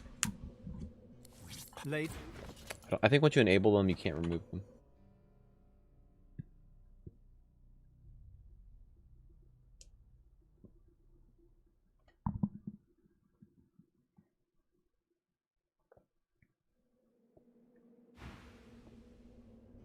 Late.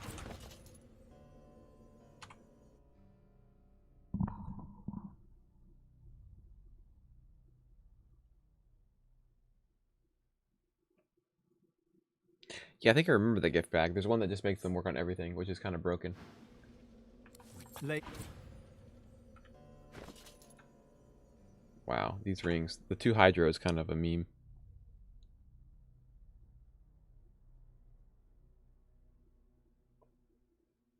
One ring, one good ring to find them. Stop. Late.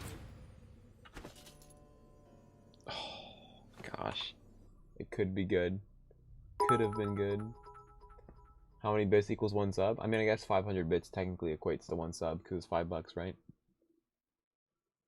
Plus 15 Necromancer and plus 15 Warfare Ring. What the heck? You don't even need the physical armor. Late.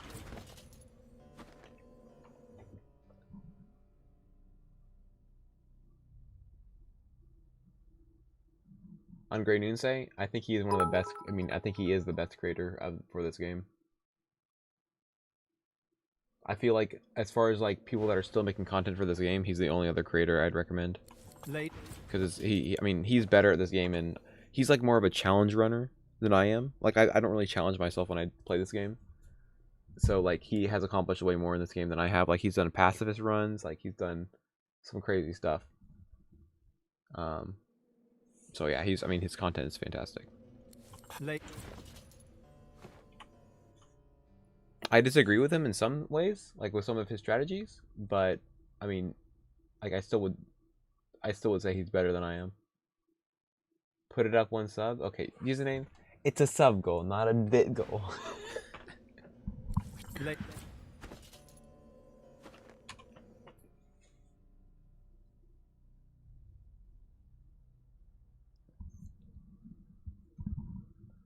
Meanwhile, on a Nolan Wolf solo honor run. Because I mean, this like in the grand scheme, I'm not really challenging myself anymore. Late. Oh my god, these rings are terrible. Yeah, I mean, his strategies work. Like, for example, he specs points into wits instead of using peace of mind. Like, for most of the game. Like, he does, like, I use peace of mind to go first a lot of times. Like, you'll see me use peace of mind constantly to get enough initiative. I think we just keep it, right? I think we'll just keep it.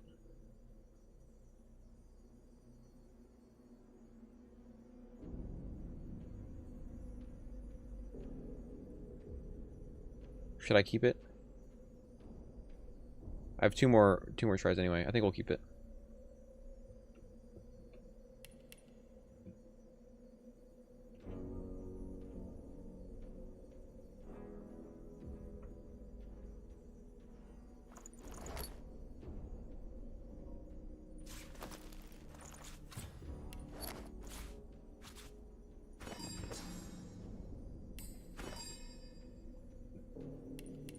The initiative's really nice, honestly.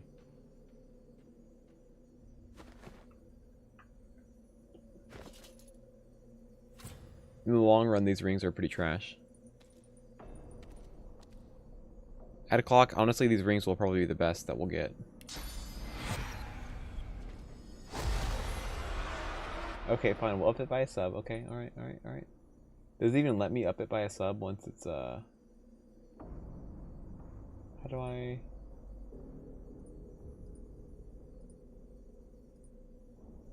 Yeah, I literally cannot increase the goal. What if I replay a notification? No, that's a lot of damage! The well is now filled Yeah, to the brim. at a clock, these are the best rings we'll get all game. We might get a better one. That's why I'm spending so much time here. Green didn't say pre-buffs. Late. But no, I pre-buff harder than he does. Like, he'll cast like 1 or 2, and then I'll cast literally all of them that I can fit in. The well is used. Sweet savior. Friend of death. Late. Okay, well, that's all we get. Man, that's unfortunate. I really am not super happy with those rings.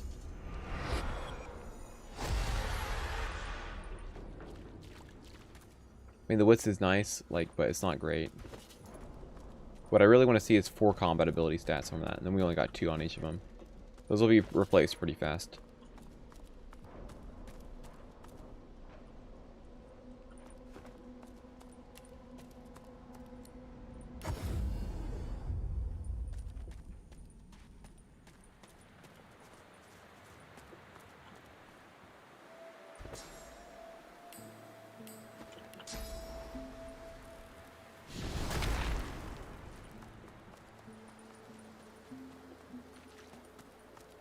Let's go.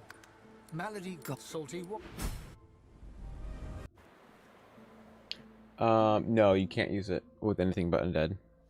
Nope.